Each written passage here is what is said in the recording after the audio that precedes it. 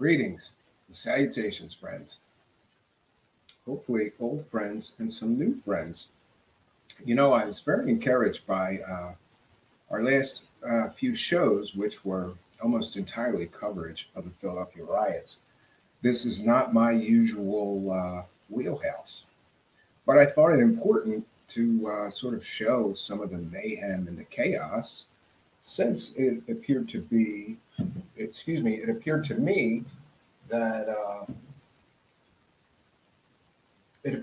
that the mainstream media was largely ignoring it. I even heard one or a few media outlets comment on peaceful protests. Those were not protests, and they weren't peaceful. But I want to get too heavy tonight. We did what we did. We showed the carnage, the mayhem, the chaos that was the Philadelphia riots. And remember, they're still going on. Stores are still being looted. People are still out there getting their free TVs, though to somewhat a lesser rate. It's slowed down a little bit as the police have slowly begun to get a handle on things. There is, for those that don't know, Hershey, Pennsylvania police, and police from all different small towns in Pennsylvania have somehow, through cooperation with the Philadelphia police, descended on Philadelphia. A bunch of small towns like Hershey. Well, I wouldn't say Hershey's a small town, but not as big as a major city. So some of the surrounding cities and towns of Philadelphia have sent troops in the form of their own police to help the Philadelphia police get a handle on it. The National Guard has been sent in, but so far, all we're able to confirm is that the National Guard is guarding the mayor's house area and the mayor's office area, City Hall, because, we can't have lawlessness and anarchy and rioting where he lives or where he works, but he can abandon the people of Port Richmond and West Philadelphia, because fuck those peasants. It's great. This guy has the National Guard at his disposal. What does he do with them? He tells them to guard his house and his office. What a fucking coward. Yeah. So tonight is open phone lines, and also we're going to do another one of those roundtables. So if anybody would like to join in, you let me know, and I got to send you. You have to let me know in the live chat. We're not just going to put the show link out there. But I've already got one taker. Let me get over to Twitter. Bear with me, friends. Well, maybe we'll get a surprise guest.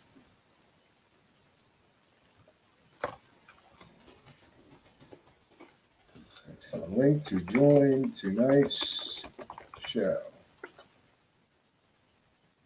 Okay.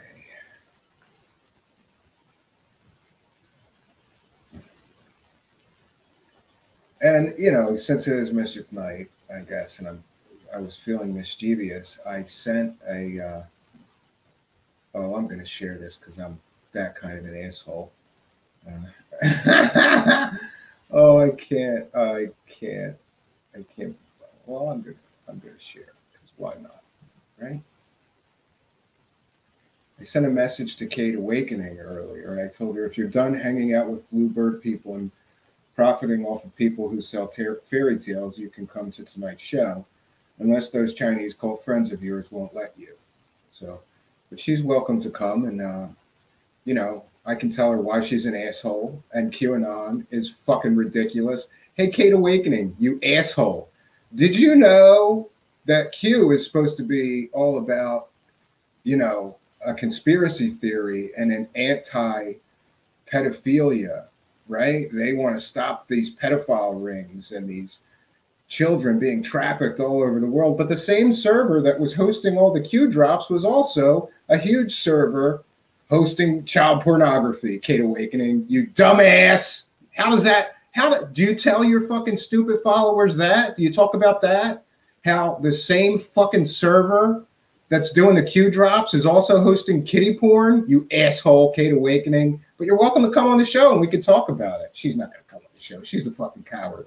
She should stick to being a fucking plastic Barbie, a plastic fake Barbie. Kate Awakening. That's what you should stick to, you asshole. Stick to being a plastic fake Barbie. Just sit there and look good, spend 5 hours on your makeup, and don't open your fucking mouth. Because as soon as you open your stupid mouth, you ruin it. You just ruin it. You got something good going. You look good. But that's it. There's nothing upstairs. You know, God only gives everybody so many gifts, right? She must have gotten the good looks line twice and forgot to get in the fucking brains line. But let me send. I'm gonna send one more. One more.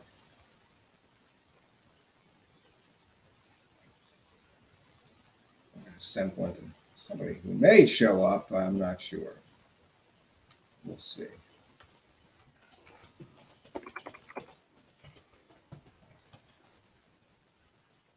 Okay, 1 second. And of course, I can't find who the hell I want to send this to.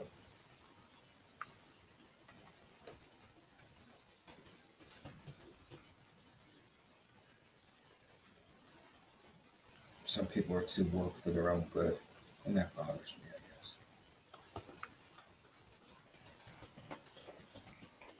So it is Mischief Night, and I got to tell you, having freshly just covered the Philadelphia riots, one of the things I realized is that I don't live in Philadelphia anymore. And I got to tell you, every year on Mischief Night in Philadelphia was not fun. You basically have to sit on your porch. Well, I alternated between sitting on my back street where the garages were and sitting on the porch watching the house to make sure that nothing got vandalized, looted, stolen, broken. I mean, you know, listen, like harmless stuff like toilet paper or, you know, throwing eggs at your car, that never bothered me. But some of these people were pretty goddamn destructive. And like people would like smash down your garage door and shit. Like that was funny. So every year while you live in Philadelphia, if it's Mischief Night, you have to guard your house from criminals and rioting. I don't know, bunches of kids, and it's usually not kids from your neighborhood. It's kids from the much worse neighborhood next to you that decided they were going to come in and fuck up those people's houses. Yeah. So any comments or questions? Oh, KB is here. We'll do shout outs. KB says, Happy Hallows Eve. Yeah, I can't wait for tomorrow. My son is so excited. He's going to be Batman and I'm going to be Robin because that's what he decided. And it is kind of cute though, because he's real little and I'm real big. I'm like 6'5". So it looks funny. My wife, we got a costume for me. Brad Gray asks, are you guys safe from the criminal looters? Yeah, we live in a really nice suburb outside of Philadelphia, and they don't, the cops around here would not tolerate any shit like that happening, I can guarantee you. But more than that, there's a lot of gun-toting, guns rights activists, I would say, in my neighborhood, and they wouldn't, just the residents here wouldn't tolerate shit like that happening. So, you know, the sad part about the Philadelphia riots is that basically the mayor and the police commissioner told the police, don't arrest anybody, just disperse the crowds. And although there were some arrests, mostly they just watched them stealing for 2 days, 3 days straight now. Last night I heard that it was slowing down, but it still continues. I just got some reports earlier that there is looting still. People are looting stores in various areas of the city. It's become very organized with people stealing or renting. This is great. Either they stole or rented Ryder trucks and U-Haul trucks and filled up 15 or 20 people in each vehicle. And they pull up to a store, use the truck to smash the front window, steal whatever they want, and throw it in the van, and then they go on to the next store. It's great. Talk about mischief, friends, right? So if anybody would like to join in the show tonight, you just got to let me know. Lee Veltman. Oh, you know what? I'll let me get over to Twitter. I'm going to send. Oh, wait a second.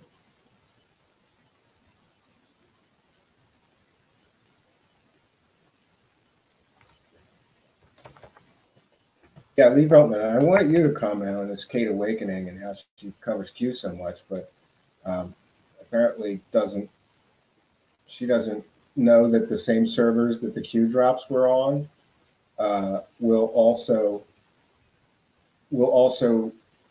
provide child pornography to pedophiles. I find that a little funny, and somehow she neglects to talk about that on her show, because she can't upset the Q-tards, or she cannot, she can't. So Lee Veltman, I sent you the show link as well. She can't, she can't go against the Q-tard fantasy. Brad Gray asks, does anyone here have a gun? I'm assuming that a lot of people here have a gun, but I could be wrong. Never been a big fan of guns, but I realize that they are. Melissa is here, says Konnichiwa, good people of Truth Seekers. Never been a huge supporter, or I'm just not a fan. I'm not like a gun nut or a gun guy. I have lots of friends who are. I prefer old weapons. I like bows and arrows and swords and battle axes and shit like that. Back when you had to kill somebody, you had to look them in the eye when you fucking killed them. Well, not with a bow and arrow, but with a sword or a battle axe, yeah. So if anybody would like, we're doing an open show tonight. This is for Jonocide, actually. Jonocide, you wanted a show about nothing, so here you are, friend. But I did title it Mischief Night Mayhem, seemed appropriate.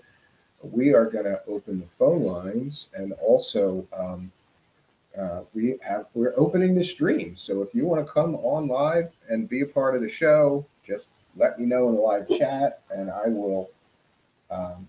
Or you can email me at truthseekershow@gmail.com, and I will send you the stream link key, and you can join right in the show. Out of Mind, yes, save the mole children. Oh, I forgot to do the shout outs. So we have Out of Mind is here. Shout out to Out of Mind. Mario Heat is here. I don't know, Mario Heat, you've got to explain something to me. Mario Heat is here. Mario Heat has to explain something to me. I don't understand. I never knew there was such thing as Mexican Canadians. And listen, I hope you got a sense of humor. Don't take this the wrong way, because I really do mean it in a joking, friendly way. But when I hear that you're a Mexican Canadian, I wonder what happened. Did you jump the first border and get into the United States and you went, this is pretty good? And then you heard about Canada, so you jumped that border too? Is that how you got to Canada? I don't understand a Mexican Canadian. It doesn't make any sense. You guys don't like cold. What are you doing in fucking Canada? You're Mexican. You should be in Los Angeles, right? Or Arizona or something. And if we want to continue in the stereotypes, you should be picking fruit. What fruit are you going to pick in Canada? You can't pick fucking almonds, right? In Canada? Do they have almonds? Do they have fucking orange? They don't have orange groves in Canada. What do they need Mexicans for? I don't understand. Oh, sorry. So I get so sidetracked sometimes. So we have Mario Heat is here. Carol Utley is here. Bunya is here. Shout out to Bunya. Lee Veltman is here. We mentioned Melissa is here. I love that name. If I had a girl, I would want to name her Melissa. It's kind of like Melissa, but it's a little more exotic. I like that. So shout out to Melissa. We have KB is here. Shout out to KB. Brad Gray is here. Shout out to Brad Gray. Summer 69. I'm sorry, Gunner 65. You have to forgive me, Gunner 65. I'm a little bit visually impaired. This screen is hard to read sometimes. Wes is here. Wes, he must be a gun guy. Wes says one, no, many, yes, and plenty of ammo. Good for you, man. Keep your family safe. Gunner 65 is here. Shout out to Gunner 65. We have Six's Design is here. Shout out to Six's Design. Yeah, and here's where you can email me. I'm going to check into my email. You can email me there and then I will send you. I just don't want to put the link for the show in the live chat, because then we really don't know who's going to be a troll or something showing up right in the stream, and with StreamYard letting people do a lot. It's probably not like a good idea to share that in the live chat and just let anybody. So, but as long as I know you from the live chat, you can mention in the live chat. Okay, so I've got my email open. If anybody would like to come on tonight's show, you're more than welcome. And 1 second, I'm going to do.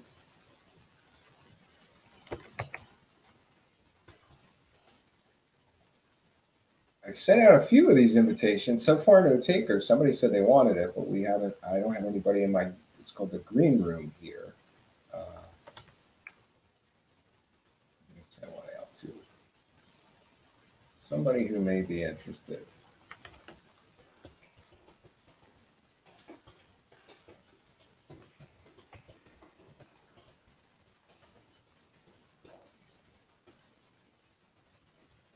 Okay, so we've got a few invitations now, no takers yet. We're going to open the phone lines.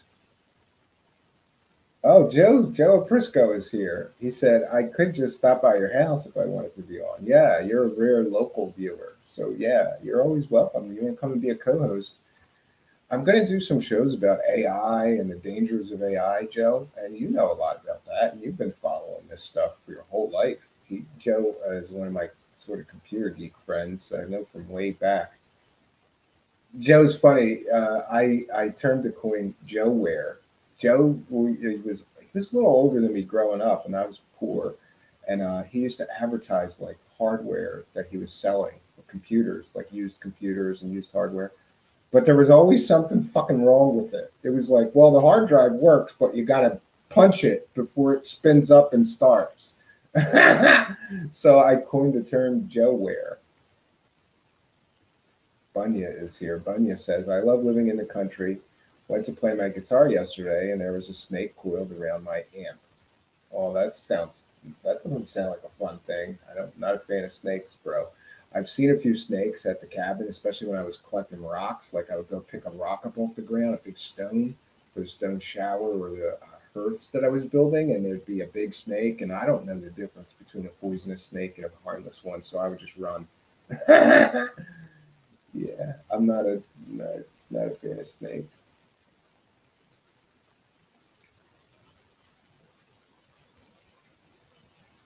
Six Side says, catching up, be right with you. Joe Prisco is here, so shout out to Joseph Prisco, old friend of mine.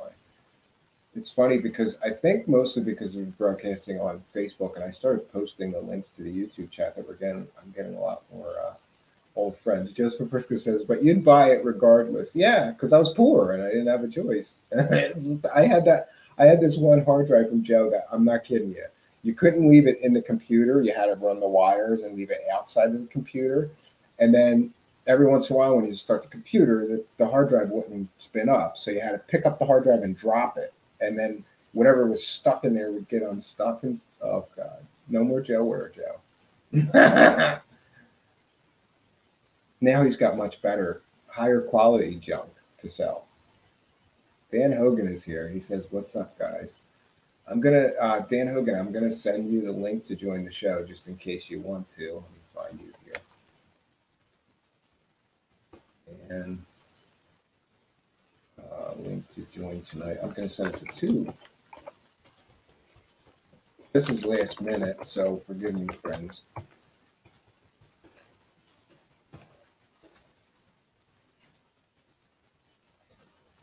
Maybe we'll get Dan Hogan in here. I don't know, Dan. I sent you link for tonight's show. If anybody would like to join in the stream, just let me know, and I will get the show link to you. What happens is I just send you a show link, and you click allow for your webcam and your microphone, and then you get pulled right in here. But in the meantime, we're gonna take a short break. I'm gonna play the open lines buffer. This phone is not doing well. I had the screen turned all the way down. There we go.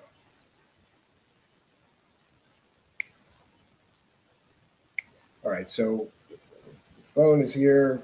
standing by. Let me make sure it's cranked up all the way. Yes, it is. We're going to play the open lines bumper. And when we come back, the lines will be open.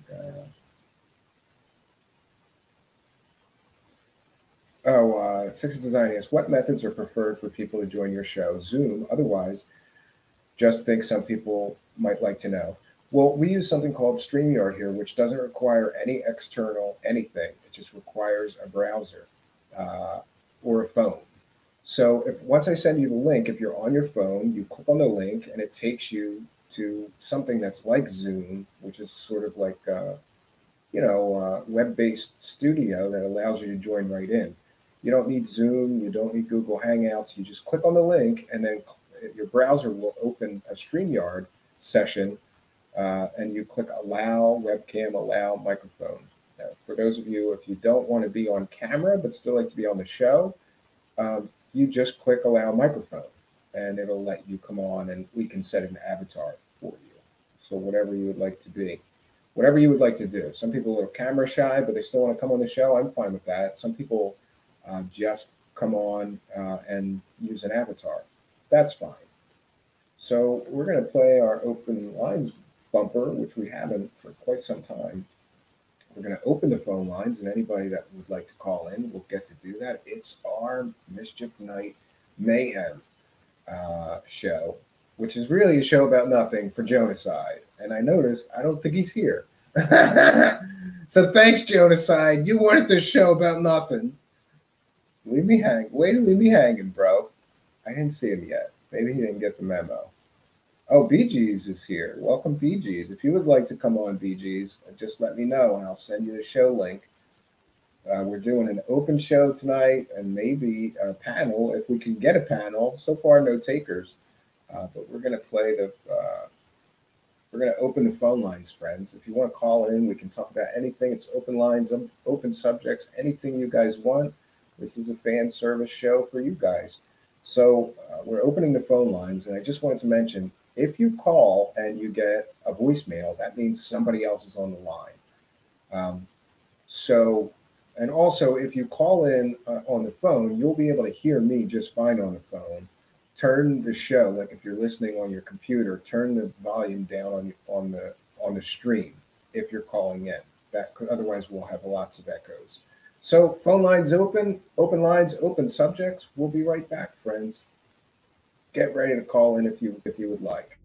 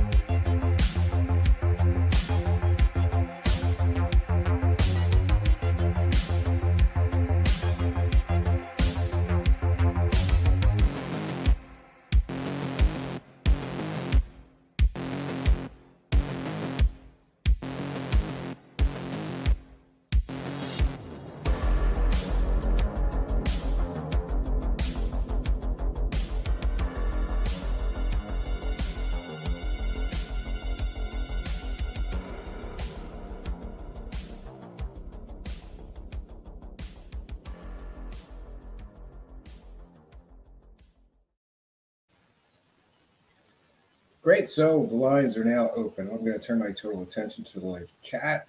Yes, and here's the call-in number. But Sixes Design, I felt guilty that you always have to tell me what that is. Like sometimes we don't play the bumper, and then people are like, "What's the call-in number?" And I don't know. And Sixes and Out of Mind, all the both those guys always have to help me. So I felt guilty for being a lazy slop, and now we have this open phone lines. So there we go, and then I can just let the banner go, and we're good. Yeah. Carol Utley says, nothing's happening in my neck of the woods. You have an incredible story. Well, Gunner65, if you want to come right on the stream, let me know where to send you. You can email me at truthseekershow@gmail.com, or you can call in the phone line. The phone number is right here, and tell us your story. I'd like to hear about that.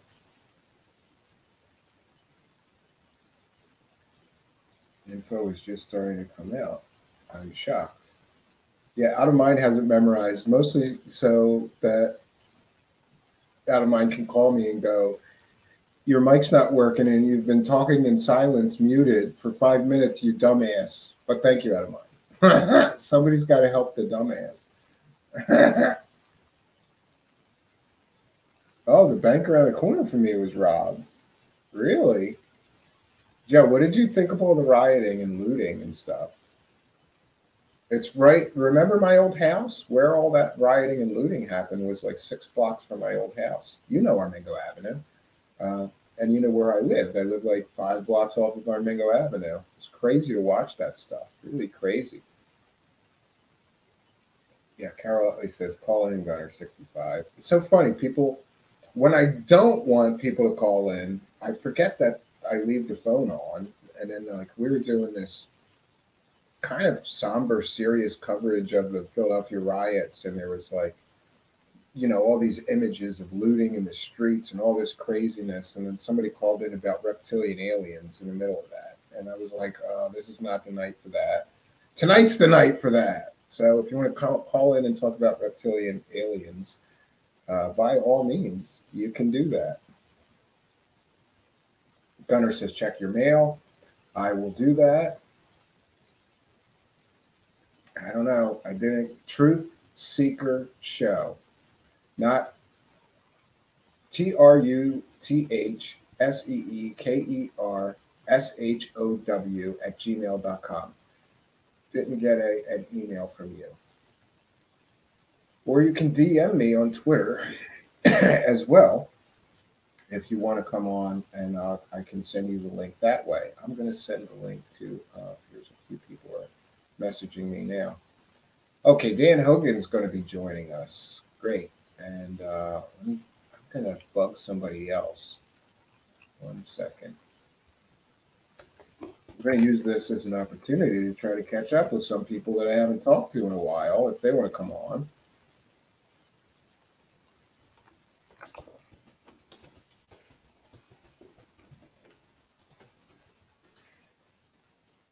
Let me see, who else? Who else can I harass to come on? I sent it to Lee Veltman. I sent it to Brandon Young. I sent it to Explaining Esoterica, to Kate Awakening. I don't think she's coming here, but Oh, I know. Stranger.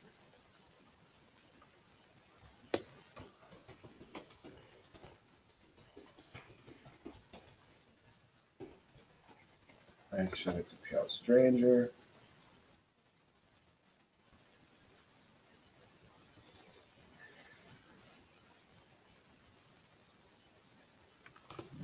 Also link saying you can join the stream with me.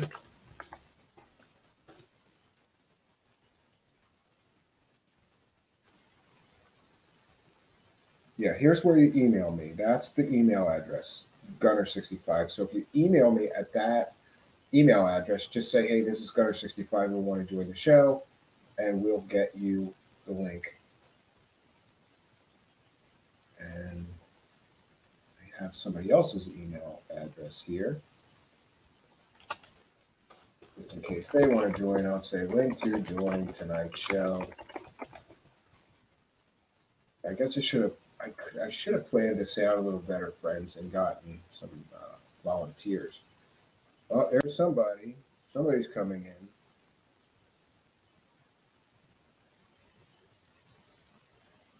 Okay, there's no. You don't have a title. Oh, wait a minute. Wait a minute. Is this who I think it is?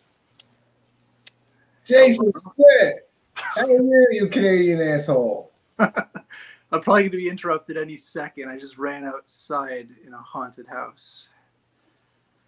Oh, so you're hanging out with your wife, right? You're like doing yes. activities stuff? Yes, I am. Where do you have kids? That shit gets worse. You'll be doing pumpkin patches and fucking corn mazes and pumpkin carving contests and all kinds of shit. It's Steven. You want to say hello? Say hi. Monica says hello. Yeah, put her on the screen. She's so much better looking than you, bro. No, this is live on air, by the way. I'm busy. She's busy. Garbage. Yeah, we're doing some Halloween stuff here. We are. Okay. Me. Jason Quinn's getting his ball bust live on international media. This is brilliant. Bust his balls. Bust his balls. That's what I get, Steven. That's what I get all the time. So what's going on in the show tonight? Because I'm not watching. I just called in because I got the link. Well, for the last 3 nights, I've been covering the riots in Philadelphia. And then we did a show on the Philadelphia Riot Looting Awards. Like we gave awards to the best looters and stuff like that last show. And tonight is just open lines. And, yeah, we don't have a plan. So it's a good night. I'll tell you a real ghost story. There you go. It's Mischief Night. And then I got a jet. Got to make some Rice Krispie treats, if you know what I mean. Your wife is going to make you do a lot of shit. You got to make up to her. Absolutely. Absolutely. So I want to tell a story that happened. I would say, when was this? This has got to be at least 3 years ago. And it still freaks me out to this day. And I can't explain it. I don't know what it is. So obviously I'm married and I'm in bed trying to go to sleep. And my wife is just getting ready for bed. And she hasn't entered the bed yet. Right? And I see her walk around the bed, pull over the covers, get into bed with me. Right? Wow. And I'm like, okay, she's in bed. We can go to sleep. 5 minutes later, she comes out of the bathroom and goes into the bed. And I just jumped out of the bed. So wait, a ghost got in the bed with you that you thought was your wife? Something got into the bed with me. I had no idea. I just thought it was my wife. The whole bed went down. The covers went. I'm like, okay, she's in bed. 5 minutes later, she comes out of the washroom, and I fucking jump out of the bed. Like, what the hell just happened? Fucking freaky. Isn't that crazy? And Out of Mind just saved me again. I was wondering, we opened the phone lines, and nobody called in, and I'm like, wow, this is strange, because they call in when we don't open the lines. Airplane mode was on my phone, so now it should work. There you go. See? All right. Listen, just before my phone dies, just saying happy Halloween to everybody. And ghosts are definitely real. Ghosts are definitely real. Absolutely. Definitely real. And the veil is thin. The veil is thin around this time. So, maybe something will get into bed with you like it did with me a couple years ago. Well, for a lonely dude, that might be a fun night, I guess. But if you've already got a wife, I don't think you want a ghost bitch getting in your bed with you. Actually, you have to look this up when I leave. There was an actual article of a dude who has a relationship with a ghost. And he was really excited because the ghost was going to bring another ghost along for a threesome. So he was really excited, and there was a whole article written about this. That is just crazy. I saw an article about a woman who married a ghost. Oh, we have another call. Hold on. Hello? To accept, press 1. Oh, I got accepted. Hello, this is Steven, and you're live on Truth Seekers. Who are you? Where are you calling from? I'm calling from Oklahoma. My name is Lee. Hey, Lee. What's up, bud? Is this Lee Veltman? No, it's the other Lee. Oh, the other Lee. Okay. It's General Lee. I can't hear Jason. It's all right. I gotta go, but love Is he you. still on the Lee. Love line? you, Steven. Yeah, he's still on the line. He's got to go, Okay. though. All right. Have a great night, guys. All right, see you, Jason. Bye. Okay, So Jason, I said later. yeah, Jason had to go. And we have apparently Bruce Springsteen, at least that's the name, joining the stream. Can't Are you- hear you, Cambion. Yeah, I can hear you. I see your mouth moving, but nothing coming out. Like streets of Philadelphia. Okay, Bruce. I can only hear you. I can't hear the third party. Oh, okay. God damn it, I can't hear you. Ooh. Can you hear me now? I can hear you now. I can't hear Bruce. Something's wrong. Something's really wrong. Like the streets of Philadelphia. We'll call back. Okay. All right, great. All right, it's just me and you now there. So what did you want to talk about, Lee? What do you want to talk about? I'm open to anything. I just spent 3 nights covering the Philadelphia riots. I'd like to get off of that. No, that was some pretty crazy stuff happening there at the Walmart and all the vandalism and everything going on up there. That was really crazy. Yeah. So- That was right where I grew up. That neighborhood where I grew up is where most of the looting took place. So it was surreal to sit in my house and watch that whole neighborhood get destroyed. At least the commercial. Every store in that neighborhood got looted. Every store. I'm reading the chat too while we're chatting. So the stuff, the Murphy stuff that you want to talk about is very, very sensitive at this present moment. Okay. And you're talking about 2 different servers, and you're mixing them up yourself, I think. Because one was 8.2 and the other one's 4.2 when they lost control of the trip code over 2 years ago. Okay, but I still think it's funny that any of the servers that are dropping Q drops are also involved in child pornography. It just doesn't Oh make yeah, any no, sense. 'cause that's the thing that was connected a couple of years back. So, like I said, you're not saying anything wrong. It's just I don't think some of the people that you're talking about knew about that server existing. Okay, fair enough. So, like I said, I think there's about 2 or 3 different lawsuits that I'm actually trying to cover to keep up with some of the people involved in this stuff. They were all hit by the purge recently. Yeah. And it seems Oh, like man. they're getting hammered because they're not allowed on Twitter. They're not allowed on YouTube now. I don't know. Are they still allowed on Facebook? I think they cracked down too, right? Oh yeah, no, they were kicking the private Q collective groups on Facebook off over a year ago. I've watched one person rebrand 3 or 4 different times and try to come back. Wow. Yeah. They must be doing it by IP. Because I've heard that. They were using a lot of metadata analysis and stuff in these maps that these guys were making. Okay. So that's where a lot of people have gotten very confused. Like, if people don't kind of comprehend that there's 8 million Q-tards out there that now might attack you because we just talked about it. I'm fine with it. I think Q is total bullshit, and I can't believe anybody listens to any of that shit. I initially was interested, but the very first thing that was in a Q drop was that Hillary Clinton would be arrested next week, and then she wasn't, and then I went, well, this is Like, bullshit. dude, they're going to do the 10 days of darkness and unseal the freaking indictment after the election. Oh, now it's after the Deja election, vu. right? And what about JFK Jr. coming back to be? He'll be the VP when what's his name has a stroke, I hear. Pence is going to have a stroke, and then JFK Jr. is Yeah. going to be resurrected from the dead to be the new vice president.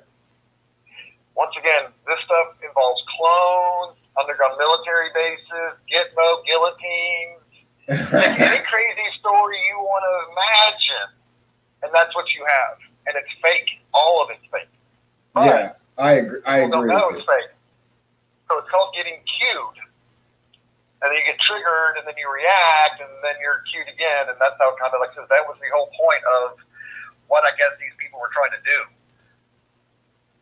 with this whole, let's create a digital army of trolls online connected to Flint. I mean, it's that crazy. Yeah, and I see there's a bunch of lawsuits back and forth between some of these Q people, which is kind of weird to me, but I guess not really. Zach Borges doing the lawsuit against YouTube with those people, Amazing Polly, SCT, X22, and all them. Jordan Sater and Edge of Wonder are involved in that as well.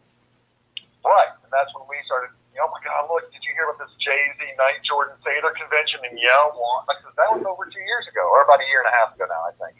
Yeah.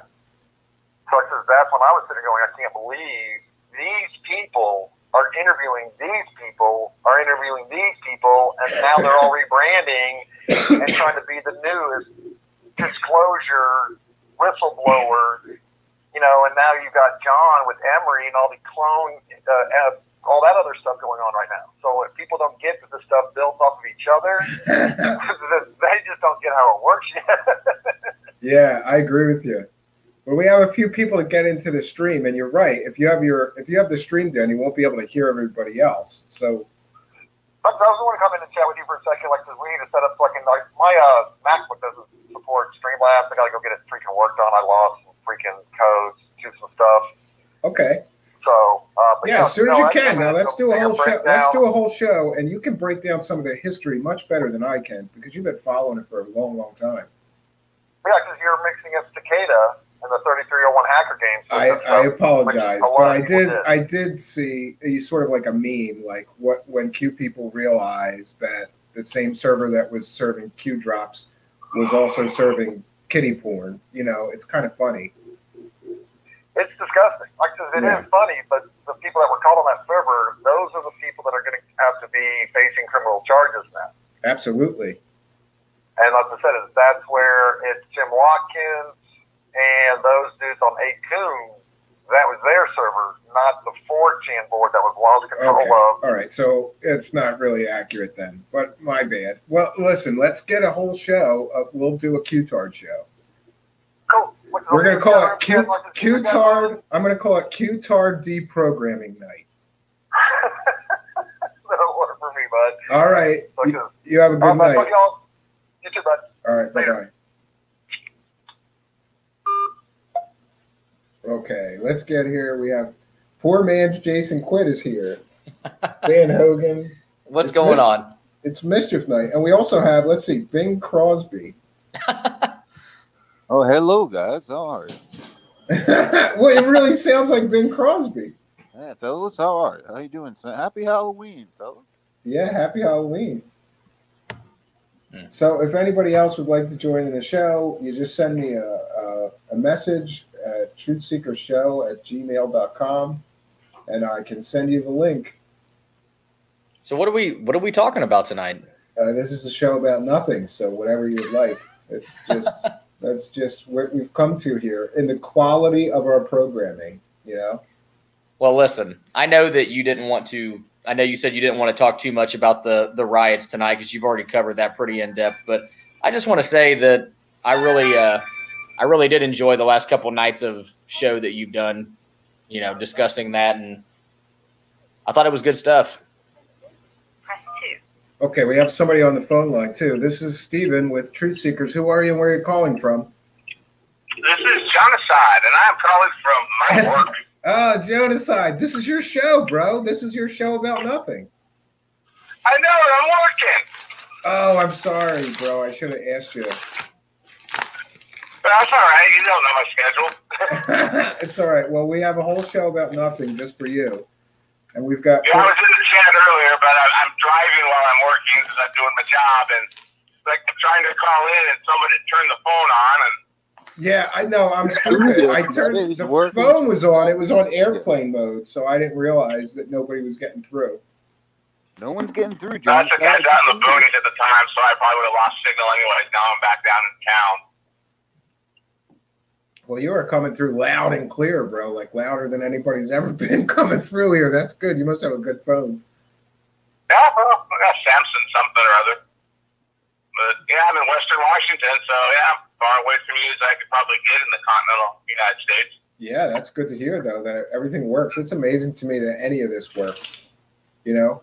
I know. I agree. Size bid So I'll let you get back to for your many a guests. big I'm listening on my phone. I just wanted to call and say thank you for the show. Yes, somebody said you're working. Carol Utley said, Jonaside is working. Yeah. Well, you have a good night, man, and stay safe. It's mischief night. Be careful out there. Oh, I'm the one causing the mischief tonight. Yeah, I know how you feel. All right, you have a good night, Jonaside. You too. All right. Later. All right, so now we have Bing Crosby and poor man's Jason Quitt. I'm Bing still Crosby, here. Here. what did you want to talk about, Bing Crosby? Oh, I'm the ghost of Bing Crosby. Well, that makes sense. What year did you die? I died in the 80s, I believe. I'm not sure. You're not sure when you died, dude? Oh, kind of like Daniel Brinkley, I re-died. You died again and died again, yeah. Re-died. I re-died many times. Ooh. Yeah, speaking of Daniel Brinkley, David Wilcox sold this course, and the selling point of the course was this is going to be Daniel Brinkley's final course to give everybody, you know, his thoughts on the afterlife, having died 4 times or something like that. And he's going to die any minute now. He's deathly ill. And to my knowledge, he's still posting on Facebook as of yesterday. So I guess he didn't die. And David Wilcox's latest marketing was bullshit just to make money. Sad. Didn't Danny and Brinkley sort of trash talk Corey Good a while back, like on a Facebook post? Yeah, on some of those Jay Widener posts, he's kind of like, Yeah, that's what it was. Yeah, they're gonna start eating each other. That's what's gonna happen now. I ate a fella in 1946. It was during the Great Depression. We were hungry, and I had to eat a fella.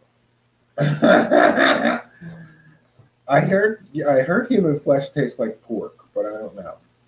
A little bit like chicken. You put a little bit of gravy on it, don't make a difference. You don't know the difference, right? Oh, that's funny. When is David Wilcox coming back on the show? You know, I don't know. I keep saying that I have to do that. I have to update the hashtag David Wilcox Dildo Seeker, and then with a bunch of stuff that people have been sending me, and I just haven't posted it.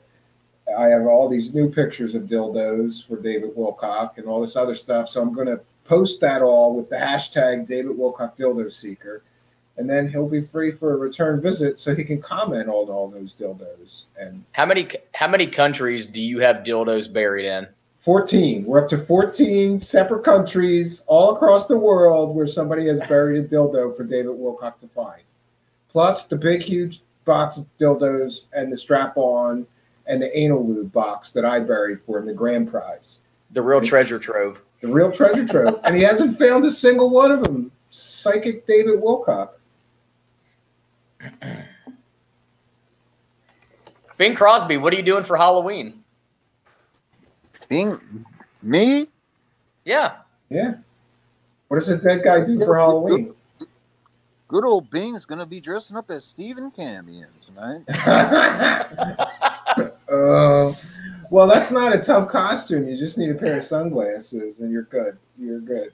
Shave my face a little bit, look like a baby boy.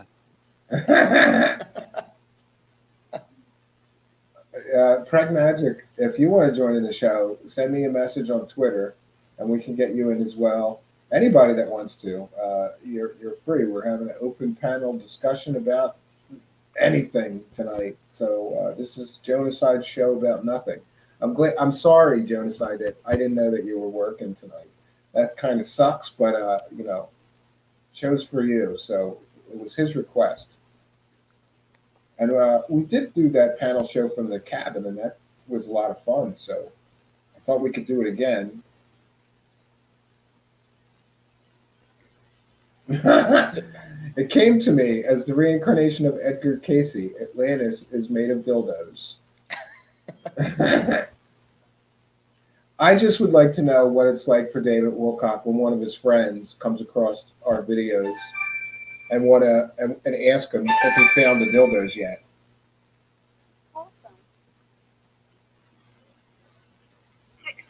Oh, we have another call. Hi, this is Steven, and you're live. Who are you and where you're calling from?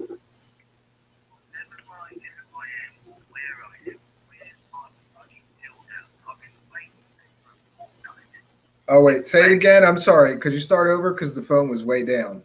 Are you ready yet? I'm ready. Right, my dildos. I want them now. I've been standing outside for 2 weeks, and I dug up the boxes. You're a liar. Those are not flipping dildos, man. Those are condoms that you put air into them. Where's the real dildos? I want my fucking dildo. No, I assure you, there's really dildos buried, but you may have found some different boxes. All right, let's get the rules sorted out here. There's no rules. We buried dildos, and David Wilcock has to find them. And you sound awfully English to be David Wilcock. I am not Wilcock, I'm Charles. Oh, Charles from the Avalon forums, right? Wait, I am Ryan's personal bodyguard. Yeah, I've heard that. Right? And when Charles is talking, you are listening. Okay. Right, that's better.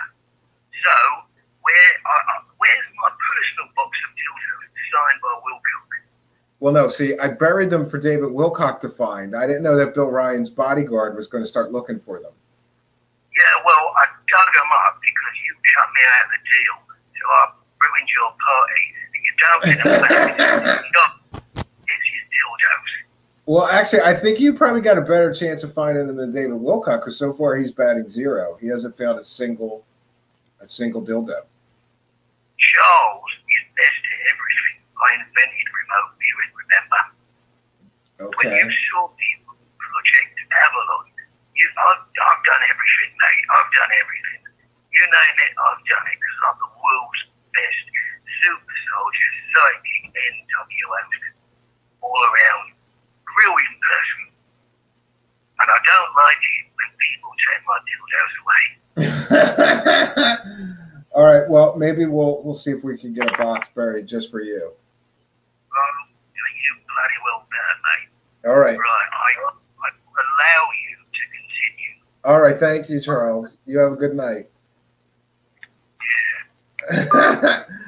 You know what's funny is that one time this guy called me when there was no show, and I didn't realize that it was. I have both numbers, going to one phone, and I didn't. And I just picked up the phone, and he's like, "This is Charles, and I've got a fucking problem with you, mate." And I'm like, "Who the fuck are you?" Apparently, he's Bill Ryan's super soldier bodyguard, which is a whole funny story in and of itself. All right, give me 5 seconds. I'm gonna go make a drink because I think I'm gonna be sitting here for a minute. So I will be right back. He's poor man's Jason Quitt has got to That's have right. some alcohol. Yeah. Take your time, good fella. You got to get the bourbon. Hang on 1 second. I will take the deprogrammer. The whole David Wilcock box of dildos explains why he showed up in a dream vision wearing a heart-shaped strap-on one. That occurred February 17th, 2019. There you go, the deprogrammer. She's got like superpowers in dreams, and she's saying that David Wilcock showed up in a dream vision wearing a heart-shaped strap-on one. And that occurred on February 17th, 2019. And Adamine says your light looks way better. Oh, look, and you can see me in the background there on his screen.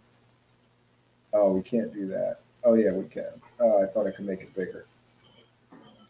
There we go. Yeah, he's got on the screen in the background. How are you? How are you? He had to get a drink. He's like, this sucks so bad, I got to have some alcohol. No. Because when we start talking, you know how it goes. We'll be sitting here for 2 hours talking about whatever. So I figured I better have a little drinky. Yeah. Listen, hold on. We have the where did she go? Deprogrammer. There we go. Did you see this? She said that David Wilcock showed up in a dream vision of hers wearing a heart-shaped strap-on dildo. and that occurred February 17th.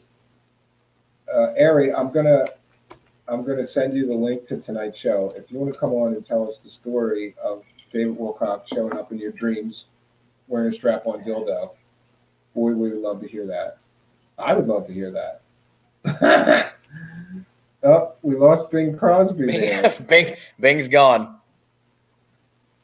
What did Jason Quit say? The veil's thin, so he might be back. Oh, Spooky's gonna come. Hold on. It's at Fires of Truth, right? I'll send it to you on Twitter there. I gotta send Spooky the link. Here we go. I should have sent it to you earlier, Spooky. I figured you might be up for that. And a link to join tonight's show. Well, we might get Spooky in here. That would be cool. I don't know if she's back in England now, I think.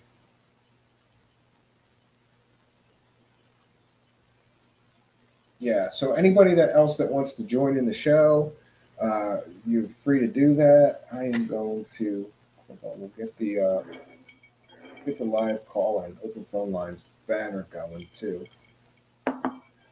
Yeah, that Charles guy's bizarre, and he called me one time, and I was like half asleep. It was like 11 o'clock in the morning, and I was just kind of dozing, watching TV. He's like, "You know, I got a problem, mate," and I'm like, "What? What the fuck is this?" So yeah, let me see. So Jason Quit likes my he likes my handle. It's my Halloween costume. Yeah, you got to talk Canadian though. You got to say A after everything. I mean, I can talk about hockey and maple syrup, so that's probably that's about as Canadian as I could probably go with it. Mm-hmm. So how do you feel after 3 days of talking about the riots? I felt like you had a lot that you were wanting to get off your chest there. Yeah, and at the end, I just kind of went with the humor side of it. Like, let's hand out awards to the best looters. Because, and the guy who won, he took a fucking hand truck to the loot, and he stole himself a washer. Oh, yeah, you're talking about the guy that had the dolly that was, walking out with it? Yeah, he's the guy who won. We gave him the award for best looter. You know, after a while, the heartbreak just turns into, you gotta laugh. I mean, I watched my neighborhood get destroyed. And that's a rough thing to do. And then, I was talking to two girls, actually, that I went to grade school with, and in Port Richmond today. And we all kind of said the same thing. Like, our neighborhood that we grew up in is gone. It's just gone. It's been gone for 10 years, maybe more.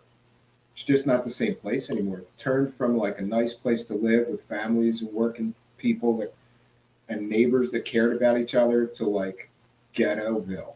There's just too many ghetto people, too many renters now, so people don't take pride in their houses.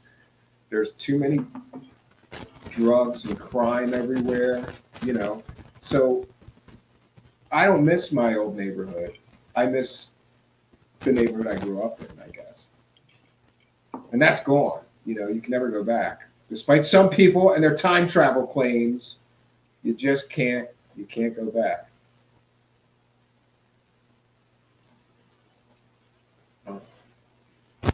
1 second. Somebody said something about. Check one. Sound looks okay here. Let me see. Were they asking about the sound? Yeah. It does seem like it's come on my end. It sounds like it's coming through a little, almost scratchy or something. Hold on. Let's see. Maybe that'll be better. 1 second. There's one way for me to test this. It doesn't sound as scratchy. Your voice got louder, and it doesn't sound as scratchy now. All right. Yeah. There's a bad bad port on this computer, and I'm using a standard analog mic and a mic preamp. So I got to do something. I'm going to be working on this. I just need a whole nother PC to stream from. But, doing computers for so much and fixing so many other people's computers, I'm like the mechanic with the car that's a piece of shit because I don't have time to work on my own. But I have a few workstations downstairs that would be perfect for streaming. I just gotta like set them up and but then I gotta rewire everything. It's a whole process. So I've been dealing with the scratchy fucking mic input. Yeah. So how do you like your background that's there right now? Is that a screen or is that like just something you're shooting like with lights, or what is that exactly? Oh no, the backdrop is just a backdrop that you buy on Amazon. Okay. Through a whole bunch of them, but then I have these lights that project on top of that. To make It's like you got like a fog machine or something in there, like shooting a little. Yeah, no, that's a lighting effect. I like that lighting effect though. Like it looks a little mysterious and That's right. Yeah, it does kind of look like fog. Yeah. I don't know. I just what's surprising to me though is I don't think people care about that stuff. Like, some people just stream from their bedrooms and or whatever, and nobody cares. But I like a little bit of production, so we spared no expense. Maybe $20. Yeah. Give the people what they want. Yeah. So I got a question. So how are you feeling about Tuesday? Are you ready for this fucking shit show that's about to start on Tuesday? I'm ready to get it over with. I just want to know what's going to happen and let's get the Civil War started, right? Yeah. I think no matter who wins, it's going to be a big shit show.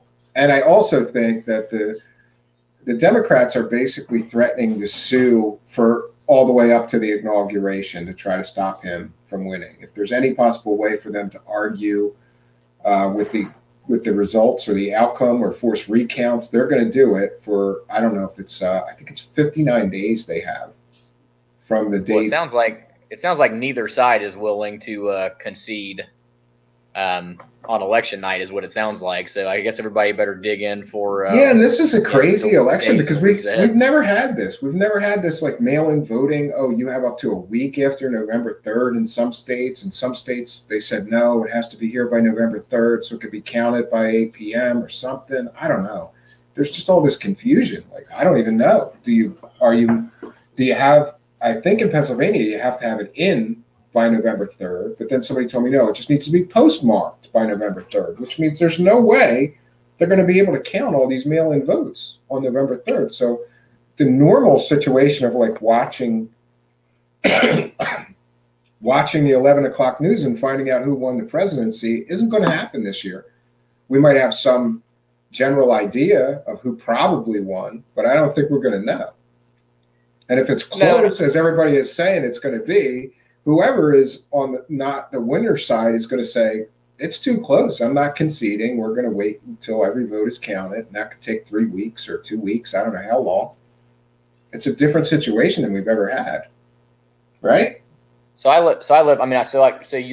as you know, I live in Ohio, and I went ahead and voted last weekend just because I didn't want to try to be there on election day. Cause like I live in kind of a small town. So like there's basically one polling place like in the whole city or town, I guess. And like when I was there voting, like the line, it probably took me 30 to 40 minutes just to get in there to vote. And I think they said that in Ohio, they've already had like more early voters than like everybody that voted in the last, in the 2016 like election cycle, or almost as many people that voted. But as far as like, these people that are mailing their ballots in, I don't know how everybody else feels about it, but my personal standpoint on it is like, if the Board of Elections does not have your ballot by election day, I don't think they should count it. I mean, they set this day aside like every year, and like everybody knows what day it is, and every state can set up guidelines to make sure that their ballots are received prior to election day. And especially with COVID this year, they knew a lot of people were not going to want to go to the poll, and they were going to, want to vote from home, or, like the mail-in voting or absentee. And so it's like they should have had more stuff in place to allow these, these ballots to get there. But like, you shouldn't be allowed to count votes 9 days after the election. Like, there just seems like there's something wrong with that. Like, if you're needing that much time to count votes, it almost just seems like there's you have like some kind of nefarious, like agenda behind it. Yeah, because, like, it's not like they're counting these votes by hand. They're loaded into a machine. You know? Yeah, no, I did the. Roll it into I a mean, machine. I voted like in the past. I voted on a computer where you just like pop. You just pick which one you want, and then at the end it tabulates it. Like the one that I just did was like one So of those you Scantron. did in person. You did in person early voting then. I did in-person early voting this year. Yeah. So like when I went, they gave me a ballot, and then it's like a Scantron. You like fill in the little bubble with the pen, and then you take it to this computer. You rip the bottom of it off, and then you put it in the machine, and then like the computer tabulates it. Now I will say this: I couldn't see my selection. So like you go through and you select every single option. There wasn't a thing at the end that said these are your selections. Like, are you sure this is who you want to vote for? It was nothing like that. Like once you put it in, you were. It just said your vote has been counted. Wow. Yeah, I don't know. I'm not even voting this year. I'm sitting this one out. I just think it's like I don't want to be to blame, no matter which idiot wins. So I can blame you and people like you, Dan Hogan. You can blame me, but no one's going to be happy anyway. No matter who wins, somebody's going to be pissed. Someone's going to be out in the street complaining about it. Like we just need to. Like I said on the last show that me and you were on together, like if these are the two best people that our country has to offer, then we are literally like we're legitimately in trouble. If a reality, and I'm not saying that Donald Trump has been like I'm not going to go. I hate to say this because I'm not a Kanye West fan, but I have heard him say some incredibly intelligent things in some interviews. Like he's a smart guy, he's very creative. He couldn't do worse than these two clowns. He couldn't do worse. No. And the problem for me is like at least my politics is very like almost libertarian, where when it comes to like economic and taxes, I'm probably more conservative, but when it comes to like social issues, I guess I'm probably more liberal. But like there is no good libertarian alternative. Like they always put somebody out there and they never get any press, and they never, it's like they always do something to make themselves look foolish, and then you wonder why they don't get any press. And there's like nobody that represents, I think, what the majority of people actually are. There's not a good option for that group of people. So it's like you either got to vote extreme. Blue or red. That's it. Yeah, they're too extreme. Yeah, and there should be some middle ground. And I can't tell you how many people I talk to that say exactly what you just said. I'm a lot like you. Like when it comes to financial matters and things like that, and I'm probably more conservative, but when it comes to everything social, gay marriage, do what you want. Just don't hurt anybody. I'm fine with, I'm very liberal when it comes to social stuff. Yeah, and I mean, like, I'm the same way. It's like gay marriage, abortion. Like, I have my opinions on those things, but I don't disagree with them. I mean, it's your life. You're not bothering me, like you just said. Like, do what you want to do. Now, I'm a big believer in guns. Like, I own guns. My family owns guns. Like, I have a lot of, hillbilly type relatives in my family. So that's a big thing for a lot of those people. Second Amendment is for real with a large part of the voting bloc. They feel like the government wants to come in and restrict their gun rights, or in some cases, make them register their firearms or take them away. And whether that's bullshit or not, I mean, that's definitely something that gets played out there in the media. Vermin Supreme. I'm voting for the giant meteor. Yeah, where is that meteor that was supposed to pass like right before election or something? I haven't been paying attention, but I think that it's only coming. These are clickbait things. It's coming within like 50,000 miles of Earth or something. It's not a danger. Let's hope not, because that would be a perfect end to 2020, though. A big, huge meteor strike that would plow us into nuclear winter, and the real apocalypse starts. What do they always talk about? The Great Reset. I think that would probably be a pretty good start. Yeah, the Great Reset. That's one way to reset it. Yeah, maybe it's the roach's turn. Yeah, we'll be a museum piece someday if we're not careful, right? Yeah, I don't know about this election. I think that it's going to be a shit show no matter what happens. It's going to be a shit show. We're not going to even know who won, and that's scary. Like, this is going to be the first election, I guess, since Bush Gore, right? Or Bush, who was Bill Clinton's vice president? Al Gore, yeah. Since Bush Gore, when we didn't know who the clear winner was. And they had a battle back and forth in court for a few months. And eventually Gore gave in, but there was a lot of controversy with that because the state that was really the hinge pin for who won was Florida, and Jeb was the governor at the time. So, well, and it also went to the Supreme Court. Who do you think he's going to vote for? He's going to vote for his bro, you know? Well, that's true. Yeah. Yeah. And I'm sure he can exert a lot of influence on those vote counters and the districts and whatever to try to get the outcome that he wanted. But they did have, Democratic people involved too. The Democrats got to, whatever. Joe Prisco says, regardless of electoral college or popular vote, California, Texas, New York, and Florida would end up settling precedent. Maybe, but yeah, if it goes to the Supreme Court, now we're going to have a situation where they're not supposed to, but Trump appointed 3, right? Is it 3 Supreme Court justices now? So he's got 3 people kind of owe him a favor, I would think, on the Supreme Court out of 9. And the rest of I think most, is it like a 5-4 are very conservative judges. So, yeah, they said it's a 5-4 conservative bend. So he's got an advantage if anything has to go to the Supreme Court to decide who the next president is. He kind of talk about packing the court. He's got 3 people out of 5 that you only need 5 votes to win in the Supreme Court, and he's got 3 people out of 5 that he put there. And the other 2 are very conservative, and he didn't put them there, but they were probably leaned towards him anyway. And we have I can't read the whole avatar. Is it? poor man's Jason Quit. That's Hi. Spooky. That's spooky. There you go. Hey, Spooky. Howdy. How's it going? And we have Bruce Springsteen.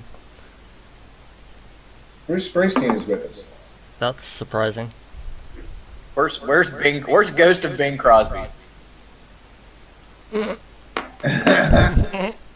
So, listen, Spooky, somebody that's not an American, what do you think of the riots and shit in the United States and all the civil unrest and all the stuff with the election?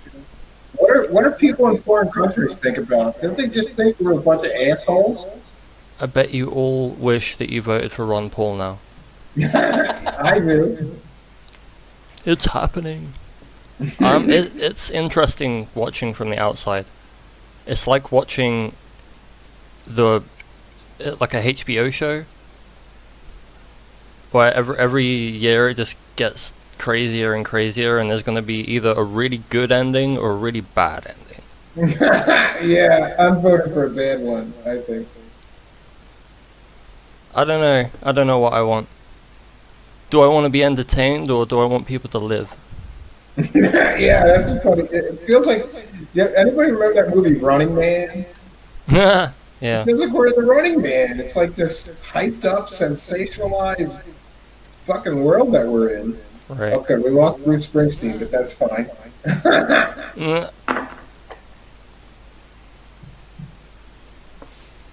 What is this? Prag Magic says, we're getting a spooky cloud of digital diatrist, methinks. Oh, there you go.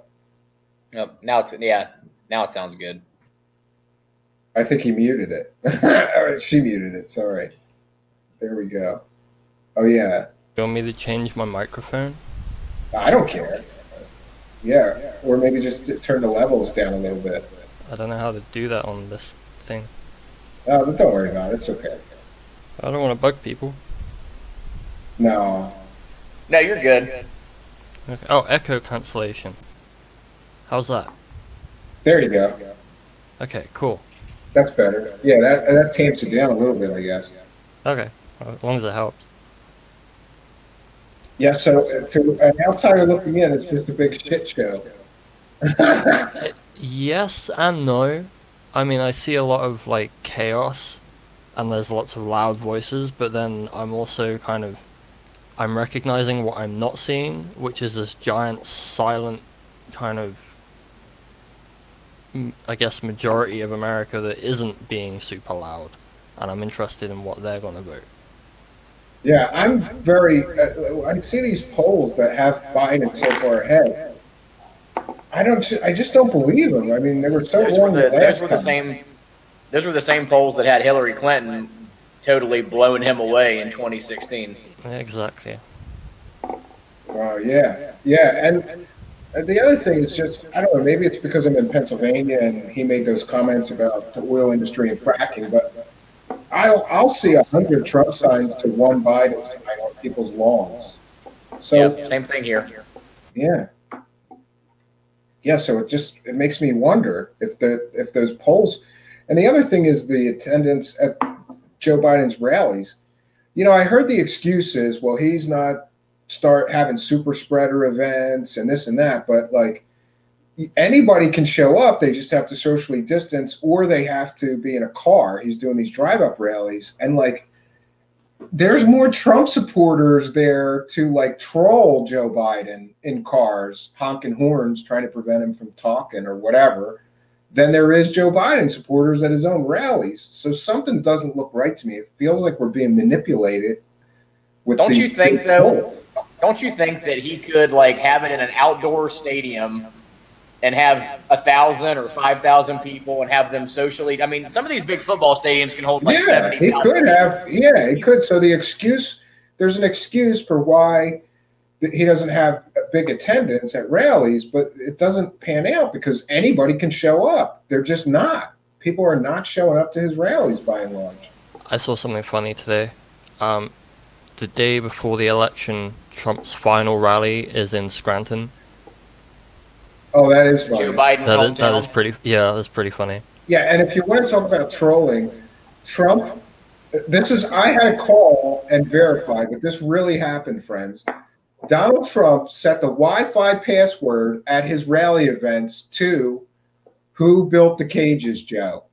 So the media, when they That's get there, amazing. in order to use the Wi-Fi, they have to put the password in "Who built the cages, Joe?" And I thought that somebody just made a meme to be funny. He really did that. He really did that. And number two, another funny thing I saw is I saw a meme of Hunter and Joe Biden, and it said, "Guess who's not getting a laptop for Christmas this year?"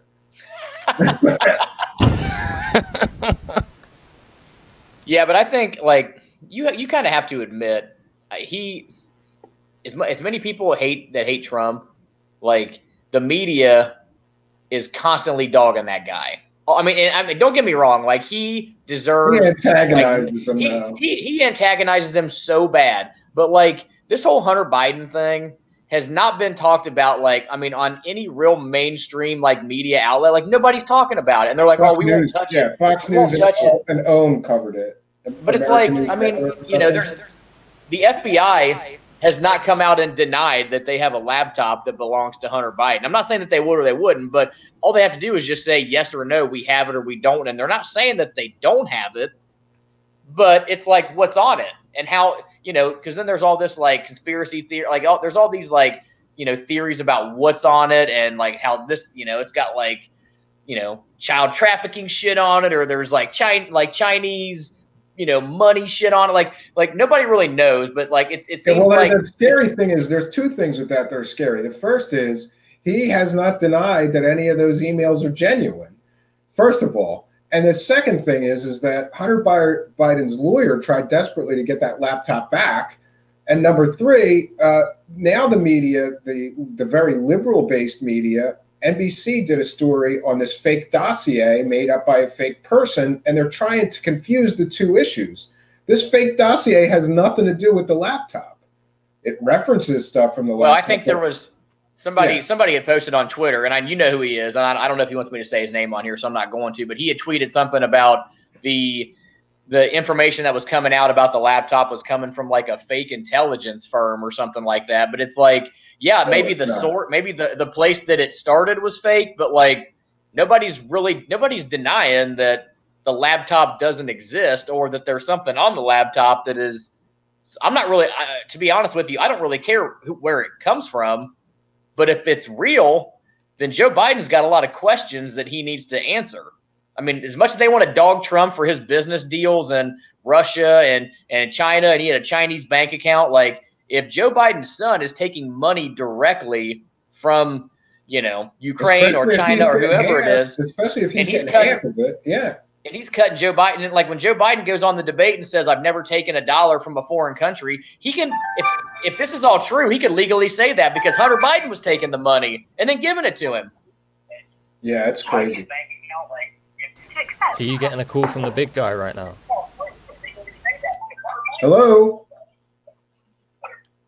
Hey, man, calling in from Florida. Who are you? Mike.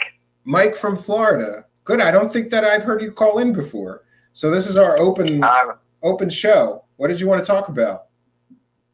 Oh, gosh, you guys are talking about the Hunter Biden stuff, right? Yeah, but we can talk about anything.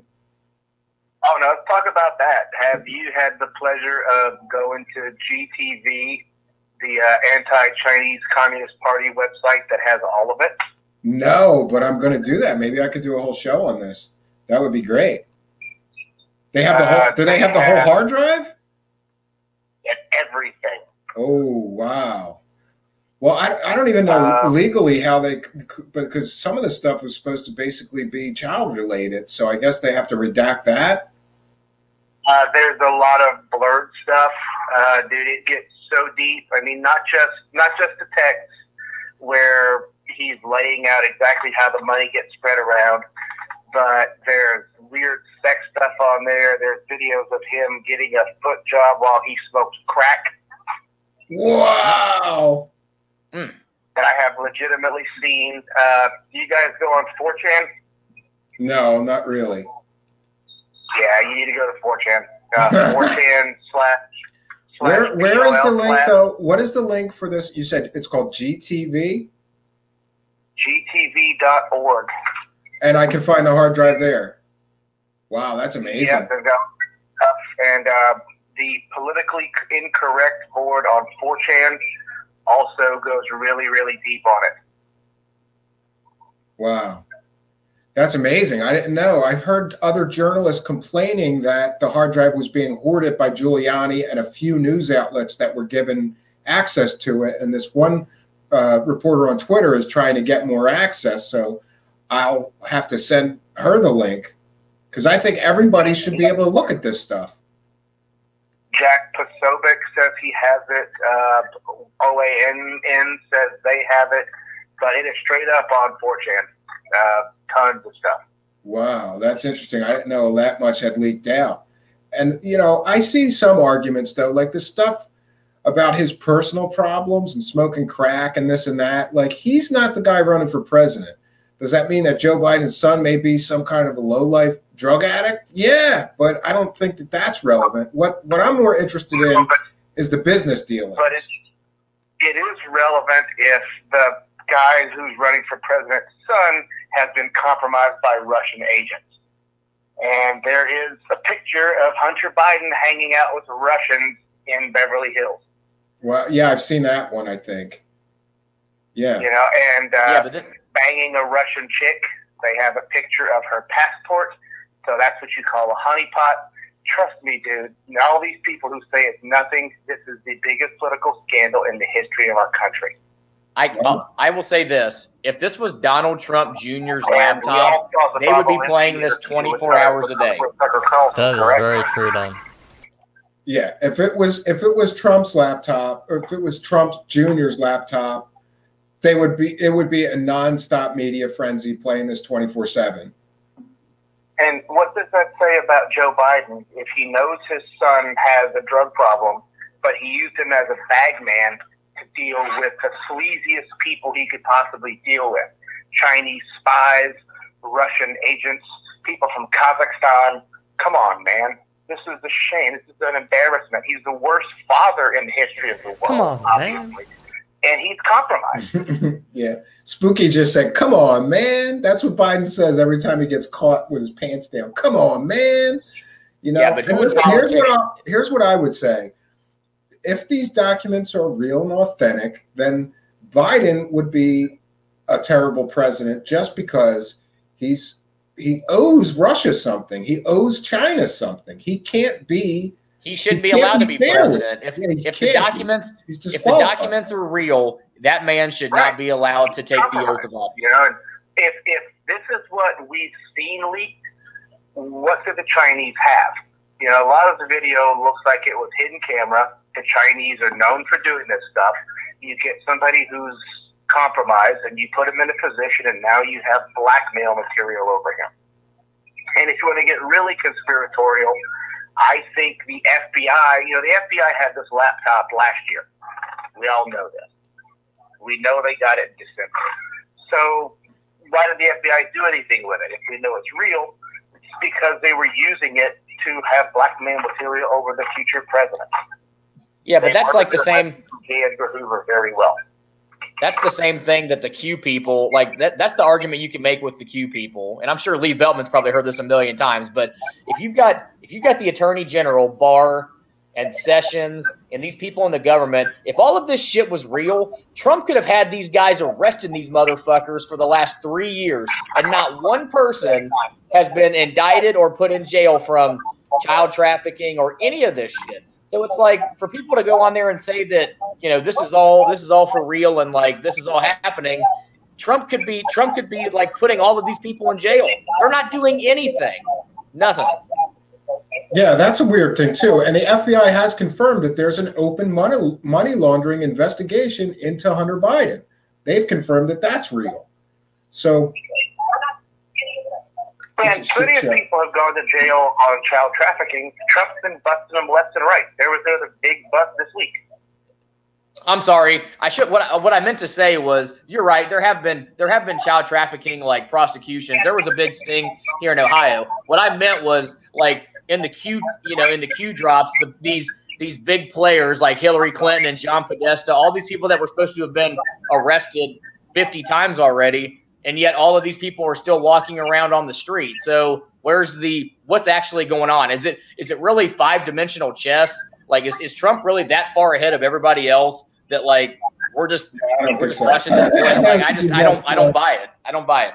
I'm not sure he's that smart, but this whole thing is just crazy to watch. And the craziest thing to me was the tech CEOs just straight deciding, we're not going to let you share this information, and coming up with all these different excuses for why, none of which made sense. Oh, Twitter's Jack Dorsey said it was against their hacked material policy, but it was a legally obtained hard drive. There was no hacking involved, so he had to walk that back.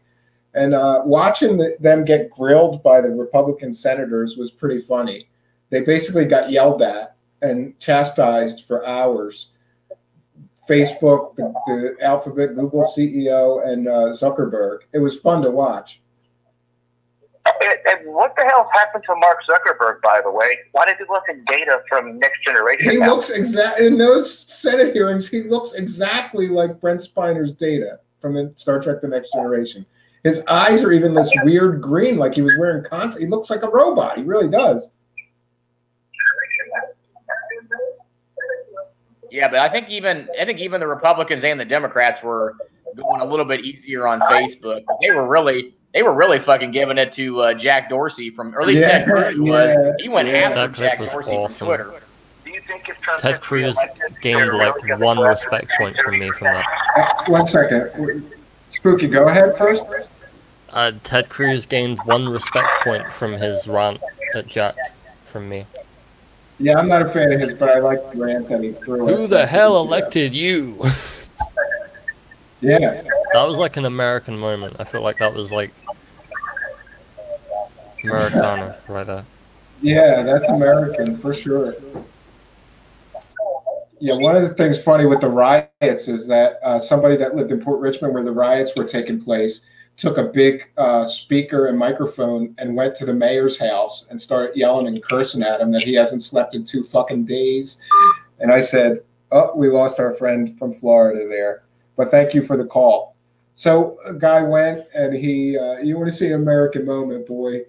This guy suffered 2 nights of looting in his neighborhood and he had enough. So he went and fucking yelled and screamed at the mayor out in front of his house.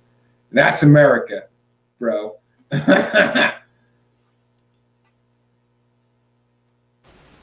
That's quite a story.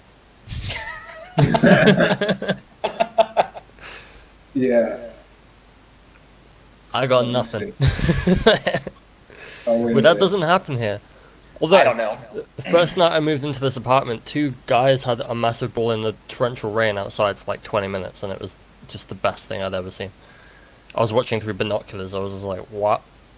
Why is this happening?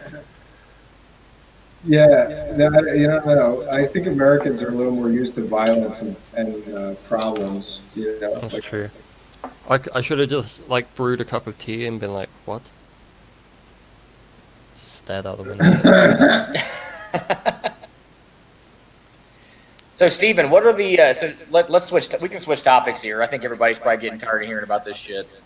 But, yeah, I agree with you. What are your plans for the winter for the cabin? Like, are you and the family? Do you guys go there like quite a bit during the winter, or is it just more you going there? Or how's that work? Yeah, actually, my wife doesn't like the cabin in the winter at all because sometimes it's difficult to even get in there, you know, and then it's freezing cold there, and there's lots of snow. So generally, in the wintertime, I work on the cabin. I just go there and work on the cabin on the weekends or whatever. And she comes mostly in the spring, summer, and a little bit in the fall, but mostly in the summer. Like every weekend in the summer, she's there because there's lakes and there's all this stuff that we can do. In the winter, there's really nothing there to do, but that's what I like. I like there to be nothing to do except work on the cabin. Then I get something done.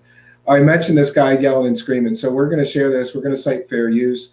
This is a Philadelphia resident that had enough and said, fuck this. I haven't slept in 2 days. I'm going to the mayor's house, and I have a message for him. So we're going to see an American moment here, if this lets me.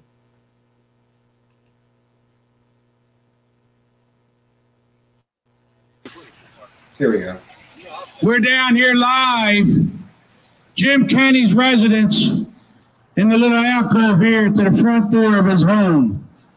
And I'm down here to fucking call out Jim Kenney or any of his fucking neighbors, because in Port Richmond, we have not slept for 2 fucking nights.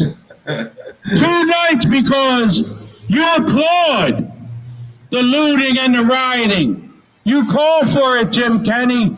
So we're here at your fucking doorstep to bring the fucking party here. So I want anyone watching this live right now on Facebook, come on down, Third and Race. Jim Kenney's residence. We're going to bring the fucking party down here. Come on. Third and Race. Jim Kenney's house. We haven't slept for 2 nights because of the rioting and the looting that he fucking applauds, and he graciously, he condones it, and he pushes for it. And this is the same motherfucker that danced the Irish jig when they became a sanctuary city.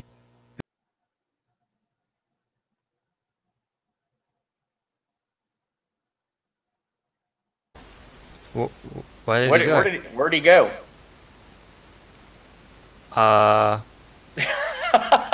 Zuckerberg?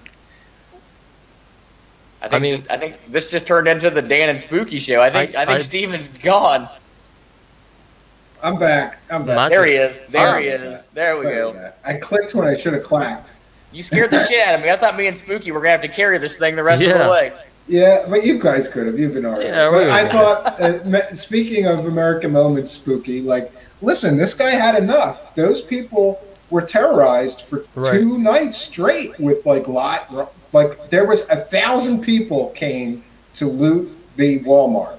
Somebody sat and counted the aerial photos or the aerial videos. 1,000 people came, hundreds of cars came into the neighborhood to loot. They looted every store. That guy had enough, and he was like, if I ain't getting any sleep tonight, neither is Mayor Kenney. Fuck him. And that's a Philadelphian for you right there, bro. Wow.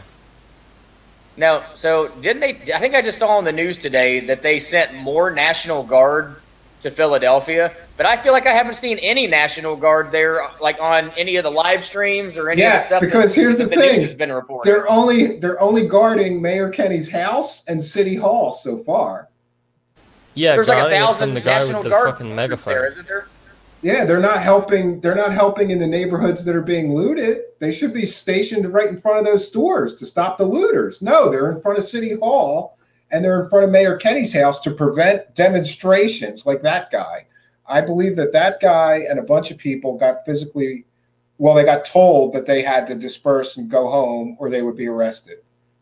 So, but But I mean, God how bless long- that how guy. long can God you- bless that guy for going down there and saying what needed to be said. Fuck that guy, you know?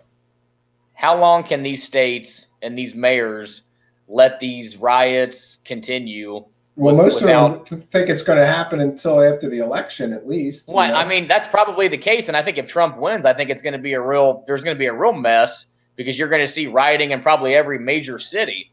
But how long do they let that go? I mean, how many millions of dollars in business are you going to let get destroyed just because you don't want to send the police in there or the National Guard in there to rough up some people who are Well, obviously yeah, because causing it's a problems? big issue. Like, I know somebody with a small business in that neighborhood that got destroyed twice now, and she told me she's not reopening. She rebuilt after the riots in May. She lost thousands of dollars in merchandise, and she still hasn't got an insurance check from the first riot, and now this happened. And, you know, you already, because of COVID and people not going outside very much, business is way, way down for everybody. So, yeah, but I think that I've heard, I don't know if it's true, but I've heard that Trump may enact, what is it called, like the Insurrection Act right after he gets elected, and he'll then the mayor's, he doesn't need the mayor's permission. He can just send the army in there. He could send the Air Force, whatever he wants. He can send National Guard troops into every city that has problems and put it down, you know? What was that movie that Bruce Willis was in like a long time ago where it was like they went into like martial law in like New York City or something, like Denzel Washington was in. But anyway, The Siege. that's not That was the an awesome siege. movie. The siege. You definitely, as an American citizen, I do not want to see, you know, a bunch of American military people in a major city like telling people when they have to. I don't want to see curfews. I don't want to see shit like that. But at the same time, like I said, I mean, if these things are going to continue to happen and they're just going to be allowed to run wild for all hours of the night, like destroying shit and setting fires and, you know, like you said, destroying businesses that are never going to reopen, like where do you draw the line and say, okay, motherfucker, like this is done. We're not going to put up with this shit anymore. Like something's going to happen. Yeah, I agree with you. And I also think I think that especially look, we've got all this stress with COVID and the health crisis and lockdowns. Everybody wants some goddamn peace. And all of this turmoil and anarchy is not helping the American psyche, right? I mean, even if you don't live really near it, like I had a very personal connection to the Philly riots, but like even if you don't live right near it, you're seeing this stuff happen. You know it's happening, right? And it's scary even if you're not in that city, because what if it happens in your city? And it's starting to happen in more and more cities. Well, I think that's the fear. The fear is that it's going to obviously start in the major cities, but if it's not like stopped there, what's to stop it from spreading out into the suburbs and out into the rural areas of the country, and just problems upon problems upon problems? Like where do you draw the line? Yeah, I don't know. I think it's a slow gradient into civil war. But I mean, you look at what's going on like in Europe, and I mean, Spooky can probably attest to this a little bit, being over there. Like, look at what's going on in France. Look at what's going on in Germany. Look at what's going on in Britain right now with the lockdowns and these different. There's the lockdown tiers protests. I mean, it's like Australia. I mean, you had the one guy that was on here on the panel the last time that was in Australia talking about how crazy it is, like on the eastern part of Australia, where they're basically clamped down on everything. They're arresting people for not having masks and shit on. Like, I mean, this is getting serious. England is nowhere near as bad as that. We have this tier thing, but I think a lot of it comes from the perception given by the media. Mm-hmm. So for like everyday people, nothing has changed, really. Like up north, one city got locked down, and it's basically already out of lockdown. It was like 3 or 4 days. They were like, let's just close everything down for a couple of days. And they did. And now everything's kind of opening back up. But I mean, you see what happened though. I mean, like look in the United States or even look at Europe. Like we went through these from March until July or August. We went through these massive lockdowns where states and other countries were basically shutting down, and millions of people lost their jobs. You know, some of these places are never going to be able to reopen again because they lost all their revenue. They don't have the money to reopen. And I mean, even like the WHO even came out and said that shutting down an entire country is like not the solution to the problem. So why are these countries, the United States included, why are they still like, hollering about lockdowns and shutting stuff down again when you know what the consequence of that's going to be? I had a conversation with my grandmother about this, and I came to the conclusion that there was the initial lockdowns and all the stay indoors safety protocol, and then the numbers went down, but they've just spent billions and billions trying to get a vaccine that now nobody's going to take because nobody's ill.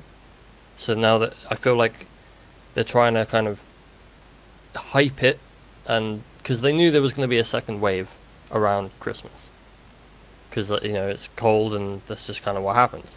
So they're hyping that and going, oh, we got to lock down this place and this place and this place, when it's marginal whether you should or not, in my opinion. But I think it's just to kind of drum up and keep momentum so that when the vaccine comes out, everyone takes it. Because if the numbers went down, I can see a lot of people going, well, I don't need it.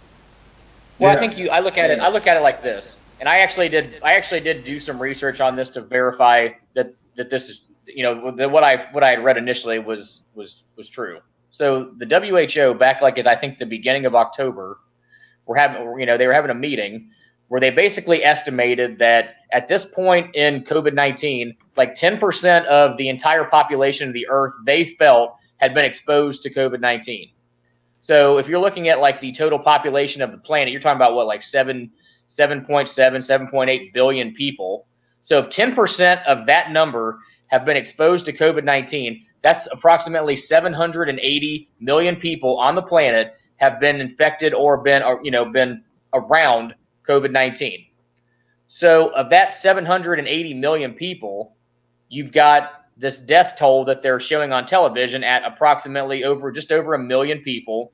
And you can argue it, saying that, yeah, those are COVID related. They were going to, unfortunately, those people may have passed away anyway. You don't know. But if you just use that number of like the 1 million compared to the 780 million people that they believe have been exposed to it, you get the fatality rate somewhere around, like they've said, 0.002. I mean, it's the lethality over the whole span is not what they thought it was going to be initially.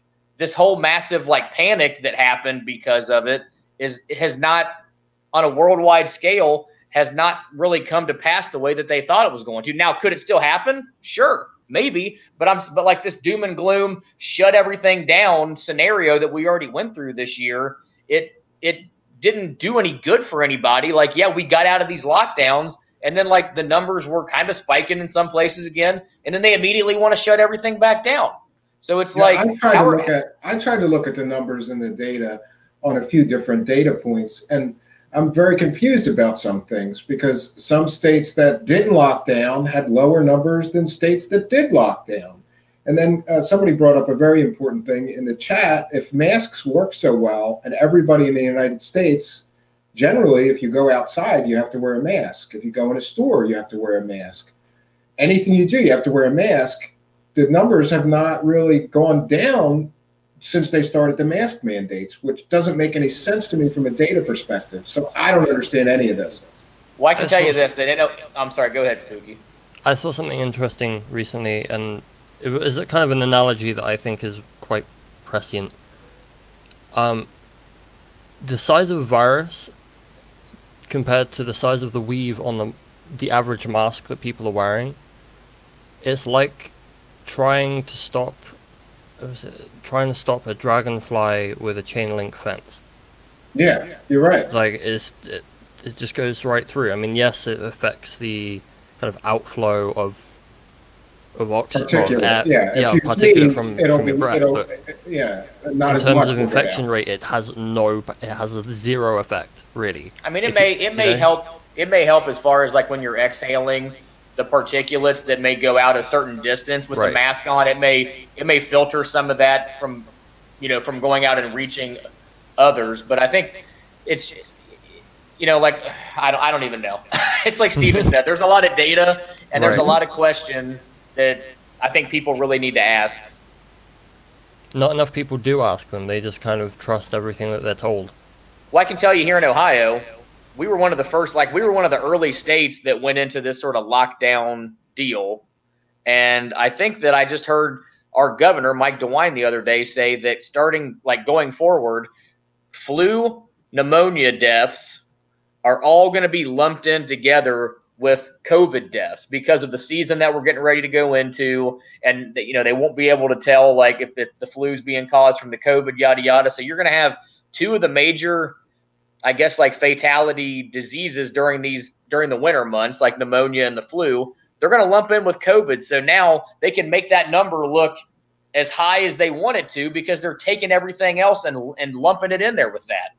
See, that's what I was saying. What's the incentive for that? It's got to be these pharmaceutical companies like Pfizer and the other companies that have financial incentive to keep interest in a vaccine at as high a level as they can get it. Well, the hospitals have incentive too because they were getting paid, extra money by the amount of COVID patients they supposedly had in their hospitals. Right, I heard about that. I wasn't sure how kind of legit that report was. Well, I can I'll give you a story. So okay. Steven knows. I just had my son not too long ago. So my girlfriend was in the hospital. Thank you. She was in the hospital, and I was talking with one of the nurses that is in the hospital. And I asked her, I said, are you guys really worried about COVID? And she kind of was like, we haven't seen any big problem here. But she did tell me that when people came into the hospital, if they tested positive and then they went back 24 or 48 hours later to test again, and there was a second positive, the hospital was reporting that as 2 positive cases, not the same person one time, 2 positive cases. And then the state, the hospital through the state or through the federal government, through the COVID, loans that were being dispersed or however it's going out, the hospitals are getting more money with the higher amount of cases that they're seeing walk through the door. They should not have a financial. When people wonder why we can't trust the numbers, they should have zero financial motive to decide whether somebody is COVID positive or not, or to decide if it was a COVID-related death or not. It should be a scientific, system that has no financial incentive. You're given these huge hospitals, who, by the way, have to shut down all their elective surgeries for months, a financial incentive to find COVID patients. They're gonna, I don't trust the numbers. I don't know. I mean, like I said, I don't want to sit here and say that COVID-19 does not exist. I'm not saying that. I'm not saying that it's not a real thing. But what I'm saying is, again, when you look at the data and you look at the just in the last 8 months that we've been really dealing with this, at least from an American standpoint, I think that the numbers don't jive to what they're trying to sell to us. And, I hate to say that because I think we talked about this one night, Stephen, when I was on. Yeah, I don't want to be a COVID denier by any means. It's just there's a lot of questions. There's a lot of questions, and a lot of things don't make sense. First they lied to us and said, "Oh well, you don't need a mask. Masks are not effective." But the reality was they didn't want everybody to panic, and then they wouldn't have enough masks for the frontline workers. They've since admitted that they basically lied to us. Then it's you got to wear a mask, and then first it was there's other things now that are is it airborne? No, it's not airborne. Now they're finding out it's airborne. Then you find out you're much more likely to get it from a gathering of people indoors. Somehow it doesn't transmit as much if you're outdoors. There's all of this confusion. Or you can go out to a bar and drink until 10 o'clock, but at 10:01, COVID's coming for your ass, so you got to get the fuck out of the bar because, it's just like you can't go to a local mom and pop owned hardware store or a small business because you'll get COVID, but you can go to Walmart with a store that's filled with 500 people while you're in there, and you won't get COVID.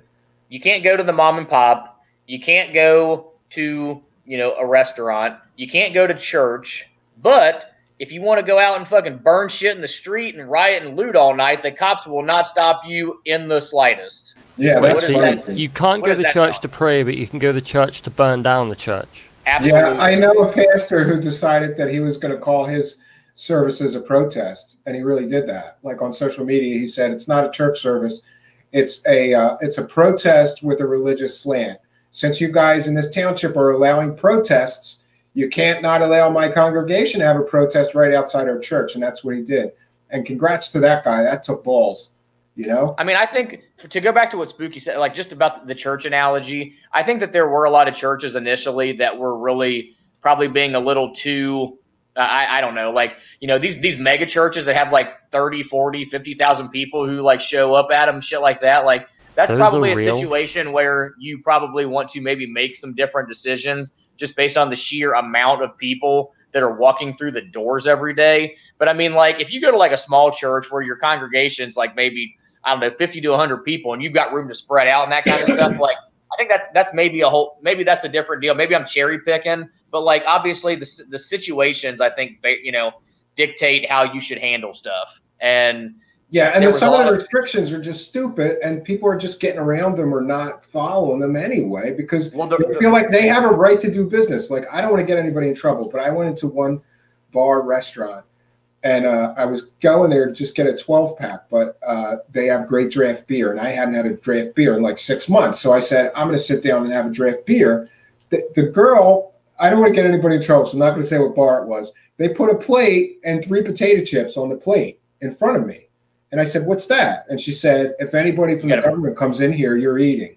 You have to be eating. You have to be eating. So what they're doing is they're just putting like a paper plate with a couple potato chips or food scraps on it. And if anybody comes in, you're eating.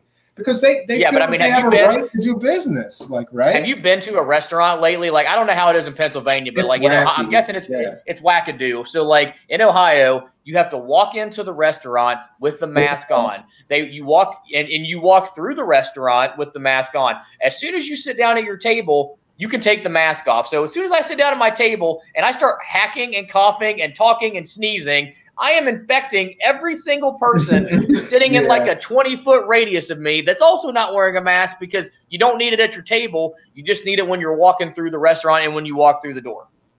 Yeah, somebody mentioned that liquor stores are open the whole time. But I heard a health official say that they have to let the liquor stores be open because otherwise the hospitals would get overrun with alcoholics having you know, that's not even, I don't even think it's just alcoholics. I think if they didn't have the liquor stores open, the amount of like mental breakdowns that you probably would have seen during this whole thing would have been insane. I think a lot of people's alcohol intake have increased over this last year. Yeah. Yeah, you can't go to see your loved ones or hospice and nursing homes, but we can go to bars. But I understand how an illness can burn like wildfire in an institutional setting. Yeah. I don't know how it is in everybody else's state, but I can tell you from just personal story that my grandmother actually passed away a couple months ago, or just like within the last like month. And I appreciate it. But she was in a nursing home setting, and like nobody was like my family like wasn't allowed in to see her over these last so many months. Now, once they realized that that she was, I guess, sort of going downhill, they did allow like my dad and my aunts to go in like, one or two at a time. They had to gown up and like wear the mask and stuff, but they did allow my family to go in and see her, during that time. Now I know that there's other states that have been very, very like strict about you can't go in. You got to talk to them through a window or something like that, which is kind of how Ohio's been. But I think in certain situations where say somebody is maybe close to the end of life or something, I think they do make some I think they try to make accommodations because people want to feel like they're still human, and like I think that's a good thing. I mean, we can't lose that in all of this shit. We can't lose like our sense of if somebody's dying, I want to be able to hold their hand while they're dying, or like pay my last respects to them. Let them die in peace, surrounded by family. To die alone by yourself or with some strangers, the nurses and the doctors, I'm sure they try to comfort them, but yeah, it's an awful human tragedy, just the amount of people that weren't allowed to do that. It's crazy. But, these are the weird times that we live in. So what do you think? Is 2021 going to be crazier or better? It's got to be better. I think it's got to be better. I think it's going to start out worse. I think it's going to start out probably as bad as 2020.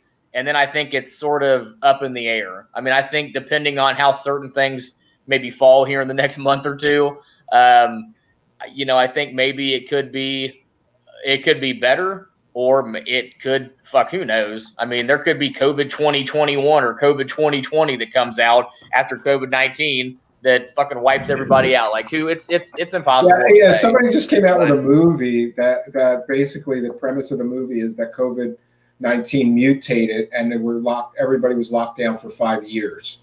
And that's I don't want to see that movie. That's a depressing the reality is depressing at night. I think that as far as the initial the COVID virus that's going around right now, I think you're going to keep seeing that particular virus keep mutating and mutating until it becomes probably as common as the flu, but also to where we're not, people aren't like stressing out about it like they are currently. I think Spooky's right. They're going to keep trying to come out with a vaccine that nobody's going to take. And I think in some of these other countries, they're going to try to make you take it, either through threatening your job or threatening your family or taking away your house. Like, I think you're going to have to have proof of vaccination. The kids are going to have proof of vaccination to go to school. I guarantee that. Well, I think that's kind of already in effect now, isn't it? Like with kids and like the MMR vaccines and different things like that. Mm-hmm. Like, you're supposed to show the school districts proof of vaccination unless you have a specific medical reason for why you're not taking them. Yeah. And, I don't know about everywhere else, but the way the schools work here is kind of a joke. Like, my kid had the sniffles and a slight fever, and he was out of school for 3 weeks. He had to get cleared by a doctor of having 0 COVID-related symptoms before he could go back to school. And if you look at the list of COVID-related symptoms, it's, kids are going to have sniffles. Yeah, kids are going to have a cough. Kids are going to have slight fever sometimes. But I guess out of an abundance of caution, they kept him out of school for 3 weeks. So he just went back yesterday. Well, my stepson was he was out of school for, I think, just like a day or two because he had a slight fever, and the nurse said, you need to take him to get a COVID test. And his dad is like an EMT paramedic, and I think maybe he either taken them, or I guess they were able to figure out that based on the other symptoms that he didn't have it, and he was allowed to go back to the school. But I mean, that's how they're doing it. Like, they're quarantining whole classrooms. They're if one person gets it in a school, they're shutting it down. Yeah. I mean, it's crazy, like, what they're doing. And kids are the most, in terms of, I guess, lethality, young kids are probably the most in terms of it being serious, like, they're the ones who are going to have the least amount of problems according to the data. So you're just like screwing up these kids' school years again. And again, I'm not saying don't be cautious and don't, put guidelines in place and don't do these things that can help out. But I mean, we cannot spend another year locking down and like restricting our lives because people got to go back to work. Kids got to go to school. We've got to get things moving forward. I agree with you on that. I got to ask Spooky, I agree with that. What is the general attitude of people where you are about the lockdowns you've already been through? And are people feeling like we just got to get back to real life? If I get it, I get it? Because a lot of people here seem like that's how they're getting to the point of, like. I guess, here is like a nationwide mandate that you have to wear a mask, and they have like strict protocol for like barbers and meetings and whatnot. But most people, everyone's just used to it now. I feel like they just put their mask on, and then like you can tell who cares and who doesn't by like if you see people come out of the shop and they take the mask off like right away, or if they walk all the way across the car park and get in the car and then take it off. So here's a question. Doesn't, like we always talk about like this whole George Orwell 1984, this like surveillance state that they're trying to get to. If everybody's wearing a mask, how are all these cameras supposed to see who's where and like who's doing what? Like, doesn't that sort of like not jive?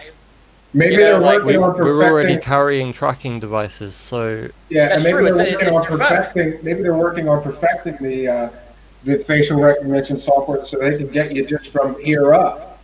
Because then when the masks go away, they'll really. Didn't they do an Apple update for if you're wearing a mask? Yeah, they did, which is another kind of scary. They've already done it. Shout out to Paranormal Jiggy. Jiggy's in the house. Yeah, Jiggy, if you want to join in the show tonight, I can send you the link. I am Mario Heat right now. Yeah, what was he saying that we're not talking about Mendoza? No, I changed my name to Mendoza, then I saw him type that, so I changed my name to Mario Heat. Mario Heat now. You don't look Canadian Mexican enough to be Mario Heat. I'm Mario Heat, eh? He says there are cameras that can recognize you by how you walk and stride. That's a scary thought. That's why I walk very uniquely. I do a wobble every 2.5 steps. Paranormal activity don't color people time. CPT. He's late. Yeah, can I get anything like a fucking watch, bro? Color people time. What was going on with this Bruce Springsteen thing? Yeah, I don't know, because he came in and he didn't say anything, so I have him in the green room. I don't know who it is. It's got to be somebody I sent a link to, though. I sent a bunch of links. Let him in and let's interrogate them. Okay. All right, Bruce Springsteen, but he's got himself muted. Are you there, Bruce Springsteen? Bruce Springsteen is the imposter. I am sus. Yeah, happy Halloween. Happy Halloween, everybody. Happy Halloween. You sound eerily similar to Ghost of Bing Crosby. The social conditioning that we are being subjected to is worse than the virus. Yeah, hey, Bruce Springsteen, how do you feel about Donald Trump using "Born in the USA" Israelis? Aren't you against that? I don't like Trump. I think he's a great man. He's one of the greatest men who ever lived since Jesus Christ. And I don't read. This is definitely Bruce Springsteen, man. Look at it. I can't remember who, but so I think 3 different music artists have sued Donald Trump or sent him a cease and desist letter saying that's right. He's not allowed to use their songs. Yeah, it was me, Neil Young, and Bobby Dylan. Bob Dylan. And I said, no, Donald, no, Donnie, McDonald. I go to McDonald's. I'll sell it to McDonald's before I sell it to you, Donald.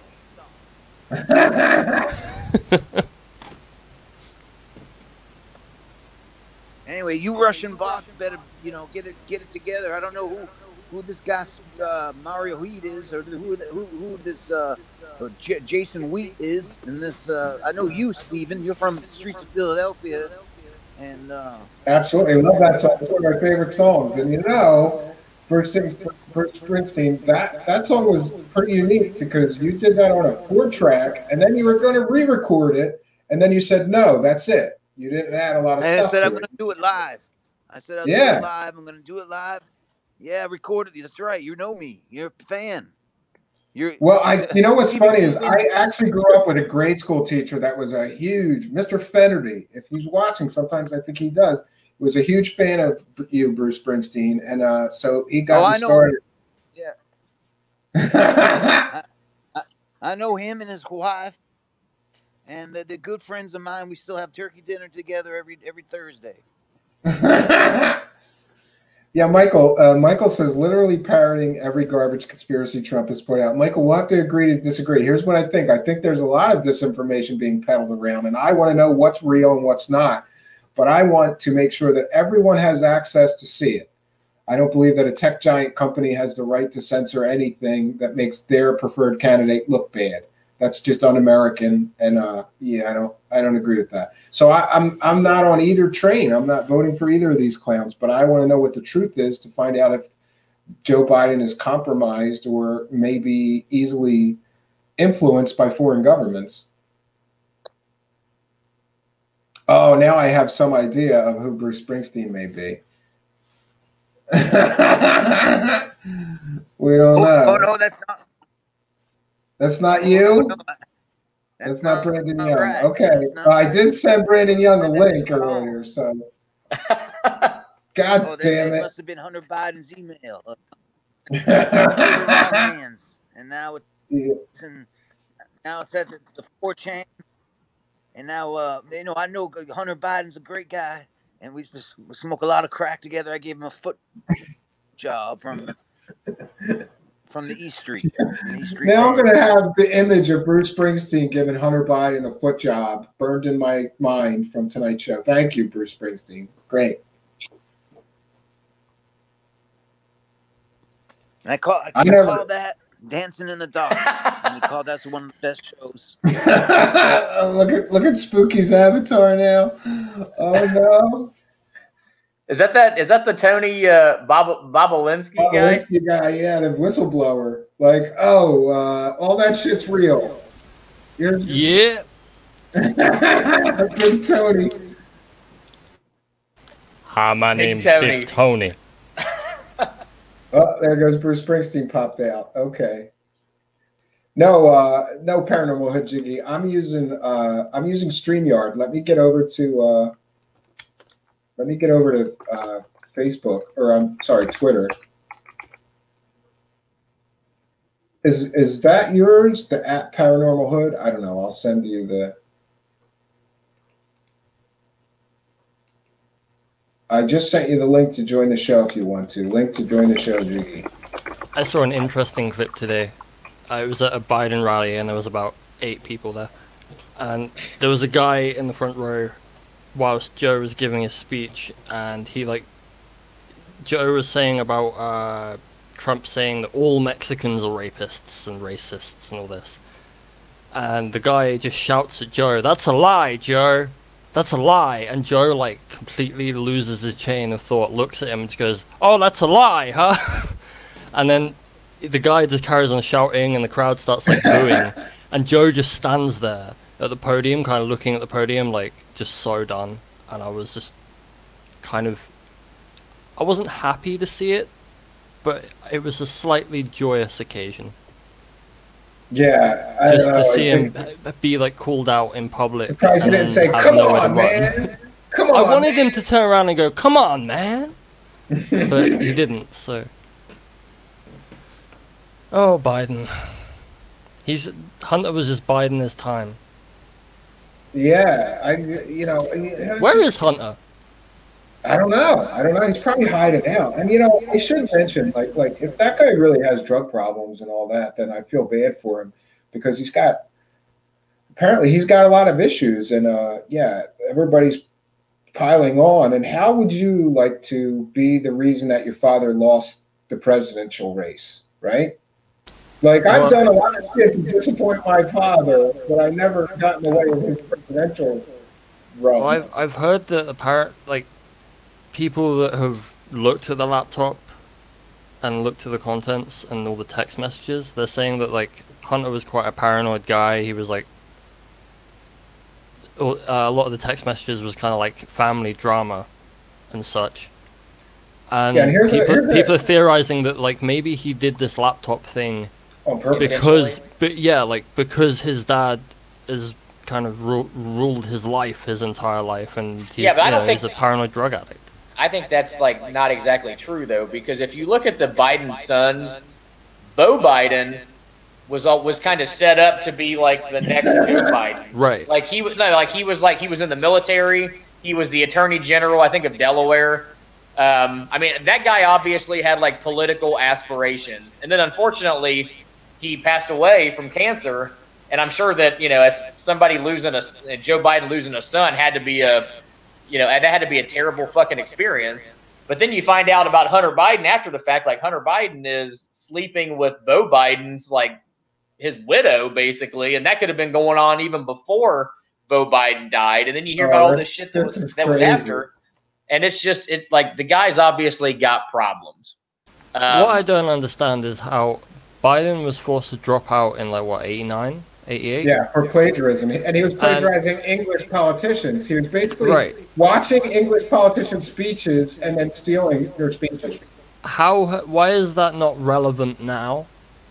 I don't understand. I've seen no kind of contemporary mainstream media coverage of it. And I understand there's kind of the establishment media that doesn't want to say anything bad about him, but it's kind of relevant when he's running for office.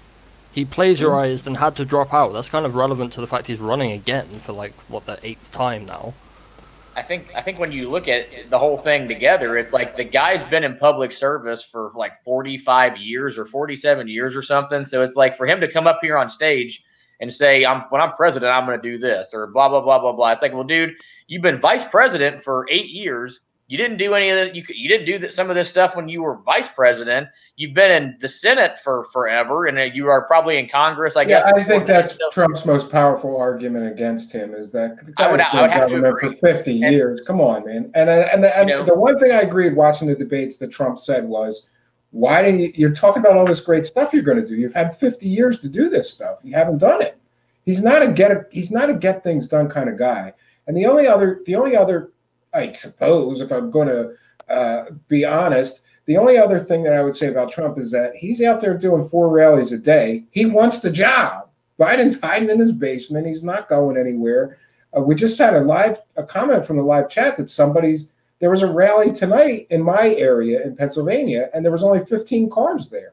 I don't see this guy pulling out this. Well, I think they said that was Jill Biden, his wife. I think Jill Biden. Okay, so in fairness, but still, only 15 people. If Melania Trump did a rally in this neighborhood, you wouldn't be able to get near it. I guarantee it. So it's still relevant to me. 15 cars, that's all she had show up? Not a good sign. Don't really understand. I don't understand the appeal. I guess maybe I do in a way.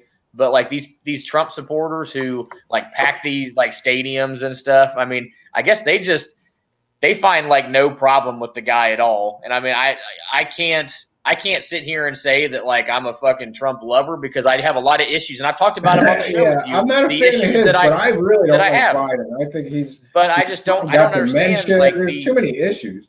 We have David Wilcock, aka Stop the Hating. Can you hear me? Oh my God, that's great! And listen, Stephen, is this Stephen Cambion? David, is that you? I've decided the night before Halloween that I'm going to put you in your God-forsaken place, buddy. You've been running your mouth way too long. Oh, God. I've got Elizabeth on standby, buddy. She's a 56-degree black belt. She'll come over there right now, wherever you are, and show you what we're about, buddy. This is over. The rain of fire that Corey's been talking about is beginning right now. Right now, buddy. Did you find the dildos, bro? Oh, you and your dildos, buddy. I know where your dildos are at. I'll be at your house in your room, and I'll get them. I know where they're at. They're under your bed. I have another dildo in my house. We'll get all of you. All of you are coming for all of you. I'm tired of it. Actually, David Wilcock, I have a no dildo rule in my house because I don't like competition. I'm going to make some special art now, and I'm going to tilt all the text, and you're going to feel really threatened. You coming after me too? You can come too. I'm gonna tilt that text, David. You may trigger me. You know where to find me. Look, and Dan Hogan's drinking again. I gotta go. You know what? You guys talk to David Wilcock for a minute because I have to go get a beer. I'll be right back. Oh yeah, of course you want to run now. This is his with Wilcock adversity, he runs. He is a runner. He's a tall guy. Watch the stride. Look at him. Look at him run. Bye. Look at him. Gone. Like the Flash. He doesn't want any of it. Tell us about Austin Steinbart, David. We'll take it to the gauntlet with any of these guys. How are you and Corey doing these days? Don't worry about me and Corey. Corey's here. I mean, Corey. Don't worry about me and Corey. Corey and I are good. We're lovers. I mean, friends. I mean, we're good. How's Elizabeth? Oh, Elizabeth is awesome. She's in the other room right now doing kata. Is she gonna say some shit? Is she gonna swing by? No, she's saying some shit tonight. Later, baby. So when you guys are doing your special live streams, does Danian get to watch? Listen, guys, I'm Raw. I'm Edward Daniel's the pillow, man. I'm a time traveler. I'm a psychic. I have 180 IQ. My favorite color is blue. I like Blue Jays. I like blue cards. I like the Toronto Blue Jays. Okay, what you guys don't get about me is anything. You guys are completely wrong about me. If you guys came and chilled with me, you'd understand my power. Where do you get your salmon purple shirts? Oh, wouldn't you like to know, buddy? The same place the Joker shops, okay?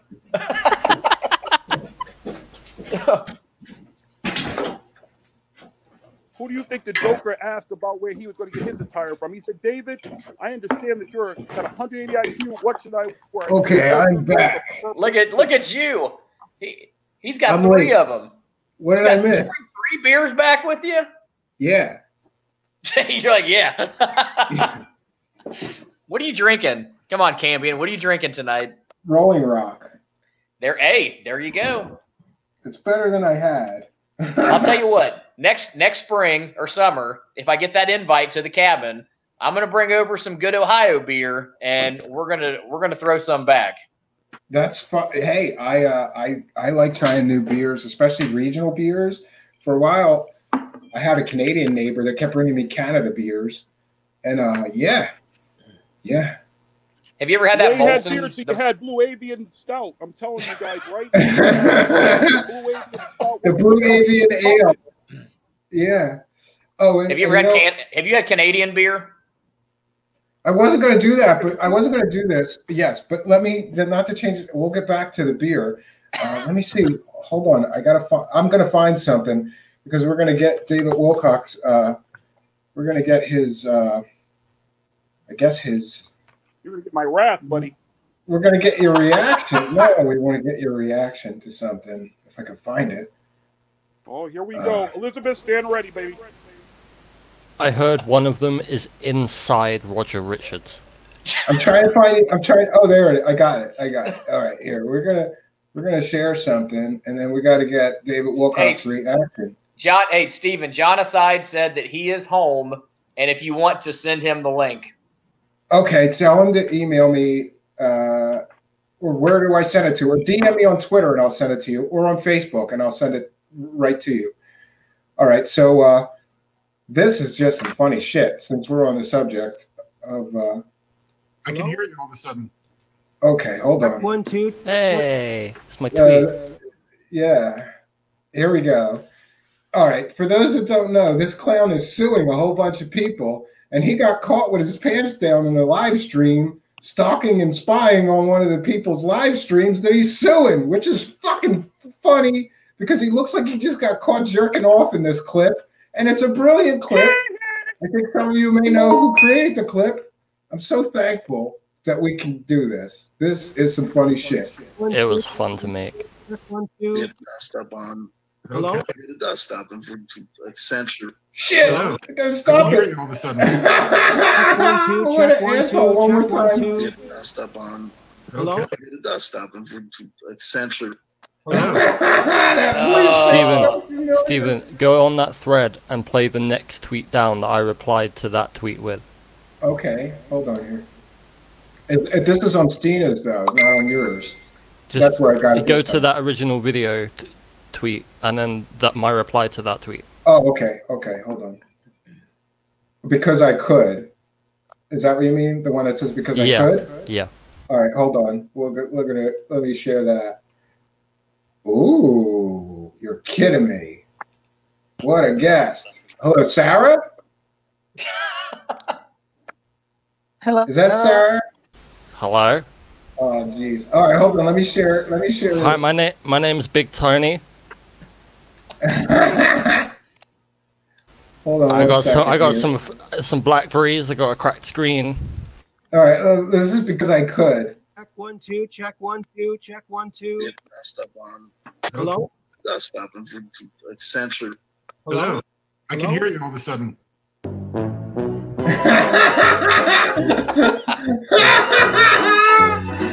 This is the bomb. This is the shit. What a fucking clown douchebag. I laughed so hard making that. Oh my god, look at this. He's like, oh shit, I'm live and I'm fucking broadcasting that I'm stalking that guy. Oh, that's so funny, man. Now, you Great wait a job minute, doing the guys. clip. I'm not going to sit here and let you attack Corey. This is a bunch of bull cockery. There's no way one of you guys did some shit and fake that. There's no way that my buddy Corey is going to get caught with his pants. Well, he has in my house. I mean, but he's not going to get caught doing that. That's fake news. Yeah, isn't he like a swinger? I heard that's gross, man. You know what's really gross when people are swingers and they're like completely and totally not attractive, either of them. To me, it's like, who the hell else is going to want to bang you two? It's crazy. Hey, David. But this is what did you rumors do and with that, speculation. I don't want to get sued for saying that, and I know that for a fact. This is just what goes around that people say about him and his wife. Well, hold on a minute, because I know that that black guy, that Jiggy guy, that Paranormal Hood guy, keeps saying that Stacey Good was kind of on his jock one time at a thing called Portland Ascension or something. Maybe she wants the BBC. She wants the big black cock, bro. He's like 6'8". He's probably got a cock like a horse, that dude. We don't even like black people. What are you talking about? Come on, whoa, hold on. my Hold God. on a minute. Yeah, let me move my mic for a minute. Hold on. Fuck. Where's my Hey, eyeball? Shit. David. We got Sarah Adams here now too. I just want to say I love everybody, and I love black people. I want to know. I want David. Hey, I want David Wilcock to answer where the Pete Peterson GoFundMe money went. Where'd it go, David? Have you seen my teeth? He's getting his ad. He's spending on his teeth. Elizabeth, make sure my mic's muted. I don't want them to know that I spent that shit on these choppers. You love them, right? Look. Yeah. Hey, are you gonna start crying?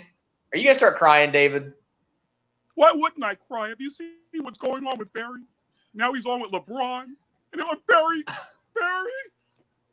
I mean, he's talking to LeBron James. I mean, the big black basketball guy. I mean, come on. They've also been in touch with me. You know what? For a split second, I thought that really was Sarah Adams, and then I went. I did send her a link. It is me. It's me, Stephen. Okay, you're gonna use your psychic powers tonight.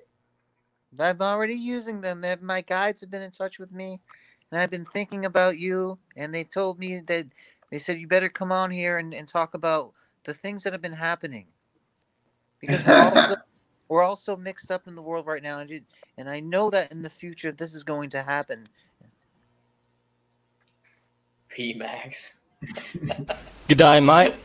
I heard that there's some crazy bird, mate, and they're coming over, and shit, mate, you gotta see the shit. Have you heard my rap? I do some fucking awesome rap, mate. Oh, that was awesome! That thing that Daniel did, showing him rapping and shit. Oh, it was priceless, man. That was really awesome. Spudwife is here. Shout out to Spudwife. Hey, Spudwife. I don't understand why Yes, you have to be so negative. All you guys are so negative. And this is yeah, we're a cynical bunch of assholes. I know, Sarah Adams. Maybe you could work on our chakras, right? I would actually. I shouldn't say this as a married man, but I wouldn't mind working under her. It's going to cost you a little extra and then maybe a TV show. Whoa. Extra show. I'll okay. take one of those Gar TV shows.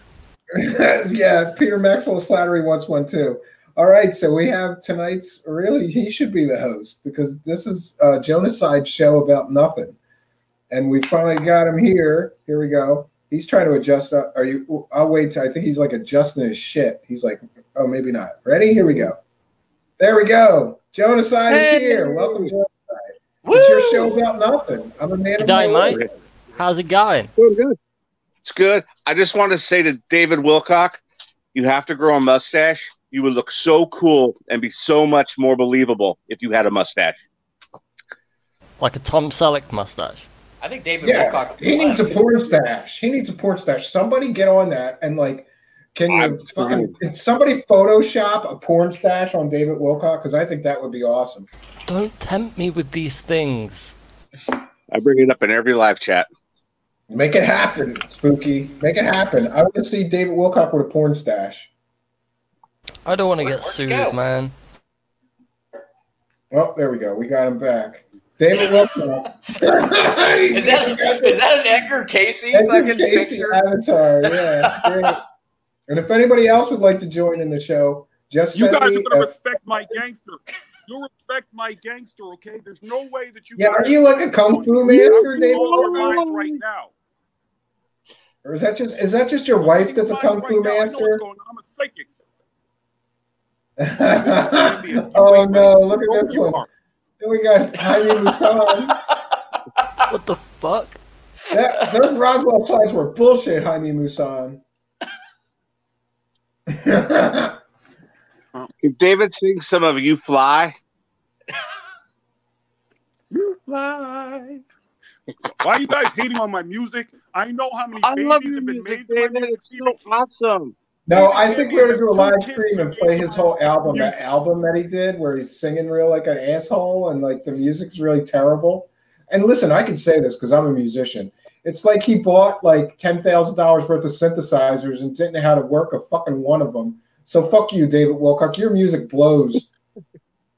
Hey, anytime you want to do one of those YouTube, those Instagram verses, we could do a David Wilcox, Stephen Cambion verses, buddy. Any fucking time, guy. We can have a rap battle. A rapper, David Wilcock.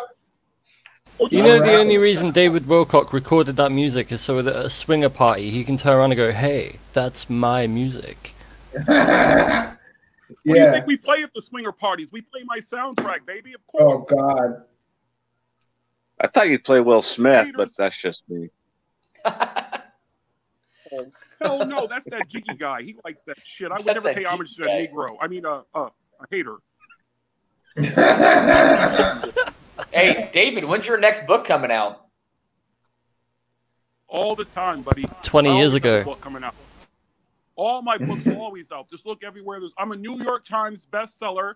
I'm an Underground Railroad bestseller. I'm a Canadian Stop Spot at the Quick Shop seller. Okay, I'm selling all over the world. You know, in India, there's a rickshaw guy who actually sells my books. How many of them did you buy yourself that you're gonna throw in the trash so you can say you're a New York Times bestselling author? Michael asked for the show link in email. I just sent it to you, Michael. If you want to join in, you're welcome to. He was a little upset with us talking about the Hunter Biden stuff. He says it's all conspiracies. Hey, we can have a discussion. I welcome a differing opinion. Yeah, absolutely. Everybody is welcome here. That's something that's kind of unique. I don't want an echo chamber here. It's how democracy should Get all work. your little cronies. Get all your Dark Alliance, Dank Alliance. Yeah, the Dark There is no Dark Alliance. The Dank Alliance, Wilcock. Get it right. Yeah, Spooky, what's going on with your podcast? Don't you have a whole podcast now, the Dark Alliance podcast? I do, but I'm like so lazy with it because I work and I've been making a few YouTube videos. In fact, I actually just dropped one like right before I came on the stream. Pretty cool. Good. Somebody put Spooky's YouTube channel in the live chat, so yeah, she can get a plug. She can get a plug. Yeah, and I have to say, there's something weird happened with our channel. We went up by like 25 subs because I covered the riots. All in there, buddy. Yeah, so we might have some people that are coming tonight going, what the fuck are these crazy people talking about? Not understanding, right? I hope Peter Maxwell Slattery watches this video at some point and goes, "What the fuck? Why am I here?" I've met Peter Maxwell Slattery. I've hung out with him. How was that? He played me his new rap album. Oh, crikey. Yeah, it's as good as you think it was. How does he have time to make a rap album if he's always talking to aliens? He records it with them. Oh, what happened? I thought we had another participant. Okay. Where's Jaime Musan? Yeah, who is that? Yeah, Jaime. Where's he This at? is when we Where's find Jaime? out it's actually like Corey Good. Oh, and then we have maple syrup. Oh my God! It's a Canadian. It's a Canadian. Yeah. What link is this? I just clicked on this. This is the link to my show, dumbass. Oh, damn. Hi, Jason. I'm actually Spooky. Who's PMax? That's me. It's Spooky. How Hi. you doing, Spooky? I'm doing good. How are David you doing? Wilcock is here. Well, he says he's David Wilcock. I better not get sued. Hey, Jason, how you doing? Jason, good to see you, Jason. What did I just come into? I better leave. Once I show everybody a rock. I got this from Jason Quit. Oh, here, we're gonna go ahead. Can you tell us about that? What is Oh, that? shit show, bro. I'm gonna solo you. You're soloed. So what is that? A crystal? Yeah, it's what? I forget the name of it now. Jason, what is it? Auralite 23. Yep. Yeah, I sent that to you for sure. Yeah, because Very Jason's nice. he's got a crystal cave in his backyard, the asshole. Uh, I send keep me your saying address. I keep saying that he ought to send me 8,000 pounds of crystals because new age people will buy anything. No offense, Genocide. I like crystals though. I like quartz and stuff like that. Love that stuff. Send me your address. I'll send you something very special. But no dildos. Well, okay. Now the surprise is over. You were going to send me a dildo, weren't you? Well, Canadian one. David's 5 head. Now we have 2 David Wilcox, right? Anyways, I had One is actually from 7 years in the future. my phone. I just thought I'd tune in here again before I have to go home. So Don't you have to make Rice Krispies treats for your wife or some shit? Actually, it's really cool. They put red dye in it, and they cut it in the shape of like raw meat patties. And we put Nice. it in, and we like wrapped it like a butcher and put a label on it, so it looks like a raw meat beef patty. Nice. And Michael is here. Welcome, Michael. Hola, people. How's it going? It was good to briefly meet you, Jason. Michael, you're in California, right? Later, guys. Hi, I sure am. See you, Jason. All right, we're here, maple syrup. Yeah, that's good. So we have somebody from England, somebody from Ohio. David Wilcock, I guess, is in Colorado. I'm in Pennsylvania. Michael is in. I'm currently at the LOC right now, so I'm not in England. You're in the Lunar Operations Command. And Genocide, where are you at in the world? Washington State. Washington State. Yeah, so we have a good representation of the country here. That's Genocide, interesting. are you guys having like a lot of problems with the fires up there, or is that more in like California? It's more California, and we had the smoke. We had some fires, but it wasn't nothing like that was south of us. Yeah, that's good. I'm going to take you on a tour of my 1930s building while I go grab my girlfriend. Why are you grabbing her? She's getting dropped off by a lift. Someone's got a damn avatar making fun of my head. Big ass head of yours.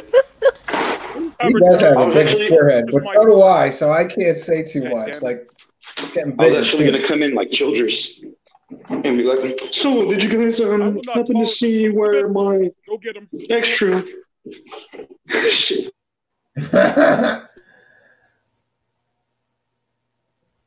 Think he Ghost lost his of- signal or something. Oh, yeah. The Ghost of Art Bell. Yes. Hello, Ghost of Art Bell. Good evening. Tell me, Art, you should remember me. yeah, I was inspired by Art Bell to start my original Remember I called radio you show before and this my show. So, thing was oh, gonna there's end. Michael's back. And now, Yeah, I went off Wi-Fi. I'm now on my phone stuff. Oh, Michael's outside. I'm going to solo him. What is that you're? Yeah, you're like outside. Yep. Quiet in California tonight. Nah, not really. Look at all this traffic on Alvarado right here. Oh, And then man. there's downtown LA right there. Nice. Yeah. Wow, that's really cool. Yeah, we usually go up on our roof to skywatch for extraterrestrials. Do you guys get to see the SpaceX launches from Vandenberg? From here? No. Not, I mean, we could see a few space launches. We saw this one that went viral. I don't know if you guys remember. There was this huge plume as the rocket went into it went across the West Coast, and Yeah, that I was pretty sweet. I bet that was awesome. Yeah, it was. Especially listening to people. Dude, don't you watch the damn news? Was that the one that they said looked like a portal opening or something? Like there was some like big I don't know, like different colored smoke or something. No. That was that. Was that? No. That was a SpaceX thing, wasn't it? I thought it You're was. thinking Yeah, Norway that was- Spiral, that's what you were trying to Yeah, do. the spiral. Yeah. Yep. Oops. 1 second. Why they drop my girl away? Fuck off. Hey, babe. Suddenly running through Sorry about that, LA. guys. Hey, TT. Yeah, I hope you're not Say getting hi to mugged. everybody. Steve Cambian. There's Oh, Hi yeah, there. we got live David. guests. This is. Where's my mask? I don't know. I've been listening to these guys all night. I'm voting for Trump now. No, just kidding. I can't. Bust our balls. Listen, I'm not voting for either of them. I'm just busting your balls, guys. Sorry about But that. I do like to point out that like things that I think are not true. Like I don't think these polls are accurate. Maybe in California where you are, Biden's going to have an easy win. But everywhere else I see, I don't know. And I don't see any excitement at his rallies. Did he do a California rally? Not that I know. Did Biden do a California rally?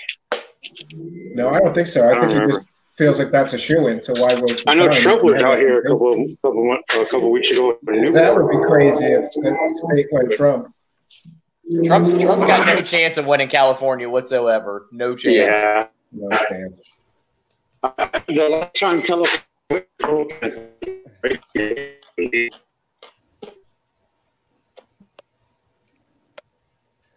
So if everybody else would like to join in, we can have more people join. Just send me a DM on Twitter, Facebook message me. It's Stephen Cambion on Facebook, or email truthseekersshow@gmail.com to get the show going. I love that Jason Quit just like jumped back on and like didn't realize like didn't realize like what was going on. Yeah, he was complaining earlier. His wife is like dragging him around to make him do Halloween shit. Hey, William Pick. Hey, look, it's Pixley. Get Pix on here. Is it off? Yeah, Pix. I'll send you the link if you want. You can tell us all about how Biden is not a criminal. I think they're both criminals. Vermin Supreme. Everybody's getting a pony, Spooky. Michael looks like everybody can self-identify as a pony, Dan. He looks like a government insider, like in Shadow, like the stuff on the TV shows. It's funny. Yeah, like here's our anonymous source. What happened to the ghost of Art Bell? Identify as a pony. Yeah, I don't know. Oh, here's Stan. Let me see. Now we have Stan Marsh is here.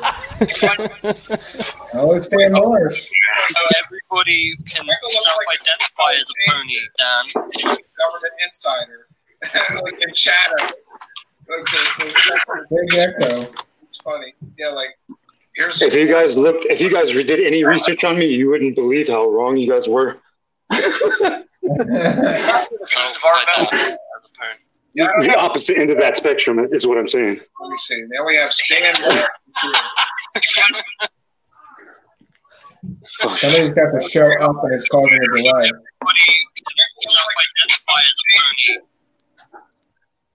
Okay, that must have been Stan Marsh causing a delay.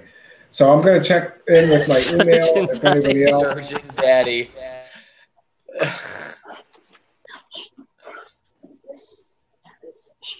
Okay, we're going to I'm sending another link. We're going to get a few more participants. I think we can have up to 10, so this is kind of crazy. I'm waiting for Michael to drop some truth bombs on us. Yeah, come on, Michael. Oh shit! Are you serious? Put you on the spot now. They want us. They want us to.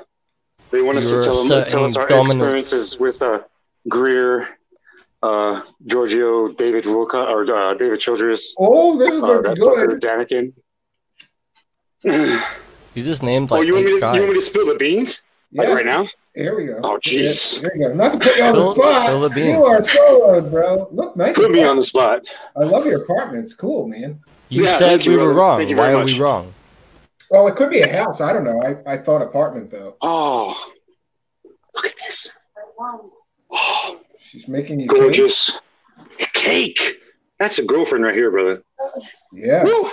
Cake. All right, so, man, the lowdown. Jesus Christ. Well, Tiffany and I have been at the whole paranormal thing for quite some time. She's been helping me do a lot of stuff, dealing with my PTSD because I suffer from survivor's guilt, which is a form of PTSD. I have a lot of nightmares. A lot of friends that I'm sorry to hear that. That have passed away in the past. They come to me in my dreams, and it's weird. Anyways, so. Tiffany, we've been together for 12 years. We've had mutual friends come in and join our team to help, find any type of evidence, tangible evidence that I can use to, I guess, help myself get over all this crap, as well as hopefully sharing that with others. The thing of it is that we just kept it like just us, personal. I don't have a YouTube channel. We don't have any of that other shit. We just help other people. We used to do this stuff for free as well. Go to people's homes, investigate those homes for free, because we just wanted the truth. That's it. We want the truth. We wanted to help people out, whether it be like their kids coming up and saying, you know, holy shit, there's something under my bed or something, you know, just to help in any way we can. So fast forward to 2017, Tiffany and I, she goes, hey man, because I'm shit. Greer had me. Like I watched the serious stuff. I remember him back in 2001, you know, coming out with all this stuff. And then when the CE5 stuff started happening, I mean, come on. I'm looking at YouTube like going, wow, can he really summon fucking UFOs? I mean, let's go see what this cat's all about. Because I mean, if he can, and because of like this whole consciousness thing, and if extraterrestrials can actually feel your fucking heart, what's in your fucking heart, then man, I should be able to ace this shit and hopefully force first contact or global first contact. I don't like to say first contact because there's a lot of abductees and experiencers that have already had that contact. Does that make sense? So you went down the whole Stephen Greer rabbit hole as a believer, right? Oh, absolutely. And we went to Contact in the Desert because so this is another long story. Tiffany, on a tangent here, Tiffany, before we even knew that Tiffany's friend Crix was married to Giorgio, they had they met each other through the same, the same industry. Tiffany sells stones and crystals and through this place called Energy Muse, and Crix, Giorgio's wife, made glass, beautiful glass jewelry. Thank you. So they met each other not knowing who each individual's boyfriend were or husband were, obviously. And they formed a friendship, and they were like, hey, or she goes, hey, why don't you just come to Contact in the Desert? Tiffany was like, hey, we can also see Greer and find out what he's all about at the same time. So we're on our way, and she goes, oh my God, you're not going to believe who Crix is married to. And I'm like, who? She goes, Giorgio fucking Tsoukalos. And I'm like, really? So I'm like, all right, cool, let's do this. The hair guy, right? From the hair guy. The Aliens. You're right. So we head over to Contact in the Desert. In the desert, yeah.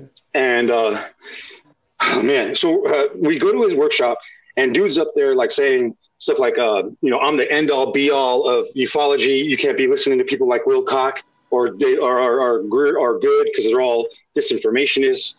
You can actually see the YouTube video of it where the names he said were omitted, but we have the actual audio still. Then he said, or then we went to his CE5 event where there's like 350 people, and we were on top of this cliff. And he's can got I this stop you for a entourage. second and ask you how much did it cost to go to that? Hey, babe, how much did it cost total for 2017? Was it like $2,000? No. It was less because it was in Indian, or not Indian Wells. It was just the tickets because we just went camping. Yeah. So yeah, we ended up camping over on the other side of Joshua Tree. Most of the speakers had these massive, you know, RVs. We went on the opposite end, and we ended up camping in this wash because I didn't want to be next to anybody. I'm not a people person, so we ended up camping in this wash, and it was relatively free. It was like well, how much was it? The ticket? No, the camping was free, maybe, but what does it cost to attend one of his events? That's what. It was what? How much? I'm sorry. 300 and something for both of ours. It was 300 and something for both of ours, but then we also had to pay for the workshop as well, though, right? No, it was 40 or 50 bucks. It was $50 for each of us to watch Greer sing "Kumbaya" to extraterrestrials. So I'm dead serious. So we're sitting there, and he's doing this thing. He's crying about some guy named Michael that died in his ER table. Blah blah blah. He told me to go for it, look for aliens. And he starts to do his little spiel thing. Then he at some point during this whole thing, he's like pointing, oh, look, what's that over there? We're all looking like, what? Oh, you just missed it. And then he starts, oh, what's that over there? Oh, you just missed it. It's this fucking magician sleight of hand thing that he's doing. And then he's also, the security is just looking at the audience, making sure none of us are fucking recording. Because I'm sitting here like, hey, if anything shows up, I'm going to record it with my phone, anything I got. And you could see the light on the thing. So the security was like, hey, can you not record? You were told not to record. All of us were told not to record. Reason being is because later on that night, around 3 hours into this thing, he's like, look, they're coming. And you can see these fucking drones flying over doing these fucking maneuvers. If any one of you guys has ever flown a drone or has had a drone. It's pretty distinctive when you can recognize a drone. Well, the thing of it is that Tiffany and I were on top of our roof, what was it, 3 weeks ago, right, babe? Or no, about a month or two ago, where we saw that drone, that red light, and we were like, what the fuck is that? That was 4th of July. We were on our roof, we're just watching fireworks, and there was this little red light that buzzed into our field of view, and I'm sitting there like, what the hell is that? And she's like, dude, that's a fucking drone. And it was not even 3 or 4 blocks away from us, and it looked like a red orb. So it's very easy to fool a huge group of people, especially in Joshua Tree, because it is so dark. There is no ambient. There's no light. Everybody wants to see exactly. And here's what I'll say, Michael. I'm glad that you came forward and are giving your testimony, because I have 2 other sources that told me very similar stories to yours about the use of drones. And if that is true, if he's truly using drones, this is consumer fraud. Right, exactly. And that's why we were going to go this year back to Contact in the Desert, but obviously COVID shut that shit down. He was supposed to show up this fucking year. We were going to go there with hidden cameras to catch him in the act. Because this is the reason why we went public in the first place. This is the reason why we started our group, is because I was sick of the show. I got fucking duped, and I was pissed. So I went public with everything that we've done in the past up until now. We started. I don't think that you need the footage of the drones would help, but the footage of the operators as well. Testimony from people, if we could find who's operating, somebody's got to be operating them with him. Exactly. I have another source who told me that he was positive that they were using, at one CE5 event, they were using Japanese lanterns off in the distance. That might have been with Emery. Yeah. Yeah, because that's what yeah. I mean, we know pretty much. We were told pretty much a lot of shit that I probably really shouldn't say. I don't give a shit because people should know this stuff. Yeah, people should definitely know this stuff. Yeah, I appreciate you telling the truth about that, because too many people are getting duped, and it's a money con. And this guy is the most successful of all the grifters. He's the most financially successful, in the millions he's made. I'd say TTSA is catching up with him, but yeah. Yeah, you're right. You're right about that. Mm. Yeah. I'm sorry, I don't mean to monopolize the conversation. Please, if you guys have any questions, I'm here. Yeah, I know a lot about a lot of questions people. You guys have for Michael, who's been to a CE5 Stephen Greer event and come away going, those were fucking drones. I was heated. I was so fucking mad to see some drones. Because I actually thought that if this guy could bring these suckers down, and from what he was saying, that, these extraterrestrials can feel what's in your heart while you're meditating and sending your fucking consciousness in the goddamn cosmos. It was you have no idea how highly disappointing that was, because, I've been through the fucking shit. I'm not going to talk about my life here, but I've been through the shit, and I want to be the change that I want to see in this world. Does that make sense? Yeah. I completely so there you go. understand That's the that. reason. I have a sordid history with similar subjects, so I understand the need. Yeah, you'll find a lot of once you people move past it, you want to make your life better and help other people. Yeah, a lot of the people here who are fans of my show have all been duped. A lot of them. I was duped. I was a total believer in all kinds of things until I learned to look a few layers deeper. I didn't just for a time, I would read a book and the author would say this, and I would go, well, it's a true story. And then you eventually you reach a point where your skepticism gnaws at you, and you start going, well, let me look into this author. Oh, he's not a real doctor. I'm not talking about Greer. In Greer's case, he's a real medical doctor, but you know the drill.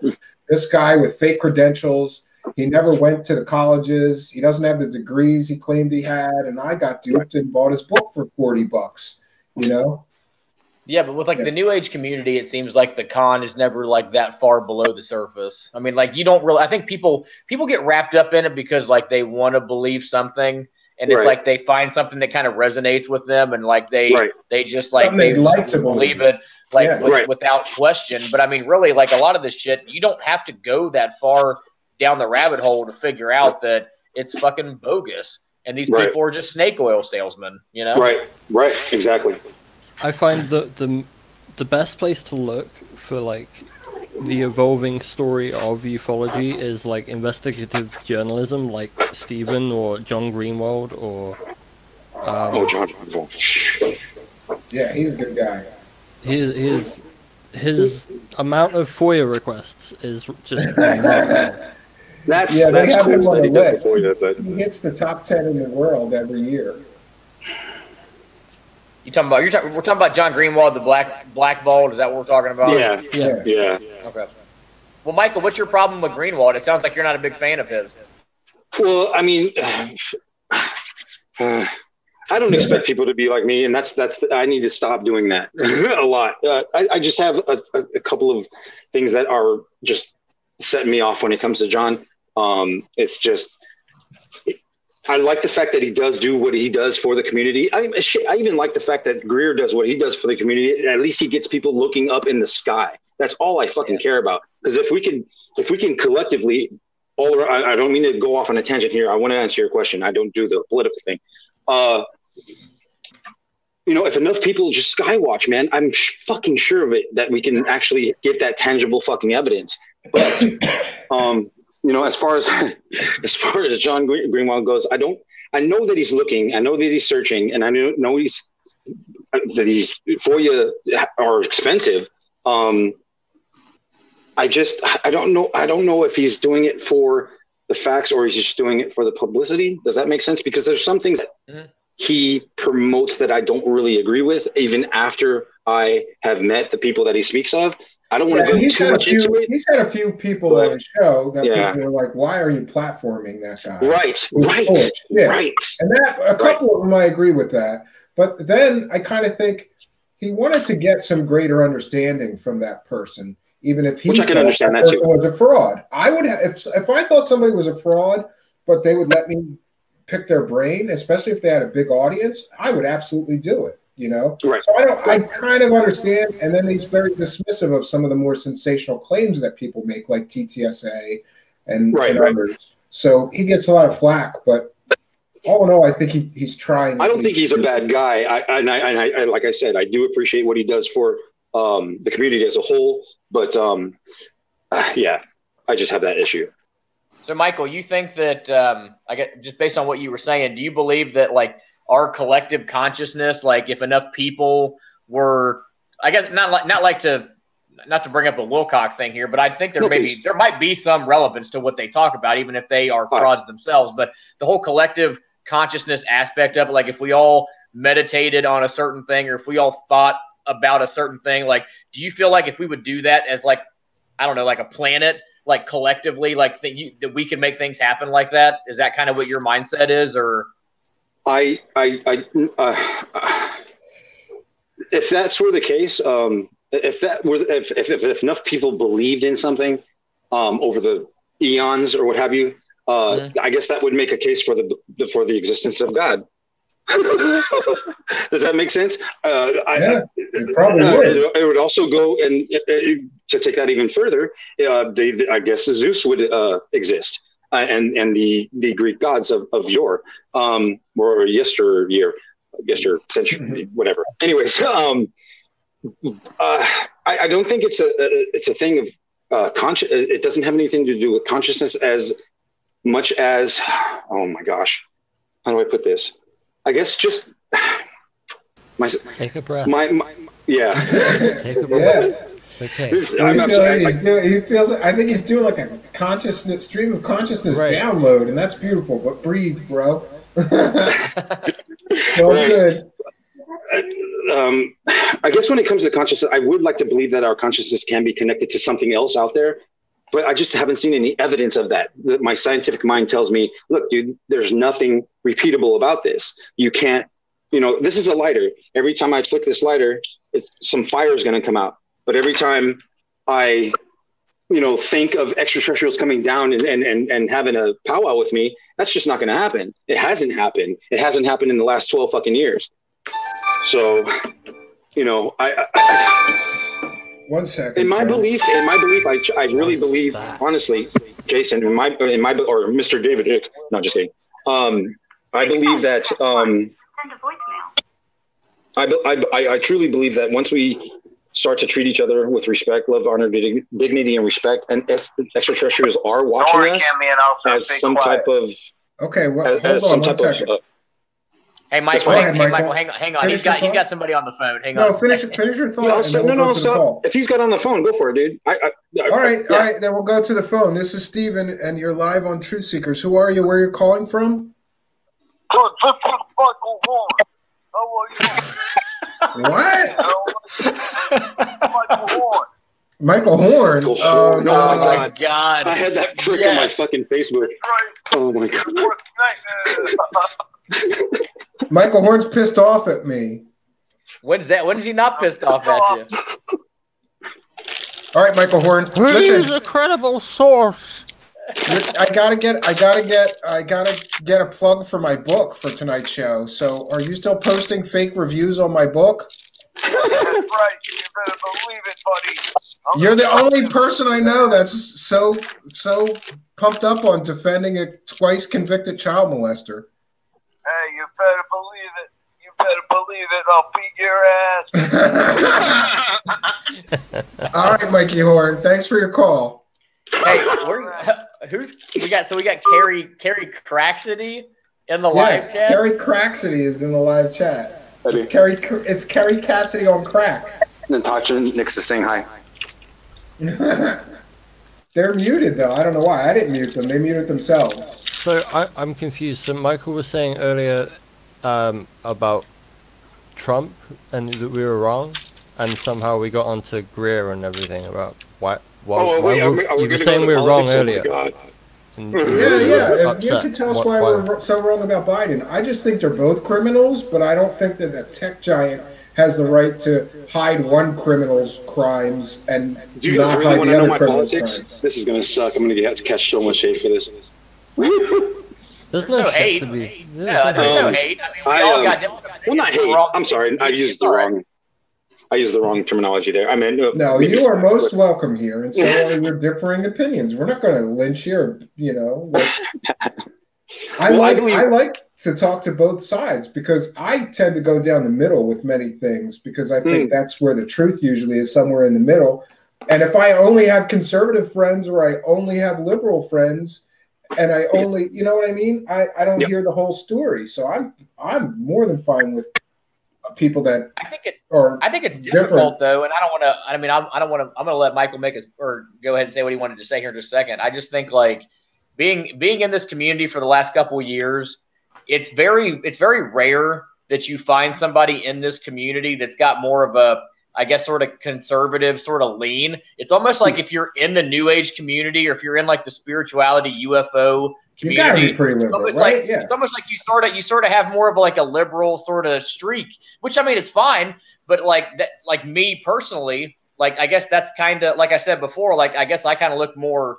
I feel more sort of down the center in terms of the issue, and I'm sort of right on some things and left on others. But it's almost like in this community, it feels like you're either sort of very kind of off to the left, or you're sort of, it almost seems like you're sort of frowned upon in a way, like in the New Age sort of ufology community. It's been sort of my experience with it. Yeah. Well, not really, because there's a lot of idiots that are super public pro-Trump people, which doesn't really resonate with the whole love and hate thing, you know? I think you're talking about like a specific group of people, and we all know who you're talking about, and that's not very like love and light. But I mean, I think overall, when you look at the New Age community, like the ufology community as a whole, and you look at like those people and sort of their belief system, I think you do sort of find that there is a little bit more of sort of a left, turn. But I want to let Michael go ahead. I'm sorry, I didn't mean to jump in there. Go ahead, bud.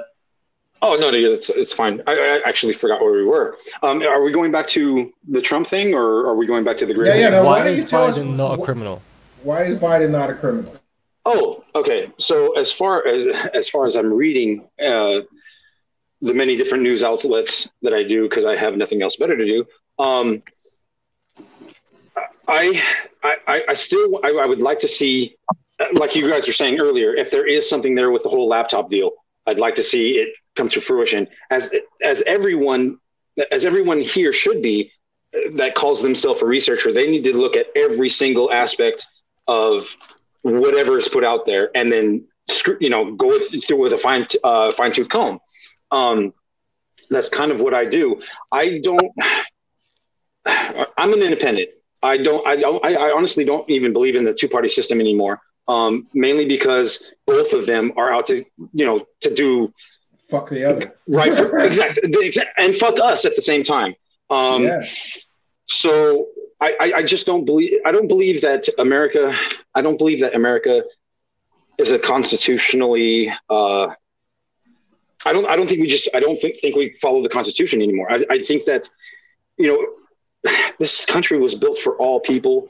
And right now it's absolutely so divided, and I can't help but think that I just can't help but think that no one cares about each other anymore. I believe in okay, God, take another breath.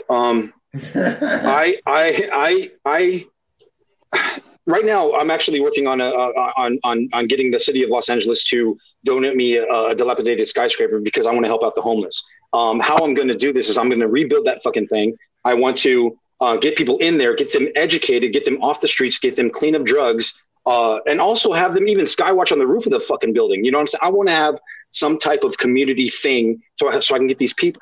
You saw where I live on the street. Not 2 blocks away, down up the street from me is the 101 freeway. There's fucking 15 families living, families with kids living underneath the fucking freeway. Yeah, I saw those tent cities in California, and then Joe Rogan played that one where it's like somebody drove their car for like miles and miles and miles, and all you see is tents.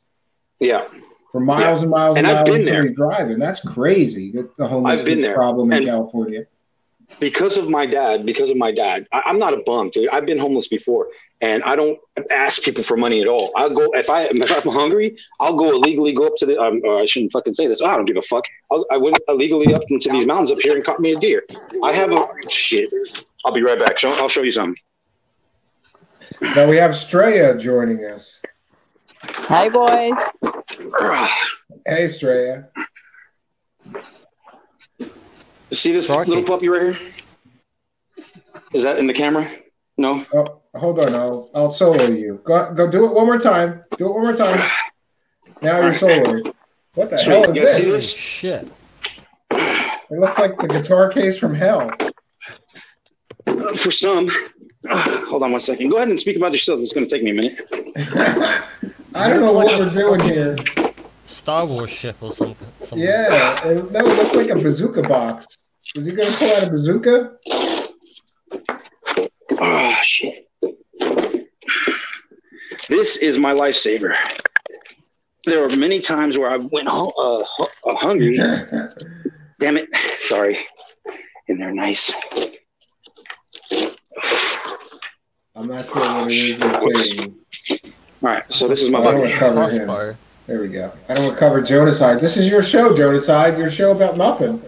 You're right. These are some of the best shows. What the hell's going to happen here? We don't know. So there you go. This thing has saved me from being hungry on numerous occasions. And it also saved me from asking people for money. What do you shoot with that thing? Deer. Deer. Okay. I got a cabin in the mountains. I want to learn to hunt. I've never been a hunter. There you go. Those broadheads, four blade broadhead. Yeah, that'll take a deer right down, right? Yep. Did you ever get a bad kill though, and you got to chase it for miles through the woods? Yeah. That's what scares me about learning to deer hunt. I don't want to have a bad shot, and then you can't just let it suffer. You got to go and hit it again sometimes, right? Yeah, because it spoils the meat, is what it does. The heart starts pumping when you shoot it. When you shoot a deer, if you don't get a clean kill shot, they start to run, and their heart pumps all these toxins through the meat. It doesn't necessarily spoil the meat, but it's just not great. Does that apply to blue avians too? Yeah, blue avians. Yes, Kerry Craxity. Yeah. Kerry Craxity. What are you going to do now that your YouTube channel just got fucking demonetized? You're not going to be like sucking dicks to pay the rent, are you? I'm just checking because I think her prime dick sucking days for getting good money for that are pretty probably gone. I don't know, Steven. All I know is I'm running out of the magical powder. Kerry Craxity, are you snorting cocaine live on international media? I see you. No. DMT corpse dust. I have allergies. Yeah. I just gotta use my arm to wipe down my nose, and yeah. Kerry Craxity, why did you leave Bill Ryan? Yeah, why? I was going to ask her why she left Bill Ryan. Go ahead. I forgot who Bill Ryan is. Hold on. Oh yeah, Bill Ryan, very nice guy. I think he's a power of truth, and he was chosen by God. And yeah, I don't know. I'm being censored, Steven. You're being shadow banned. Yeah. They're trying to fucking kill your money. They want to send me to China to do forced labor. I don't know what to do. You better learn to solder together iPads real quick, bitch, because you're gonna need some money. You're gonna need some money, bitch. I don't know what to tell you. Get good at making iPads and iPhones. Get yourself to China. Maybe you get a new gig. And don't worry, they got nets. So if you jump out of the window and try to kill yourself, you'll just bounce right back in. And then they tell you to get the fucking soldering again.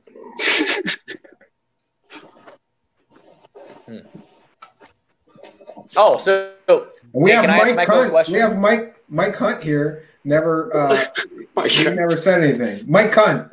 He just wanted me to say Mike Hunt. God damn it, and I did it. Mike Hunt. Mike Hunt. Where's Wilcock? Where's Wilcock at? This is Mischief Night, and we're like 10 years old again. Somebody came in to the show with the handle Mike Hunt. Just to hear me say Mike Hunt over and over again. Thank you, Mike Hunt. Moving right along. What was that, Steven? You won Mike Hunt? What? No, definitely not. You know what? This is the funny thing about Kerry Craxity or Kerry Cassidy.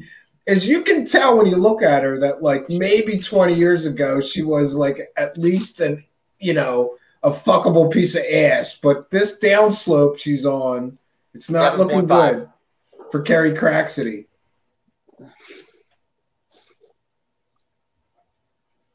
Dan, I think you were going to ask Michael a question. Well, I just wanted to ask, because he was talking about Greer earlier. Are there any? And it sounds like from listening to you talk in the live chat and on here, you're obviously pretty big into the UFO subject. Are there any, I guess, sort of mainstream, speakers or researchers that you feel are actually legitimate? I mean, you talked about Greer, you talked about Giorgio. Is there anybody that you actually think is kind of the real deal? There he is, Mario Heat, the Mexican Canadian. He fucked up. He jumped both border walls by accident. He jumped the first border wall in the United States. And ended up in Canada. Yeah, this is okay. Wait, there's another wall I can jump over? Jesus. No, I actually hitched a ride from Santa Claus. Just hopped into his flying vehicle. No, really. I bust your balls, but really, you're a legal U.S. or Canadian citizen, right? I've never heard of a Mexican Canadian. I'm sorry, all right? I'm not very cultured, okay? I've never heard of a fucking Mexican Canadian in my entire life. I've never knew there was Mexicans in Canada. I thought they stopped at California when they got the fruit picking job. I didn't know any of them made it all the way up there. Mario Heat, I'm proud of you, bro. If you made it all the way up there from Mexico, I'm proud of you, bro. Yeah, no, there's actually not many of us here, to be honest with you. So There's more Jamaicans in Canada than there is Mexicans. Isn't that true? yeah, there's way more. That is very true. You know why that is? Because the fucking Mexican food in Canada sucks, doesn't it? I had Mexican food in Canada, Mario. It was fucking terrible. It was worse than It is Taco Bell. horrible. dude. Yeah, I had Mexican food in I Canada cook and it my was own. great. But no, yeah, I'm Canadian. I work for the federal government part time, so trust me, I'm legal. And you know what's funny? Here's what's funny about Mario Heat. He at the same time somehow, when you hear him speak, he has a fucking Mexican accent and a Canadian accent at the same time. At the same time. How is that possible? I've ascended. That's how. Do you do funny stuff like mix the two up, like talking Spanish and at the end go A? Oh, fuck yeah, all the time. Eh? All right, I'll stop busting your balls about being a Mexican Canadian. Now I'm very fully informed. You're not gonna be the first, and you won't be the There's last. such thing so as a whatever. Mexican Canadian. Who knew? Who knew? I don't know. It just doesn't seem compatible to me. Like Mexicans to me are like they belong in Los Angeles, right? Like you don't like maple syrup. You don't like shoveling snow, right? I do. I like my maple syrup. I like my Tim Hortons. Carbasso. What about Canadian beer? Do you like Canadian beer? I don't drink, man. I don't like beer. Period. Molson Triple X. I'm Canadian. beginning to doubt that he's even Mexican. Then I'm beginning to doubt. What about do you smoke pot? No, I don't. You don't like pot and you don't like beer. You're not Mexican, bro. You're not. This is a Mexican imposter. I've never met a Mexican in my life that didn't like both pot and beer. What about heroin? Do you like heroin? Like, come on. Oh, I think he froze. Did he freeze?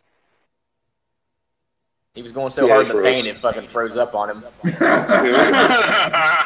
I think everyone should vote Mario Heat and eject him. Yeah, I'm writing it in. I'm going to go There it is. Mexican. For president, I want the Mexican Canadian Mario Heat. You said He you weren't can going do to something vote. about immigration. Look, that's a great freeze for him, too. It froze, like, right when he's smiling. Now he can say anything. And look, he's just smiling. Like, Hooray, the world's ending. oh, he popped He's out. gone. He'll probably pop He back gone. on if he gets it fixed. And then we have Wayne Who's Larry King. Lafner? Who's Wayne King Wayne and Larry? I don't know. We have these phantom people. I gave the link out. Now people are just coming in as all this different shit. The little book of wanking. Is Wayne King just gonna talk in caps at us the whole time? I don't even know who Wayne King is. Who's Wayne King? He talks in caps a lot. Wanking. They wanted me to say wanking. Welcome to Mischief Night on our show. They got me to say Mike Hunt and wanking. But no, they got me to say Wayne King. Close enough, I guess. Okay. So, Michael, I have an entire folder of evidence that Stephen Greer is not all that he appears to be. And I've never done the show. And I can have you, if you'd Please. like. I would love to have you because you're an eyewitness to this. And I have a few other people that are going to say similar things to you. And I think if we could get all that in one show, it would be so impactful and it would help deprogram any doubt that people have. Because some people that I know have gotten really deep into that cult and have given a lot of money. Right. Oh, right. Yeah. I had an argument with a guy in a group called MUFON Global that had donated. We were involved in this long conversation about Greer and Tom DeLonge, who was Tom DeLonge. Not many people know. I don't know how many people know this, but Tom DeLonge was what's the word for it? Mentored by. Yeah, he was mentored by. Thank you so much. Brainwashed by. That's a better word. And the thing we argued about how he had donated $5,000 to TTSA when Tom DeLonge put out that tweet saying, "Hey, donate to us. We're going to create this starship." I still have that tweet. it was still deleted, or it has long since been deleted. You got to send me that if you got a Yes, I will. screenshot of it. Yeah, I and still- you I know still- he's I also do been still have it.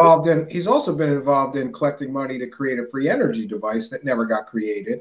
Right, which is also bullshit if you understand the laws of thermodynamics. Why does he need my money to create a free energy device? As rich as he is, It's and all the free. friends that he's got, Right. what does he need me Right. to send him $20 for? To my knowledge, in my Exactly. research, he's collected tens of thousands of dollars and then paid a bunch of people to make stuff, but we never got to see anything working. And then he blamed the people he gave the money to for why nothing happened. It's all Which I right, there, 'cause think- we got meta Yeah, we'll meta still watch. materials. Yeah. And I've got to do a review of this Phenomenon movie, which I just finished.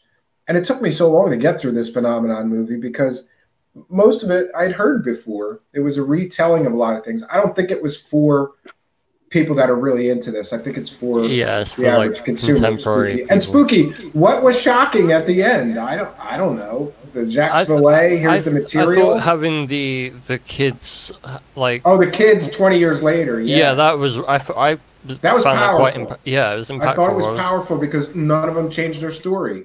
And a lot Right, of and people even have said that the head Mac- teacher was like, "I'm sorry that I didn't believe you." Yeah, I didn't believe you. Now we have MH with Kerry Craxity's avatar. I'm so confused. I'm getting confused too. Can I interject here real quick? I just Sure, want to answer absolutely. Jason's question in regards to who I might still name's not believe Jason. at South. Oh yeah, I his didn't mean name's to not Jason? interrupt you. Yeah, who's still credible? Who do you still listen to? Who do you still name think is does Dan. good work? Dan. Okay. Honestly, like I don't really follow. I follow the people that. Well, I don't really follow anybody. Richard Dolan. Like my whole thing, the group that we created. I'm not gonna. I fucking hate plugging it, but No, plug it. I want to hear about it. Yeah, tell everybody where they can find your group.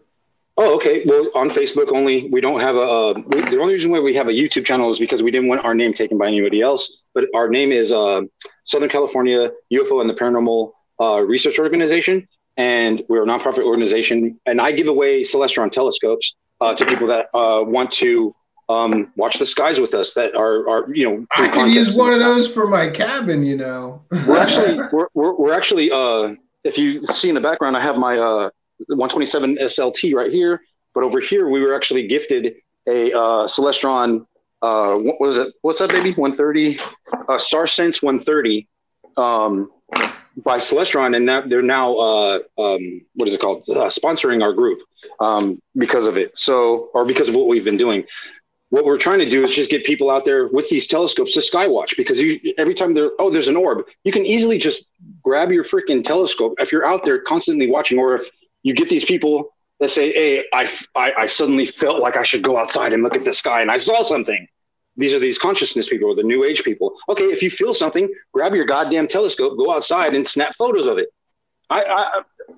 I have where's my Nikon at? I got my Nikon. I could hook it up to my telescope and I could snatch pictures all damn night. If anything were to come into view, I could easily, this thing's, a kid could, or I'm not going to go into it, but a kid could operate this thing. It's that damn cool.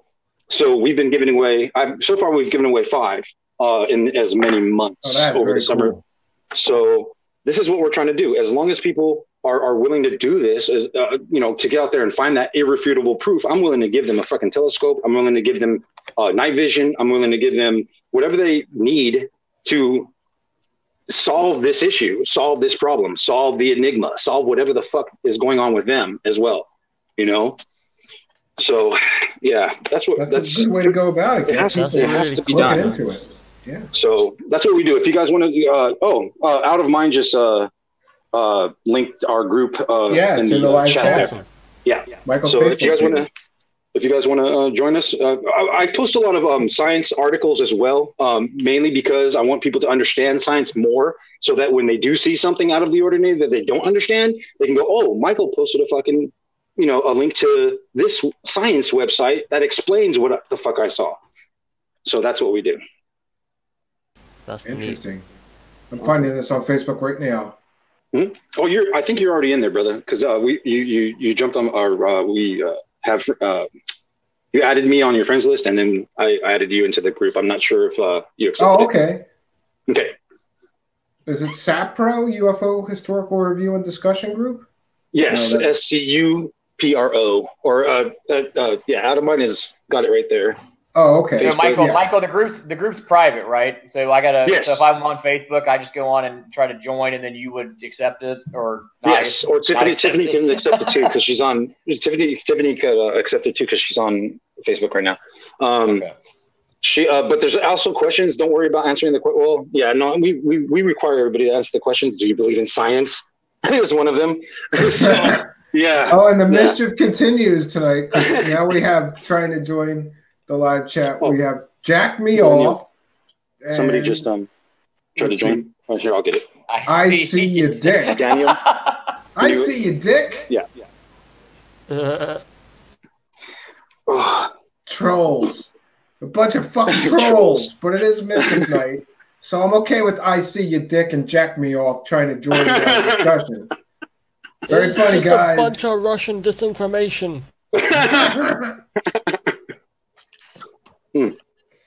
That's a smear. Come on, man. And also, my whole thing is, Dan, is that the reason why I don't really follow anyone that's a celebrity in the UFO community, because I don't really see them doing exactly what I'm doing, or I don't even see them attempting to do what I'm doing, as in help people within the community. Joe Schmo needs help understanding why he's being abducted. Okay, let's get this guy some regression session. I'll find a person in his area so he can go and figure out what the fuck is going on in his mind, or Michael, if he's all actually. of this is music to my ears. It Dude, is I'm telling- music this is to what my we're ears. trying I to go, do, brother. this is what people should be doing, not I buy gotta my move course on on before doing this Ascension shit, for man. $333. That's worthless. Right.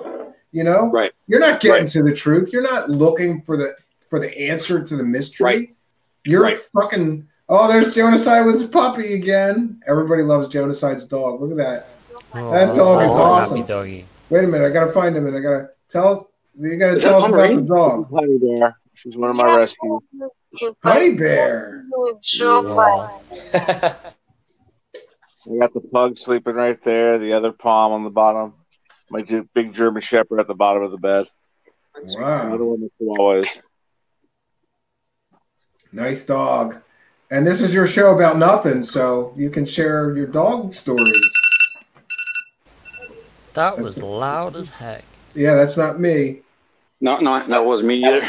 All right, we'll get you out of solo there. Yeah, he's got you got a couple of rescues, right? A German Shepherd and this one? I got 5. My Whoa. mom's a rescues. My pug's a rescue. I've had my German Shepherd since day one. I did buy my Chihuahua. That's pretty cool. And Mario Heat is back. Yeah, sorry about that. Were you picking fruit just now? Did you not meet your quota? Wow. No, listen, Mario, he to doesn't know this. I bust the balls of my friends. We all bust each other's balls. You're gonna come up with some cracker white guy jokes. Throw back at me. Shut up, you fucking white motherfucker. You know? No, I'm good. I don't want to waste anybody's time. Yeah, so listen, we heard from Spooky earlier about how people feel about the lockdowns in England. How do they feel? What's going on in Canada? Are you guys locked down at all? Are there certain restrictions? What's going on, and how does the general populace around you feel about it? Like, what's the attitude? Okay, so first things first, unlike you fuckers, we get $2,000 a month if we can't afford to go to work. So there's that.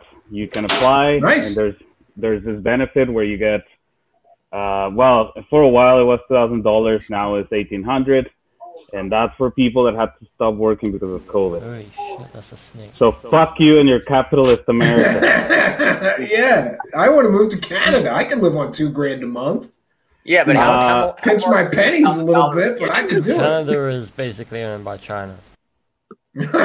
Listen, Spooky. We are all fucking owned by China. If you don't want to be owned by China, we wouldn't be having this conversation.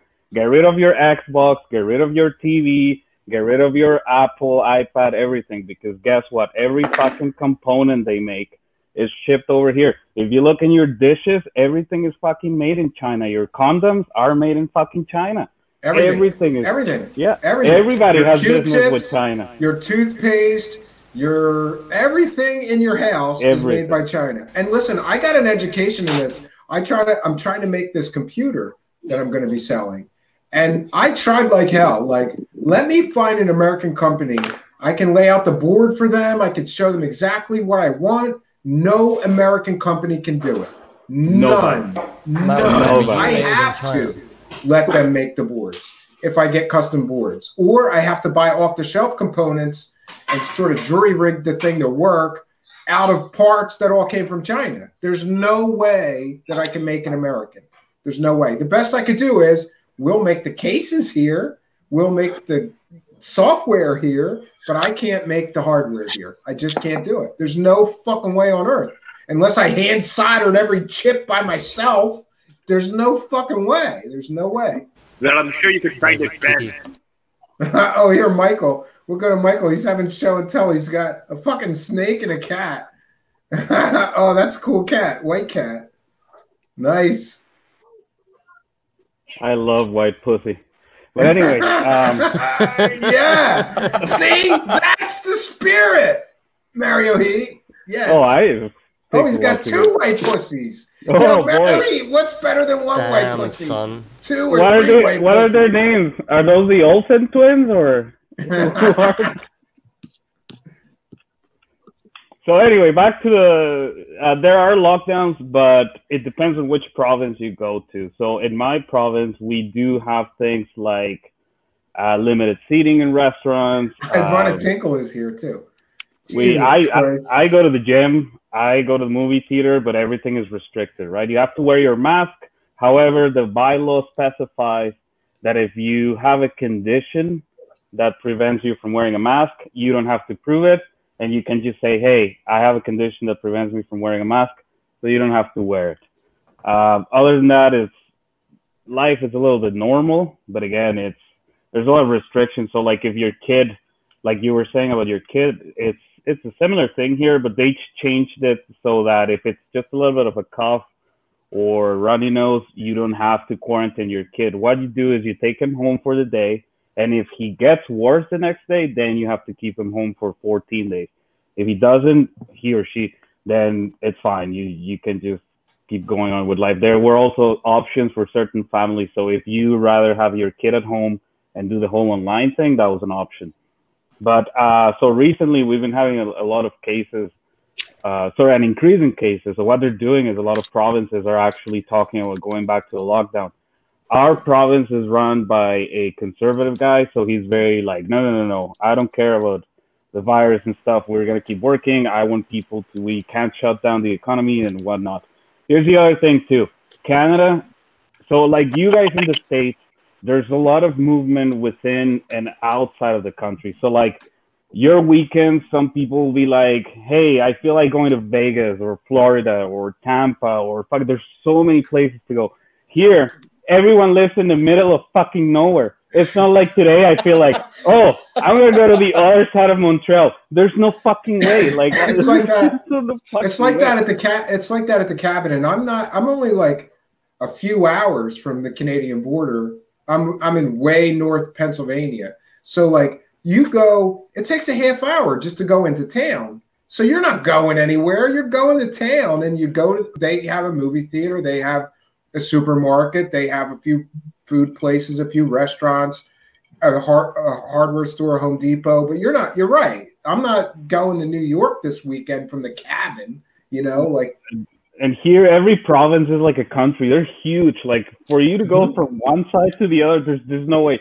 So we're already self-isolated. We're less people too. So when you put all those things together, that's why we're not as bad and we can manage. I feel like if we had, so for instance, Mexico right now, Mexico has like record numbers. There's like, it's chaos there. However, Mexican people can't afford to do, for example, what we're doing, right? Oh, here's $2,000 a month. The country's broke. There's a lot of violence. They're not getting nothing. If they can't work, they can't work. So they're working and getting sick. Yeah, And we're because you seeing a can't lot tell of that in the developing and the third world countries. The you numbers can't are tell the through guy in the roof. corner begging for money. Oh, you have to stay home for like the next 2 weeks. He's gonna say, "Are you fucking kidding me? This is I live day by day. This is how I make my money." So I mean, in a way, we're blessed. Also, our borders are closed for non-essential travel. So like, if Americans want to come here to party, they're gonna be told to go back. The other thing we do, also different from many other countries, is let's say I went to anywhere, Mexico or the States. When I come back, I have to self-isolate for 14 days. Wow. They're not really enforcing it, but chances are that if they find out that you were not doing it, they even ask you to like voluntarily sign up for an app that is supposed to track you and send you reminders. Oh like, no, hey, that doesn't yeah. sound good, bro. Well, I understand why you guys say that, because you think that big brother is Everything's a watching. conspiracy. Yes. Right. However, this is the Canadian app, so it's a very nice app where it's like, hey, It's maybe you nice. shouldn't be It's going nice. out. Canadians are so nice. Let me ask you a And- stupid question, Mario, and this is selfish of me, but like, I know that in New York State, which borders Canada, there's a lot of cheap wilderness land. There's a lot of cheap, like you could go there and buy 10 acres pretty cheap. What in Canada, how much would like 10 acres of wooded land that has nothing on it cost you? It depends where you're at, or like, but what's a Yeah. cheap tract going to go for? It 10 depends on acres. where you're at, because for instance, where I live, rent and all that stuff and food is cheaper. But then if you go to like Vancouver, Toronto, No city. I want to be like in the woods. 10 acres in the woods somewhere in the middle of nowhere. What does that cost in Canada? Well, first of all, you have a small advantage, which is that you are using American dollars, and like Canadian dollars are like the Or Mexican. Bitcoin converted to Yeah. American dollars. Yeah. So American dollars have a little bit of advantage there. Yeah, they're worth more than Canadian dollars. So One Canadian dollar is $5 American, right, or something like that. No, that's too Maybe much. a little less than that. Is that too much? Yeah, every Is it time I like do a conversion, 1.5. It's like 1.5. 1.3, Yeah, 1.5. 1.3, 1.4, yeah. Yeah. Yeah. So then again, it depends. So it's not that much cheaper, but you could find deals, because the problem is there's very little people, and then there's a lot of fucking land. Like there's land everywhere. There's places, there's more polar bears than people, or moose, or yeah, it is what it is. It's kind of like Alaska. Land is so cheap in Alaska, and it's incredibly beautiful, but who wants to deal with 8 months of winter a year, you know? And that's a fucking problem here too, that they'll give you a deal for the land, but the problem is, are you really gonna move? Like our winter right now, it already started. We've had like 2 weeks of snow already, and it's like nothing. Everyone's like, "Oh, it's still nice outside, eh? Yeah, you can still wear shorts and stuff." But the problem is, we're gonna have the next 4 months of like minus 30, maybe 40. Oh 50 yeah, with the no, winter. fuck that. I think the cabin gets to I think the worst I've ever been at the cabin, it was -10, and that was like a rarity. It generally only goes to 0. So yeah, maybe further north is not for me, bro. Because I need a shit ton of firewood just to get through the 0 winter. I can't imagine if it's 30 below. You need twice as much. You're never gonna have enough wood for that. Trust me. Maybe I can hire a Mexican to chop it for me. Oh shit! Just lock him up in a cage when he's misbehaving, and that's all you have to do. You guys are very good at that, I've heard. So Who built the cages though? I don't know. Oh, I see. So, in a serious note, speaking of that, I get into a lot of trouble when I tell people I'm not a Trump supporter, I'm not a Biden supporter. First of all, I don't give a fuck. That's your country. I don't even live there. You guys figure it out, right? Right. But my thing is, when I say things like, you do know that Mexican people have been deported and locked up in maybe not cages, but like tiny little fucking detention rooms for like centuries now. And they're like, no, that is Trump. I'm like, no, Trump. No, it's not new, right? It's not. Trump is This is not new. Yeah, he's just keeping up with tradition. That's it. And see, in all seriousness, I joke about Mexicans, but here's the thing.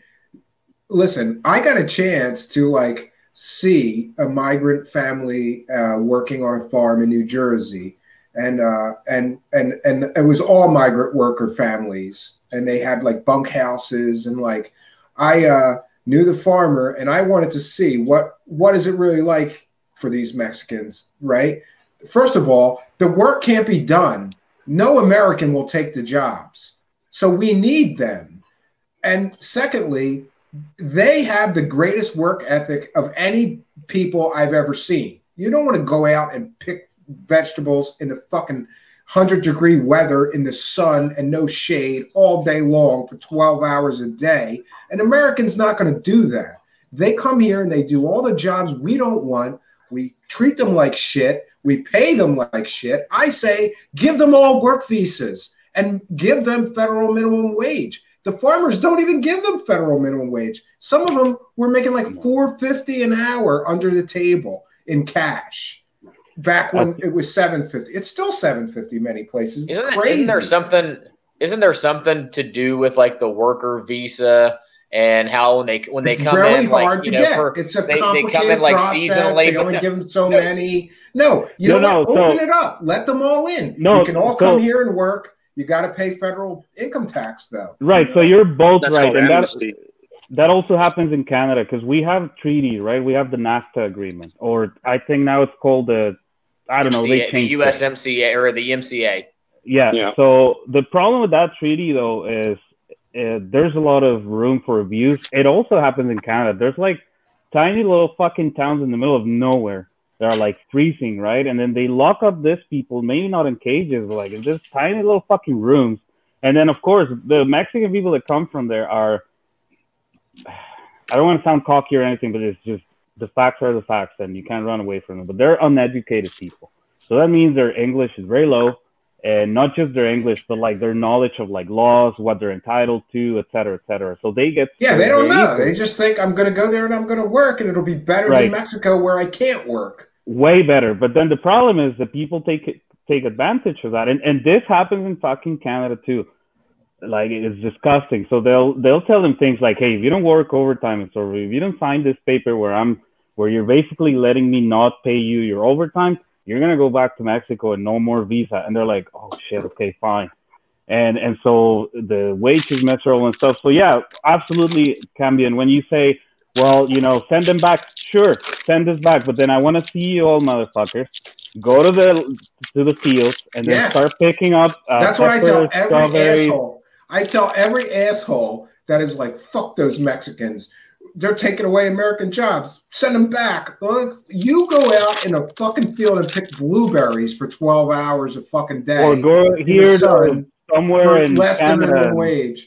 I think Jonaside fell asleep. Did Jonaside fall asleep? No, he's like, yeah, we're gonna wrap things up here soon, I guess. My phone's about We're to here die. from Spooky again because we haven't heard from her much. Spooky, what's going on in the other side of the pond? She got spooked out. She got spooked out. There she is. I was just checking on my YouTube. My YouTube. Yeah, somebody put Spooky's YouTube channel. If anybody else wants to plug anything before we end tonight's stream, anything you're working on, anything you want to promote. This isn't a swinger party. I don't want to plug anything. Steven, don't forget to plug your Patreon and your Oh yeah, PayPal. we gotta pull out the. Dude, I hate the begging. I have a bowl. Patreon. It's like You can $2 post a yours month. too. I set it to like one option, the cheapest possible option. If you like the artwork I do or the time lapses I make on my channel, you can support me there at patreon.com/spookycontent. Yeah. There you go. I have. Let me I've see. never hold done on. that before, but there you go. Yeah, you got to get better at the plugin. I'm terrible at this. People have to remind me to do it. Let me see. Okay, here. So we need your financial support to continue this show. Please consider a PayPal donation or becoming a Patreon supporter if you want to see our show continue. That's my begging bowl. There's links in the About section, and you can give me a one-time PayPal donation or become a Patreon supporter. And every month on Patreon, I post things just for the Patreon people. This month, I'm posting my drunk stream. You're going to get to see me drunk as shit, like bad, slurring my words. Like, and another thing, fuck that, it was bad. But some people thought it was funny as shit. So I'm giving that. You can give me $1 and you can see the drunk stream and an audio journal this month and whatever else. If you can't do that, then I tell people, well, if you can't do that, then usually I say, send us some money, you leeches, make a PayPal donation. And if that doesn't work, then I say, Worms. Yeah. There's another way to support me. Like, comment, and subscribe, and send our channel address to some friends. We're still trying to get to the magic number so that YouTube will let us make a few dollars. And brother, I need a few dollars. Or Mario Heat, I might be picking fucking blueberries. I might be picking fucking blueberries this spring in the fucking. It's going to be terrible, dude. Hey, Mark, how many more subscribers do you need before you can start monetizing like your 300 or something 69. 69. 300.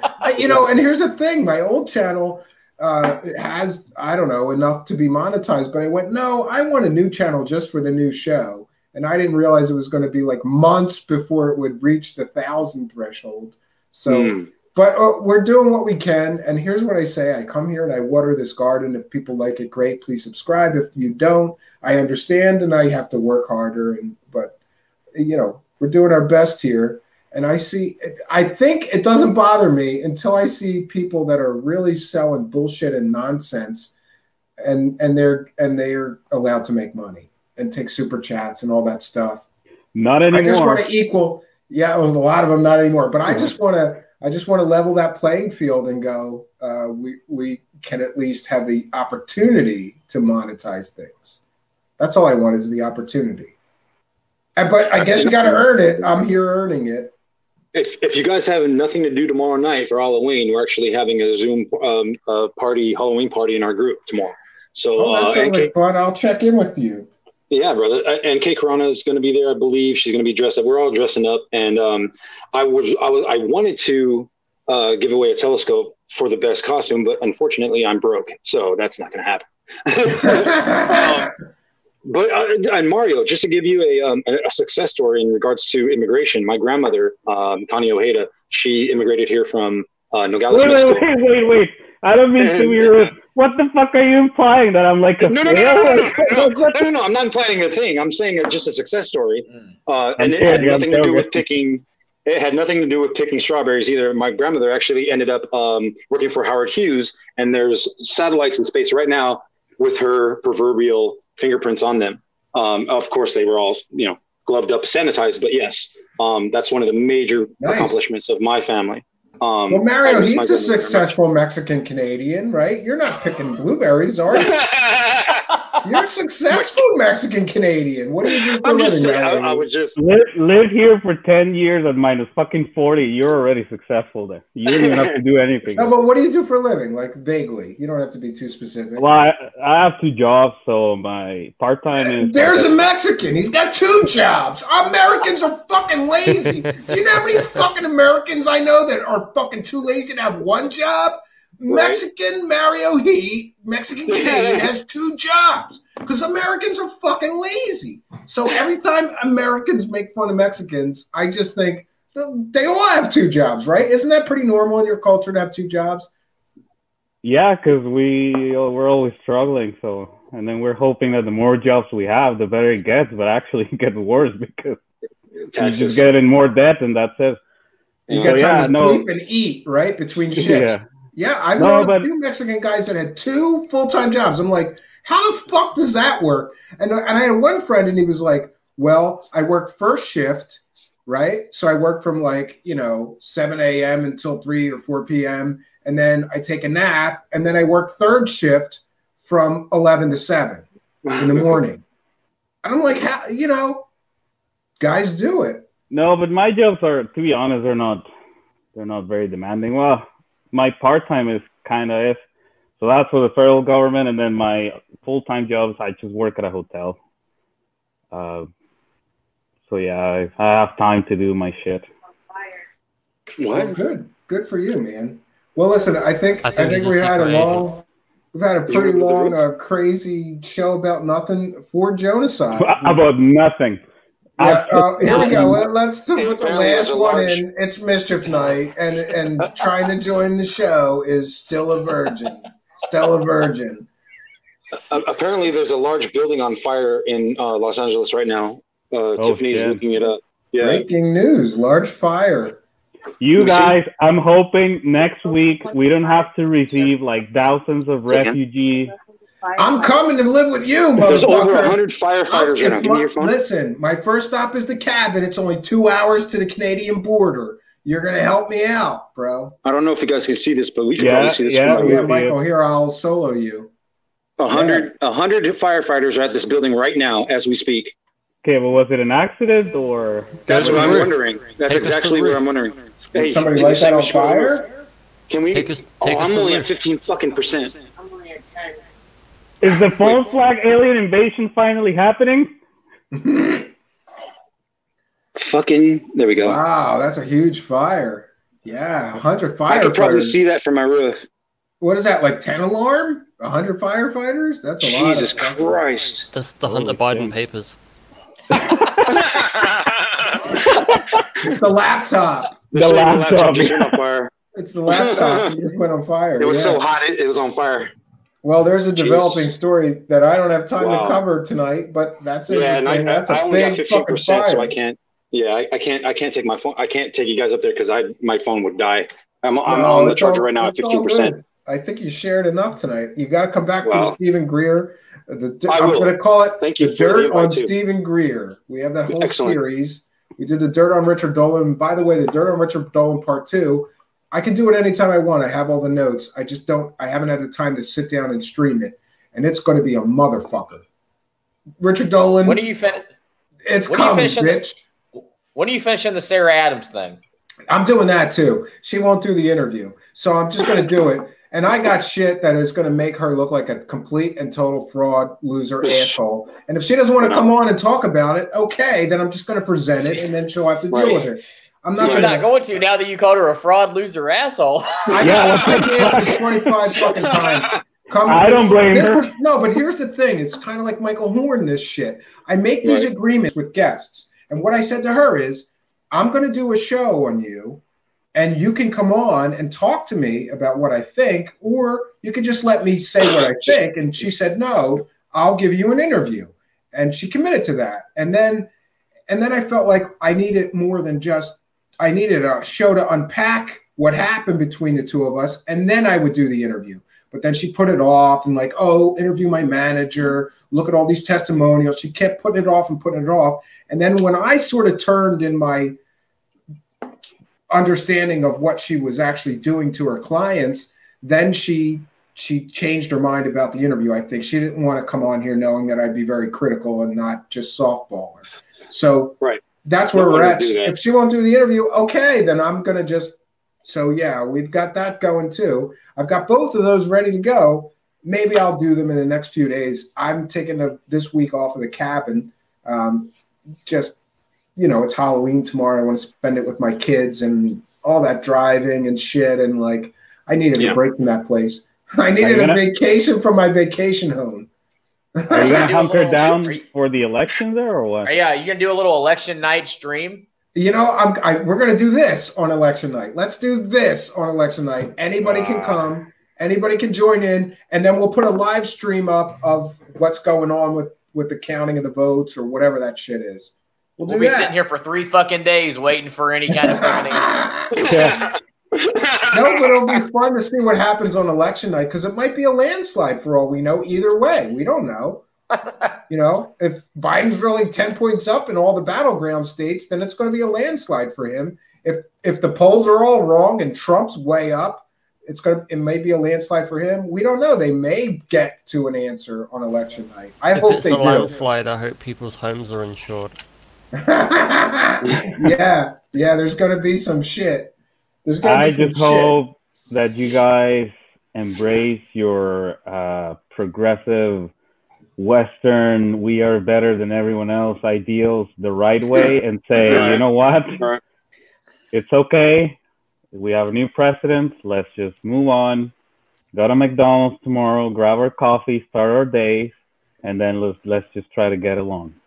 Doubt it will happen. Everybody goes to McDonald's for coffee, Mario. We all go to fucking Oh, Starbucks. right, no. Yeah, because we're stupid Americans and we'll pay like $8 for cafe latte bullshit instead of paying $1 for a McDonald's regular coffee. Right. All about Or Tim Hortons, man. Making it at home for You know what's Tim funny? That's one fucking bad habit I never picked. I'm the king of bad habits, man. I smoke like a chimney. I drink like a motherfucker. Maybe a few other Bad things. habits.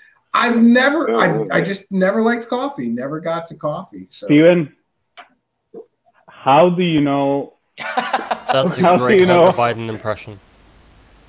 How do you know how does a motherfucker drink? I Have drink you- I drink like an Irishman. I'm half Irish. Okay, so you haven't And you fucked know your what? mom then. No. Oh, okay. I'm half Irish, half Mexican, That's which means better. I never drink. You ever. Mexican motherfucker, you gotta sting back. It's good. So you want to come on? So you want to do a panel live stream on election night? Absolutely, let's do that. And we've I- got I it's got to could be. pop in We're for gonna that, call that'd it be though. cool. We're gonna call it though. Like everybody's got to be drinking. We'll give anybody that's really opposed to that a pass. I And we'll can't call drink. it I'm like sober, but yeah. we'll Can I call smoke bud it instead of election night drinking? drunk stream. That's what I'm gonna call can it. smoke bud Election instead of night drinking, drunk right? stream. You either Are we drink allowed? or you're smoking the bud. Yeah.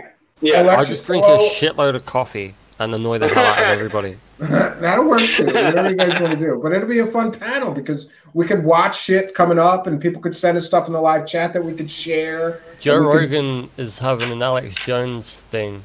Yeah. What is going on? Alex What is Jones up with invited Joe himself. Rogan? Joe Rogan and Alex Jones I thought they were kind of like on the outs. Now they're like buddies again. No, but you know what was Oh, funny? yeah. I've never seen him do this. This last Joe Rogan appearance, I think Spotify leaned on him or something Yeah. because they were fact checking every fucking thing that Alex Jones said the whole way through. Yep, They've the never whole way done through. that. So I think And Alex is Spotify right on stepped like on his dick and 95%. said, we're not going to say you can't have him, but you can't have him spouting ridiculous half-truth conspiracy theories. You got to fact check the things he said. That's gross, And they gross. really did. They fact checked every fucking. They were looking up everything he said. You know, Joe they've Rogan, never done that before. Mark my words. Joe Rogan is going to regret signing that fucking big money deal I because don't they are think going so, to dude. censor. They are going to censor. He would have been better off to do like a Howard Stern type thing and like go independent. And he could have taken all of his people and charged them fucking $5 a month or $10 a month or whatever for his fucking podcast. And he could have But done how's he whatever going kind to of shit regret it? he He got wanted. $100 million. Yeah. I know, I but wouldn't look at all regret the that shit- amount of look at all the money. shit that he's gonna You have. know what? I he's gonna hate go to say it. through I hate fucking- to say it, and I hope it doesn't happen to him. But if you gave me $100 million, after a while, I would go, you know what? I don't even like Alex Jones. Fuck him. Fuck him. I Fuck got him. $100 million. Fuck Alex I Jones. got $100 million. I'll get another guest that these He liberal coulda got- he people coulda that got are running multi- Spotify will be great with, you know? He could have got a multi-million-dollar deal by himself without. He got a $100 without million selling- deal. What the fuck? He could have got. He He's didn't already have got to do millions of nothing. dollars Sign anyway. the deal, move his platform over, sign a deal, He move coulda the- got- sign the He contract, could have got a move the platform. multi-million-dollar deal without censoring and selling Does his shit anybody out. know though? I don't know. What's going to happen? Is he eventually? The new episodes will not be on YouTube eventually, right? Like he's been. No, they and won't. then you It's all- got to it's all sign up for gonna be- Spotify. It's going to be behind the paywall. Unless you're a Spotify like subscriber, you won't have access to his content unless you're paying for it. You can But buy, is he going to you be can buy it putting on like? YouTube. I think though. I thought he was going to do something like a week after it was new on Spotify. Then it will be on YouTube free. No. I It's haven't only gonna heard be on that. Spotify? No, Maybe- but if you have free Spotify, you can still listen to podcasts. You just have to listen to the apps. That's it. And if you have a tablet, you can actually So that's the download deal. your Spotify's Spotify. getting the ad. They gave him $100 million, and they're probably getting the ad revenue for quite a long time before there's going to be some course. kind of a split or something. You know. And here's the thing: worst comes to worst, he can always come back to YouTube with $100 million in his pocket. And that's There might it. be a term of the contract, though. There might be like a 5-year, you know, like he might have signed up for something. That's 5 like years. You know 5 how much years. DMT he's gonna do in 5 years with all that Well, he money? could just take 5 years off of the podcast and course. keep the $100 million. And when he saw comes his back, house. I saw the house he bought, and all I have to say is God bless him. He bought a $14 million beautiful home on a lake or a river. I think it's a lake. It's fucking beautiful. It's like one of the most beautiful houses I've ever seen. And it's something like 10 bedrooms and 10 bathrooms. It's like 10,000 square feet. And I can't imagine a 10,000 square foot house because I have 3,500 here, and this seems like a fucking cave to me. This house is so big. It's I live in crazy. a fucking bachelor apartment, dude. I'm like a one-man cave. Hey, listen, I did too. When I was younger, I did. I lived in a room. It's so funny. I lived in this house that was only a 1-bedroom house, but we were young and so poor that me and a friend went in together on this house, and there was a walk-in closet, and we flipped a coin. Like, I got the walk-in closet. I slept in a fucking walk-in closet because this house was so tiny. Listen, if I get to spend a weekend in a mansion by the house, I would by the lake. Sorry, I would gladly tell Alex Jones to go fuck himself a million. Let alone 100 billion, and he gets to keep the house forever. Yeah, the globalist got to him. The globalist. Fuck you. I still love and respect him though, and his podcast.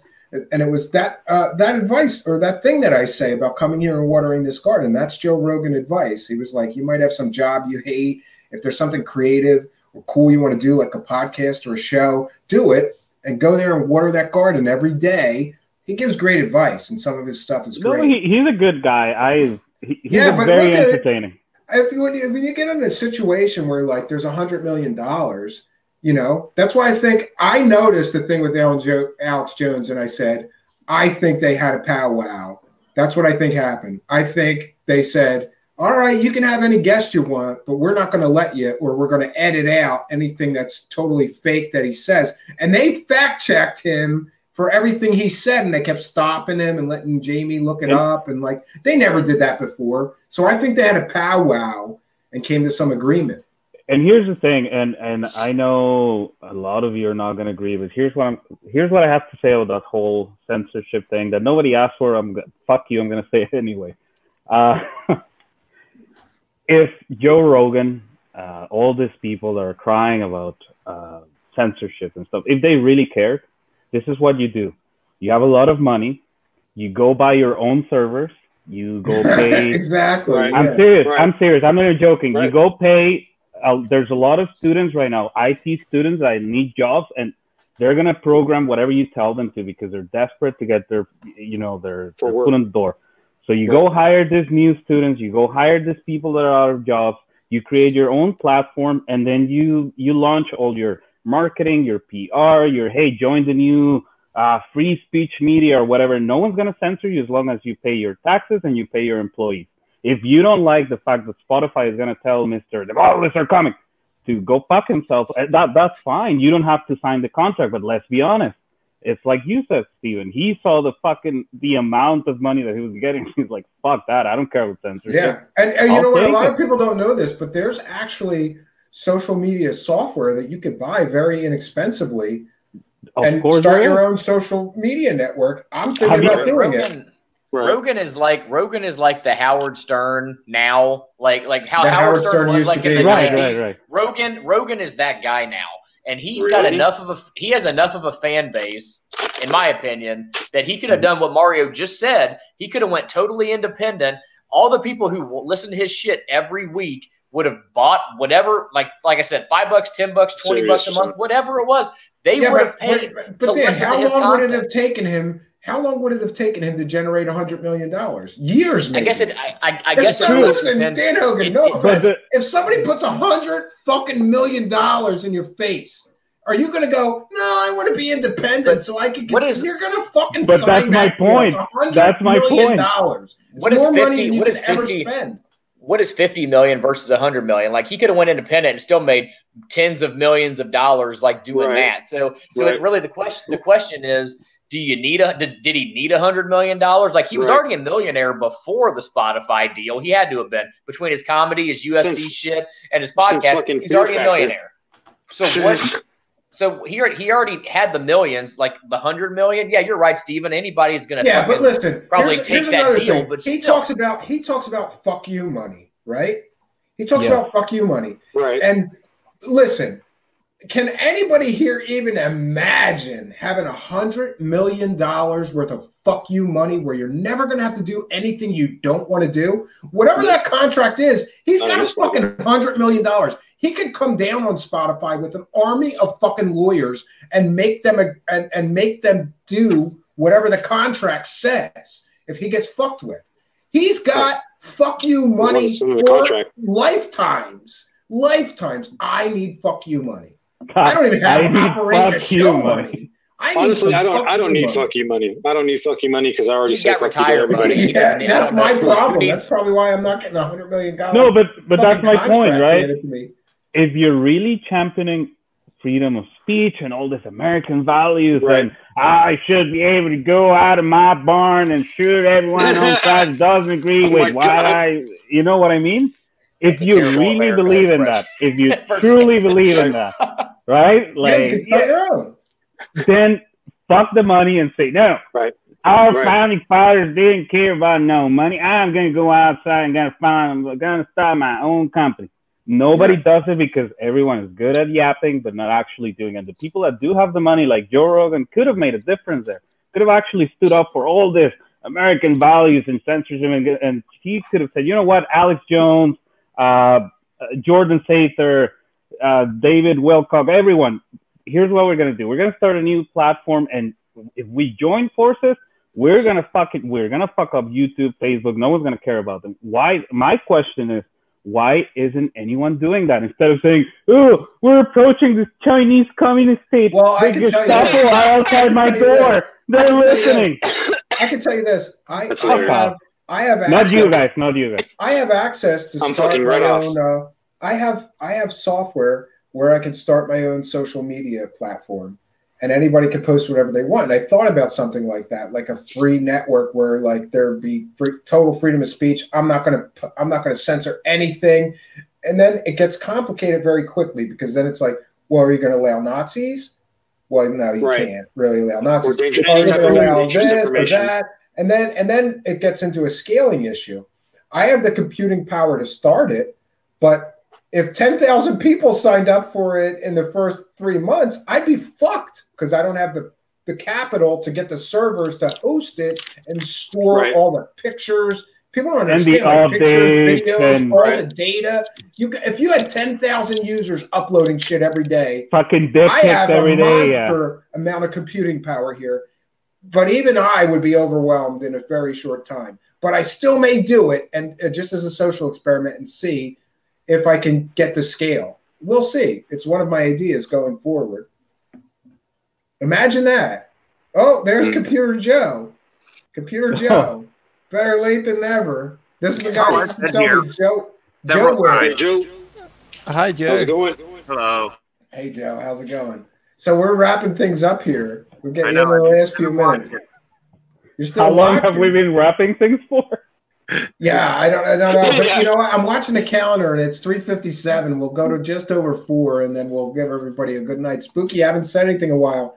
Did you fall asleep on us or are you still here?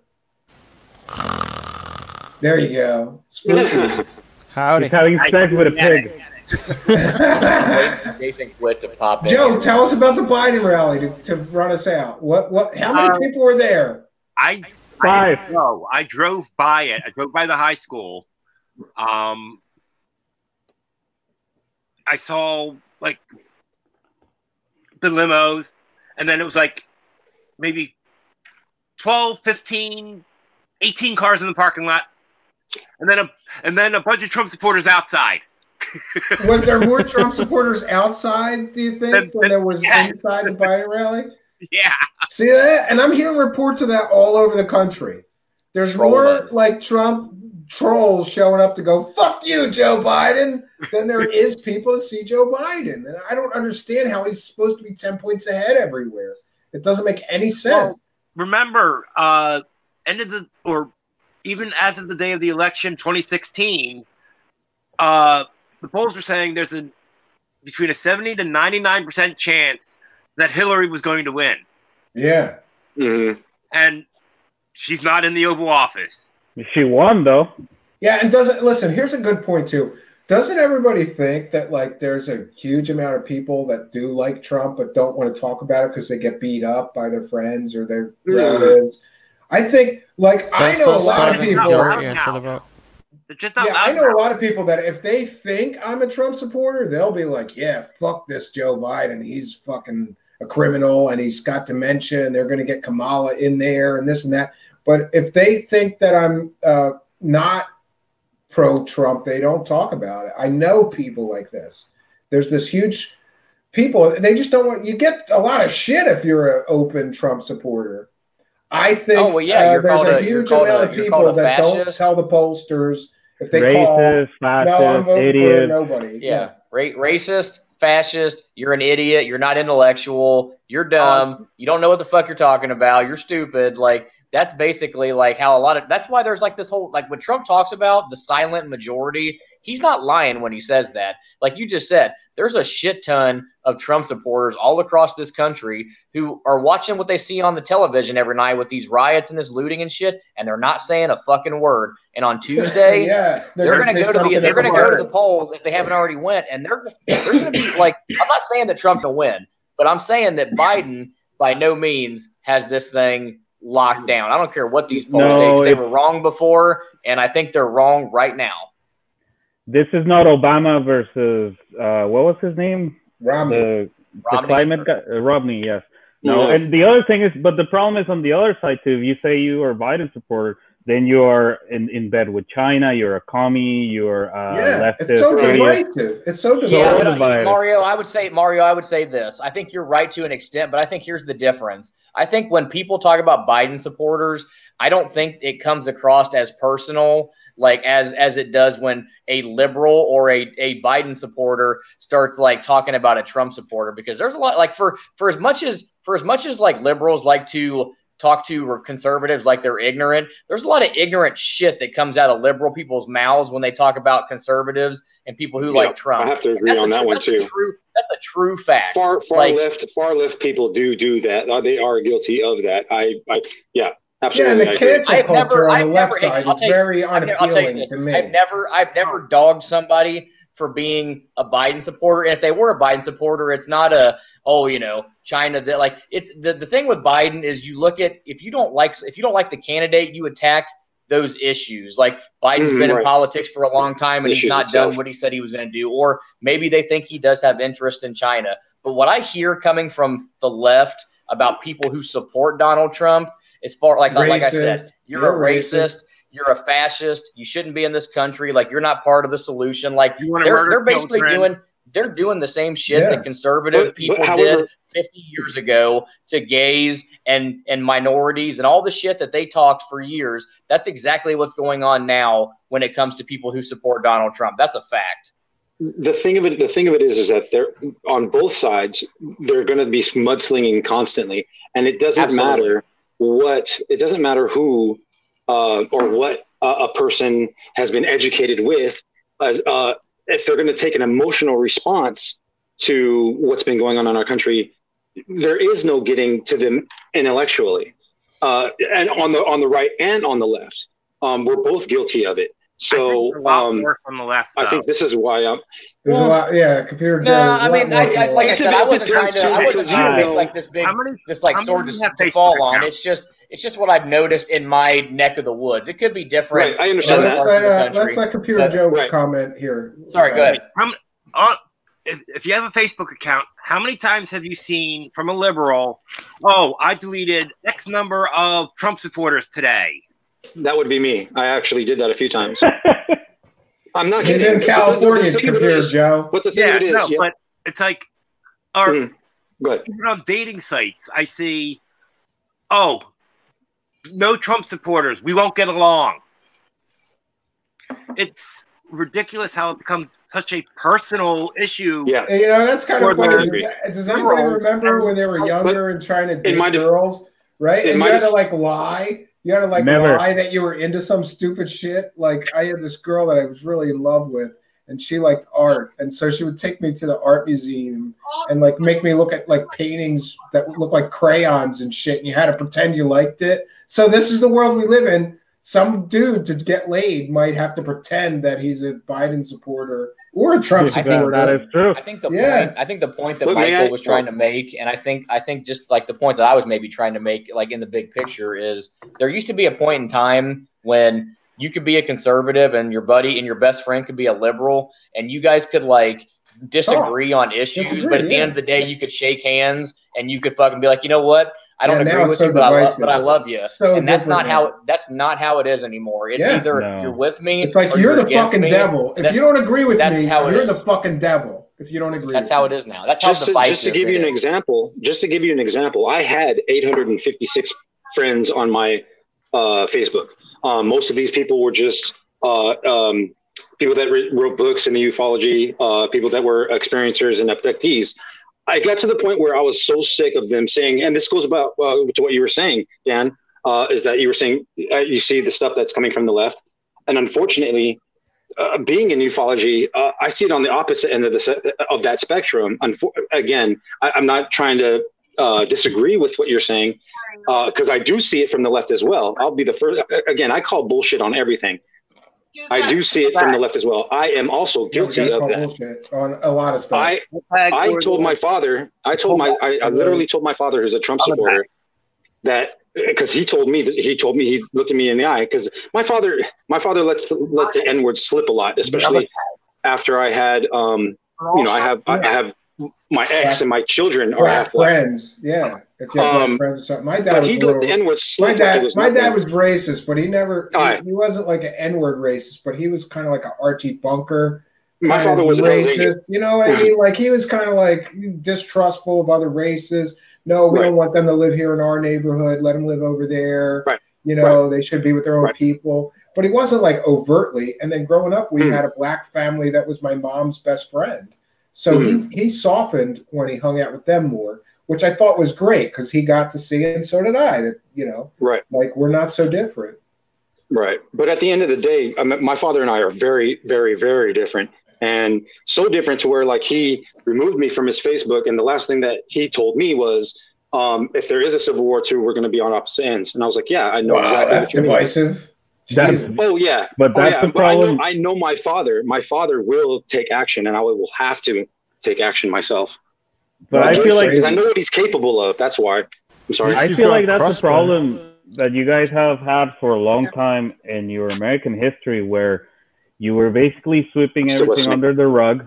There's still a lot of racism everywhere. There's still a lot of divisiveness, even from stupid things like, remember when 9/11 happened, what's called the Muslim community suffered a lot of through it because of, as soon as people saw an Arab person, they were like, oh, holy shit. Right? Yeah, there's been a lot they of, programmed us to be fearful of Muslims. so there's been a lot of that crap, and then I feel like now when what people that don't support Trump, and I can understand why, when they see Trump and Trump supporters, they see a lot of people carrying their Confederate flags, their Nazi flags, they're doing the Heil Hitler, doing the whole thing of highly like, decisive. we don't need any queer here people in Arizona. We don't support more Mexicans coming down the border, and fuck abortion. All those kind of attitudes, I feel like people are just kind of like putting them on one side rather than saying, look, you might be a Trump supporter, but that doesn't mean that you're all those things that many people that sadly support Trump. I think a lot of the problems in our country come from this. It's not so much that people have certain very strong held beliefs. It's that they want to force those strongly held beliefs on other people. Put them on, yeah. Right. Yeah. And see, like me, that's true. As far as like pro-life, I'm pro-life. Like I personally, I would never seek an abortion. That's my personal view. Yeah, because you can't get pregnant, Steven. Yeah, but no, or with any partner I've ever had, I would never seek an abortion. That's just my personal belief. But I would never force my personal belief on other people and say, because I believe this, you have especially to another woman. And especially another woman. So it's to me, it's a personal choice. I'm allowed to say my personal choices. I disagree with doing that. But if you want to, that's your moral decision to make. You have to live with that. You have to deal with it. You have to make that decision. That's called pro-choice. I would say Okay, I just want to point out, you said another that's woman, pro-choice. implying that Stephen is a woman. No, oh my gosh. No, I would say. He could be, why not? Like to Mario's point, though. Like, actually, I'm pretty sure that someday somebody's going to drag up some old photos of me in a gothic band, and you might, except for the lack of breasts, you might go, she's pretty hot. She is pretty hot. I had Steven. some makeup shit going. Joe remembers that. No, but to Mario's Can I go point, from that the old what Mario was hat saying sleeve? about like the Trump supporters and like people relating Trump supporters to like people carrying Confederate flags and Nazi flags and different things. I mean, I think that you can take that analogy, and I think you can put that same thing with the Democratic left and this whole anti-fascist Antifa shit that you see on television now. These people out in the street spitting on cops, cussing at cops. And I take that shit like personally because I got a lot of friends that are in law enforcement and they're not racist and they're not bad people. But when I see these people like literally standing there in front of a cop trying to agitate that person or try to cause a problem, and there's somebody there videotaping, just trying to catch these guys doing something so that they can fuck these people's lives up, I got a problem with that. I got a problem with people who come out with this whole victim mentality about the cop did this and the cop did that when there's body cam evidence that shows that the guy was non-compliant with the police officer. He didn't listen to what they were telling him. And unfortunately, that person got shot. But you know what? That's not always the cop's fault. Sometimes people need to listen to what the cops are saying, and they don't. And they don't want to. And we create this I'm sorry, Michael. Go ahead. No. I just have a rebuttal. I would like you to finish your point. You know what? Here's what I'm going to say, though. It's very important in the case of the Philadelphia riots that person happened to be a career criminal. And also, the police in the videotape tell him 20 times to put the knife down. And he kept advancing towards them with a knife. That was a use of force that no one should be arguing with. But Philadelphia uses it as an excuse to destroy half the fucking city, and it was free TV day at Walmart. I watched that video. It looked like a good Minneapolis or Seattle. But Michael, I guess just so you said to finish my point. So I guess my point, without getting too fucking worked up about it, my point would be this: there was a situation here in Dayton not too long ago where a white guy got into a domestic dispute with his girlfriend, ended up killing her. Cops show up there. Cops basically kill the guy because he was not complying with what the officers were telling him. Maybe he wanted to die. I don't know. But the cops killed him. Yeah. But what I guess the point that I'm trying to make is this: when shit like that happens, you know why you don't see and I'm not trying to make this racial, but I guess it's going to have to be. So I just to make my point. But when this kind of shit happens. And it happens everywhere, too, not just in Dayton, Ohio. It happens everywhere. The white community doesn't go out and riot and burn shit to the ground because we know that guy probably fucking deserved to die because he killed his girlfriend or he killed his kid or he beat his kid. There's just reasons why we don't go out and fucking start destroying shit. But it seems to me, and this is my opinion, and maybe I'm racist for thinking this, but I'm just going to put it out there, that a lot of times when this shit happens and a black man or a black woman gets shot by law enforcement, it seems like there becomes this sort of martyrdom around that person without even knowing the background of that person or the background of the situation. The guy in Philly had 20 mugshots. They put George Floyd on a 20 mugshots. 20 mugshots. They put George Floyd in Minneapolis on a pedestal. They made it seem like he was Mother Teresa. And when you looked at the actual story behind the guy, his criminal record was a mile long. And I'm not saying that because you're a past criminal, you deserve to get shot by the police. That's not what I'm saying. But we don't, we as in the white community, we do not go out and martyr these people who get killed by law enforcement because we understand these people probably deserved it. But it seems like in the black community, that's not You're the much same. more handsome in the dark. See, that's not the same thing. Well, listen, okay, I'm out of liquid beverage. I'm going to drop out. I want Michael to get in here and rebut or talk about the stuff that Dan Hogan was saying. You give us a little bit more liberal perspective. Yeah. Right? Well, it's not. I'm not trying to give a conservative perspective. Well, just like Michael, he wanted to respond. And if anybody, listen, if anybody wants to drop out, now's the time to do it. It's fine. But because I think this is a cool discussion, I'm going to keep going for a little while longer. These are discussions that we need to have. So discussions that we need. I'm going to drop out for a short time and get a cold beverage. You guys, Michael, I'm going to shoot it to you. I want you to give the rebuttal to Dan. Okay. There you go. All right, so as a person, I'll be back shortly. I myself grew up in a place called Mar Vista Gardens. Mar Vista Gardens in Culver City, California, which is a project housing units that was built back during World War II era. They subsequently were turned into these low-income housing where a lot of Mexicans, blacks, and of course whites were living there.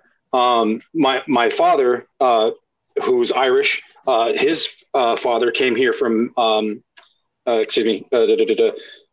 Massachusetts, and they had to come here and start over and do this whole thing. That's how they ended up in the projects. Now, we were one of maybe 5 white families in that entire project place. What I witnessed growing up was having a lot of black friends, having a lot of Mexican friends before 1988. And I'm giving you specific dates is because I witnessed all this for myself. Prior to 1988, prior to NWA and this stuff, prior to crack, everybody got along. Everyone, blacks, Mexicans, whites, all inside this housing project because we were all in the same boat. We were all in the same economic boat. Sure. Absolutely. However, what did not make it any easier for us was we had LAPD's Pacific Division come into the projects and just rough us up or take one of us, drop us off in some other neighborhood thinking that we were going to get killed, or they would drop enemy people or enemy gang members into our neighborhood thinking that we were going to kill them. They would be beat up. They would be thrown down. I mean, bloodied. It was a nightmare. I literally lived a nightmare. And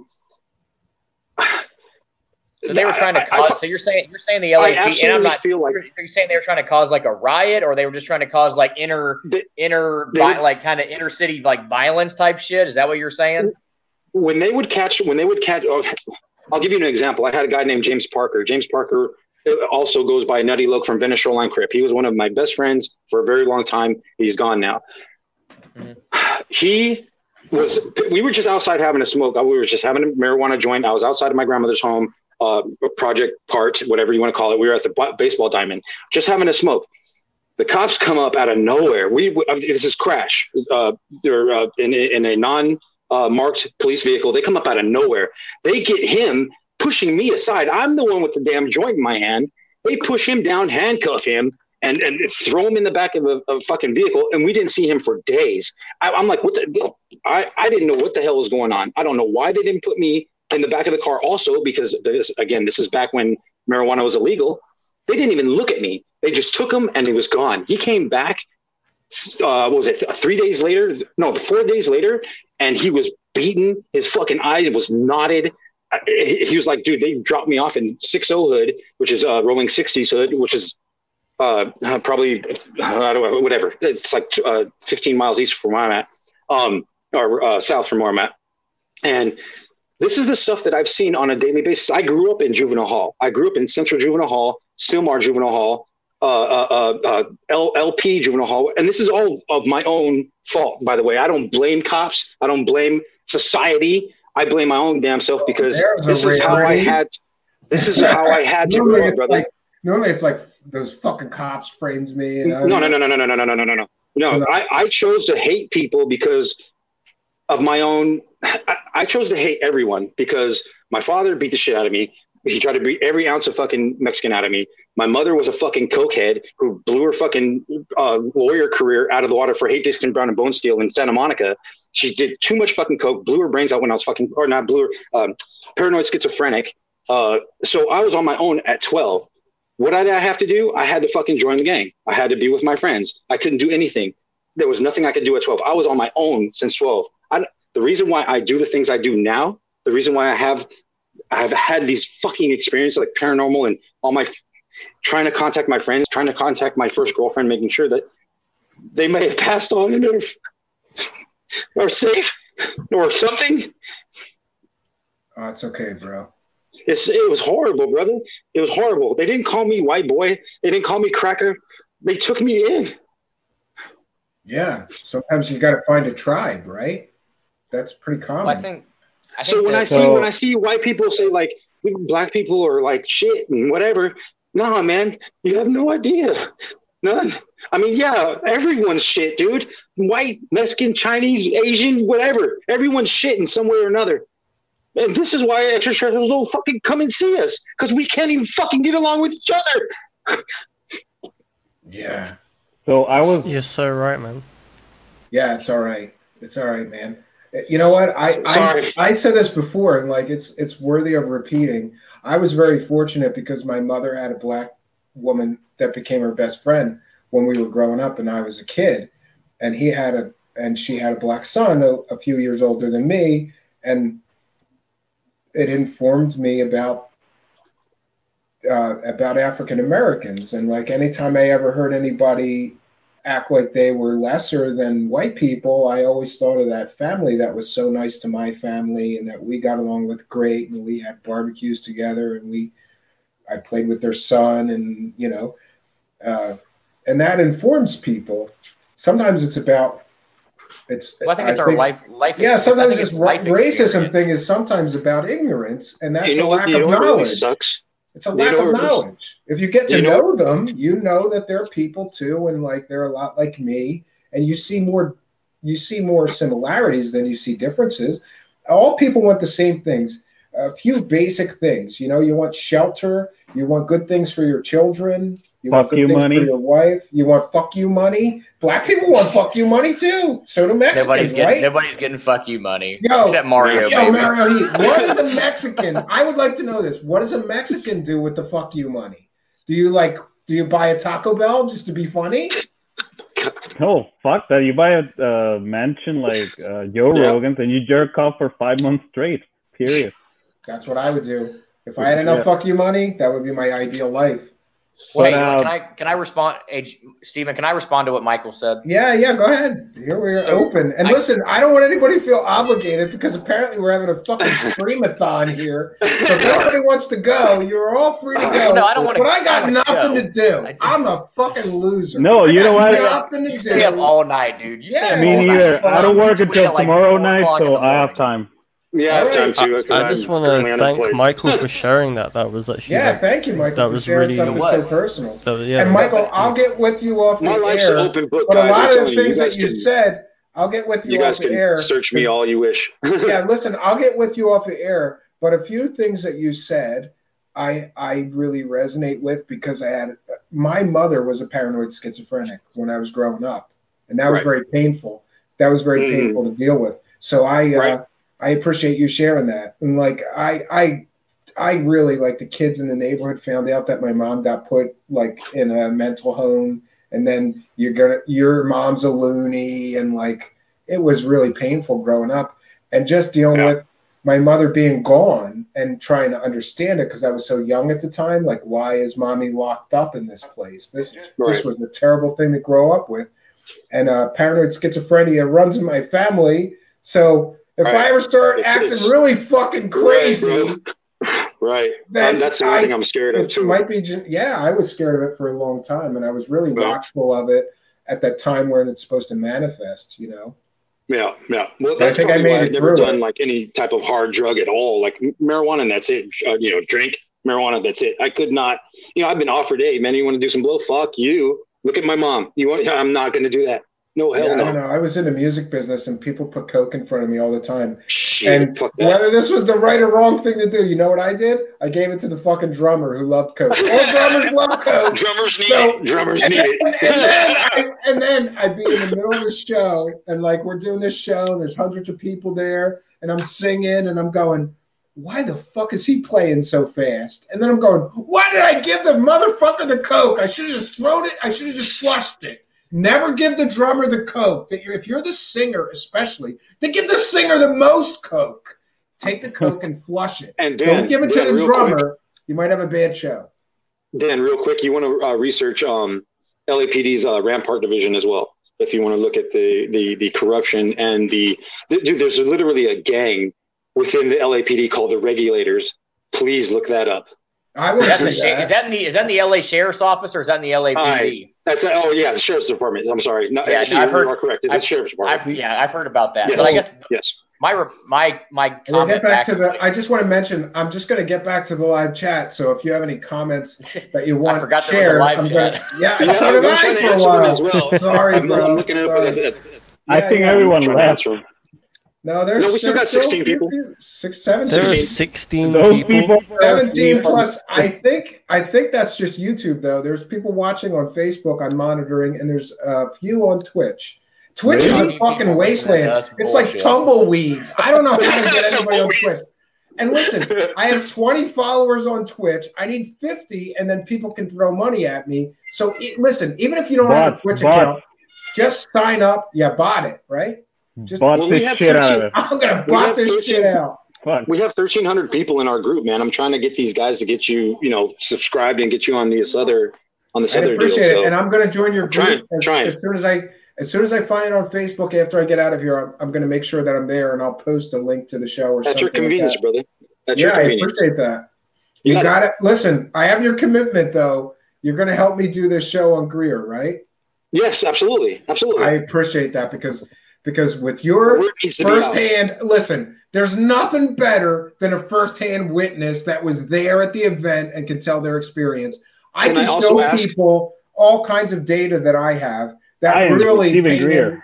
They're asking. He's a muscle Steven guy. is asking us And to do the an E-STEDI interview on Greer. protocol. And what we experienced. Now, listen, I don't want. Listen, if that's your significant other, girlfriend, wife, I don't want her to feel obligated. If No. She was there. If she wants to too. She's my partner, we'll brother. have both you guys. Yeah. She's the one that got us the damn fucking. She's the one that got us the sponsorship from Celestron. So it's all her fault. It's all her fault. Always blame your wife. Yeah. That's what I do. She's awesome, man. Yeah. Good for you, bro. A good woman is hard to find. One of my best friends. Fucking extremely hard to find. I just want to give a shout out to one of my best friends from Port Richmond since we were covering those riots. His name is Kevin Phillips, and I grew up with him, and we used to play hockey on our back street where our garages were, and car, and you move the fucking net, and he's one of my best friends growing up. He just got engaged, and he's got a great woman. Right on. Congratulations to everybody. That's the key to a happy life. You got to get a good woman. Mario Heat, There you're you go, living in a Mario. bachelor You gotta get pad, somebody. right? You gotta get that significant other in that bachelor pad up there. You have That's you right. have a significant I've got other myself. yet? It's Mario. okay. I have significant many. You're so fucking Mexican. You all fuck like maniacs. Every Latin guy I know can't stay faithful to a wife. Listen, at least I own up to it, and I tell them, listen, here's the deal.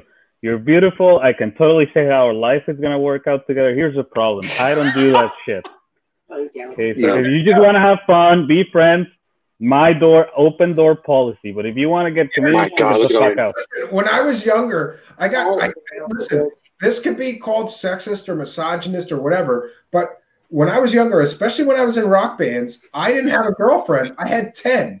But the thing is, I was honest. I was honest with all of them. I'm like, I'm not. No, that's just I'm not the term for that. committed to you. Don't ask me about other women. If you just want to hang out and have a good time with me, that's great. But I don't want any kind of commitment. Do you want to know how I got? You know how I got Tiffany to date me? Commitment. They'll say they agree, but they won't. Let me tell you guys how I got Tiffany to date me.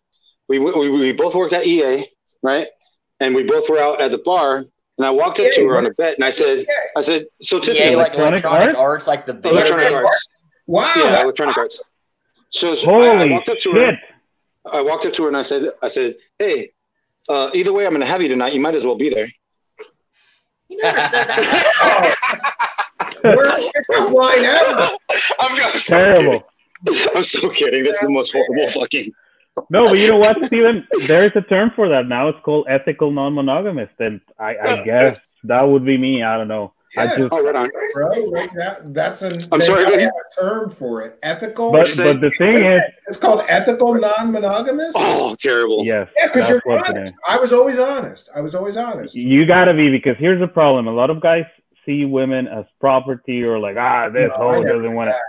No, you can't do that. Like, and if you know yourself and you know you can't commit, and you're gonna be cheating and stuff, no, that's the wrong thing to do. Yeah, that's the wrong thing to do. You can't lie and say I know, right? and cheat with other girls. And this goes for anyone, right? Like, it could be women, transsexual, anyone with a partner. I had a few awkward moments. Like, one girl would be at my house, and then I forgot that another girl was coming over at, say, like 8 p.m. and the first girl didn't leave yet, and they passed each other. Like, one was going out, one was coming in. And my roommate at the time was like, "You're a fucking legend." how this work. Like they didn't have a cat fight or anything. No, they both know they're okay. I'm honest. Sharing is caring. Yeah. Sharing is caring. Now I'm all bored. Now I'm all boring and old and married. Mario Heat is a legend. Yeah. No, Hey, Dan, did you have a? I wanted to get back with Dan also, if you don't mind, Steve. Or Steven. Let's make some comments. You had a We're supposed to be talking about serious shit, and I know. Well, we got hey, Lividity is always good in between like the serious shit. Seriously, Levity. Yeah, we gotta keep levity. it. Thank you. peaks and valleys. You gotta have peaks and No, valleys. so all I was gonna say, I guess, to just like in response to Michael's comment, was that everybody comes at life from a different life experience. Right. So my life experience growing up is going to be different than yours, or different than Mario's, or Spooky's, or Steven's. So when I say the things that I say, I don't want it to like come from like a place of like I think that, you know, everybody in the black community is this, or everybody in the white community is this. I'm just looking at it in like in one frame of reference. But like I said, but like you said before, you know, there's a reason why, if aliens exist, that we haven't fucking had mass contact with them yet, because they think we're a bunch of fucking idiots. And the fact that we it's the anthill, or it's the anthill analogy. Or it's the anthill, yeah. Do we spend much time trying to communicate with that anthill? If we spent more time trying to figure out each other's, like, trying to, you know, get to know each other and not like hate on each other, the whole world, not just the United States, but the whole world would be in a lot better position. So I don't want you to think that like I'm trying to attack like how, you know, like your mindset or your point of reference. It's one person's like growing up one way versus somebody else's. I think we all got our own deal, and I think that, you know, we, again, like I said before, there used to be a time when, you know, you could be a liberal and I could be a conservative, or vice versa, and we could sit down and have these conversations. Like, we have dialogue peacefully and civilly without wanting to reach across the table and bitch slap the other person. Right. And you could have the conversations and you could get up and shake hands and walk away. You can't do that anymore. It's either you're this or you're that, and if you're not, fuck you. That's where we're at right now, and we need to get away from that and get back to getting to, you know, being to where we can all understand and get along. Let's converse. Let's get along. Listen, and it's because I think it's because of the advent. Oops, sorry. If nobody minds, just for a quick second, and somebody reminded me of levity, I got to address something that's really serious, and I'm going to share the screen to do this. So please bear with me. Listen, recently I've been getting some emails, and people thought that my coverage of the Philadelphia riots was sensationalistic and like, trying to appeal to the lowest denominator. And people are accusing me of being willing to do anything to increase the numbers of the show and all this other shit. And I just, I want to say that we here at Truth Seekers, we are not Holy moly. we are not going to go there. That's some serious stuff right there. Listen. Okay. I don't want anybody to be saying that I'm willing to do anything to increase the viewership here. This is a serious news program show, and we're not going to stand for any sensationalistic use of any device in order to increase viewership. Don't worry, I'm not watching Pornhub. Listen, we're not going to go there. I am tired of people. Don't worry, I'm not watching Pornhub. I'm tired of people saying that I'm willing to do anything and use any tactic necessary to increase viewership. This is not true. Can you increase the resolution? I'm not going to stand for that kind of comments. We're not willing to do anything. We're not going there just to increase viewership. I'm a fucking journalist, bro. That's right. This is research. I'm a researcher. This is all research in the name of research. If you look up levity in the dictionary, that fucking big boob chick her picture's right there. Actually, can you go back to and increase the resolution? No, I like her blankets. I want to know where she got it. Maybe we can see the brand of the blankets. Right? They look very comfortable. I live in Canada. I need good, comfortable blankets. No, but listen, I did get a lot of shit for covering those That dental riots. floss she's wearing. I got some shit from people that are like, why are you talking about X, Y, or Z? What's this news shit? Are you suddenly like Alex Jones? Are you suddenly like a fucking news guy now? I didn't. Brad. People don't Well, want I think reality. I try to give them the Stephen, reality. you had a personal attachment to what was going on there. And I watched the last couple of days of your streams on the Philadelphia thing, and it's obviously not what your normal, theme is or what your normal sort of stream is about. But I think it was something you were passionate about, and I think that you kind of came at it from an angle that, and again, you gave an opinion that I think is probably something that a lot of people in our community may not necessarily agree with. But I think that we need to have these other voices, because if not, I think Michael made this earlier. Michael said this earlier. If not, you have an echo. It's an echo chamber of the same shit. Right. And I'm sorry. I think what you were saying is interesting, and you can continue in just a moment. Oh, but, God. I think that in order to satisfy some viewers, look, satisfy some viewers. Yeah. In order for me to be satisfied, I must turn off the. I'm a fucking journalist. Okay? It's not my fault if the numbers aren't good. Does she have speakers there? Or? Whatever we gotta do, I'm gonna do from now on. And fuck you. I got children to feed. Okay. I need lotion. Okay, Yeah. Steven, PPLA makes you more right. I hate to play devil's advocate, but I feel that a lot of the the main reason why you got people wondering that is, okay, and oh my God. I need you to listen to me and not get distracted, okay? Try not to get distracted. He's got something serious to discuss. Yeah, very serious. So the thing is, you are one of the people that criticizes people like Zen, like all this Chicken Littles, fear mongers, etc., right? No, I was never very critical of Zen. No, but hold on. But there was. You should have been. He wants. I think I know, but there was a point in your stream where you kind of alluded to the whole, conspiracy and thief. 1 second. Here we go. There we go. And I guess people take that as you are probably going down the rabbit hole. Speaking of going down the hole, Planet Platypus. So you know what I mean? I can fucking focus. Turn it off, Cambion. Turn it off. I don't know what I'm saying anymore. But no, single Mario. But I think that's why people were like, is this guy going the whole conspiracy? And I'm not going the whole conspiracy thing. This is a serious news program, okay? Professional outfit. I'm not out for ratings. Who says I'm out for ratings? No, but I think that what people miss is anything to get the numbers up. Okay. We just lost 3 people. I think what people missed was on YouTube. The fact that you just put it out there, is there some more to this? I don't know. Whereas people like Zen would actually say, oh, the 5G is coming, everyone's microchipped, the aliens are invading, there's a deep state. I was covering live events as they happen. Right. Yeah. But that's the problem, though, is if Steven talked about all this fantastical bullshit, he'd have a million. Does she have speakers there? Like, what is she listening to? Yeah. Are those speakers or tits? They're both. Oh, shit. Like, anyway.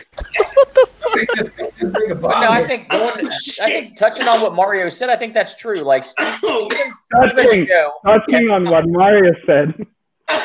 Steven's show and the content that Steven does is more like talking out against these guys because they live in fucking woo-woo land. If all Steven did was talk about woo-woo shit all day, every day, you'd have 10 million subscribers and you'd probably get fucking $200 in donations every day. Yeah. Which I mean, maybe that's the way some people want to make a living, but like we've all been like we're all here because we've all been down these rabbit holes and we all figure out the same thing. It's all bullshit. Yes, Nobody's got the answer.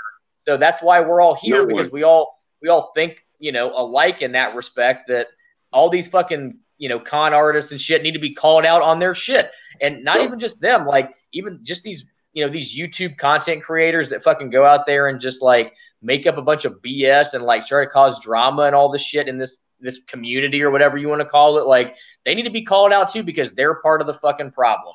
Yep, agreed. Absolutely. Couldn't agree more. Well, God, I wish I was I'm up for tired it. of Anyway. people saying that I'm willing to do anything to get the view count up. Like, no, come on, bro. And you know what? It's all in fun. So if if people are so goddamn offended, come on, man. It's all in fun. It's a weekend, right? When we do the rear thing. It's a joke. It's a joke.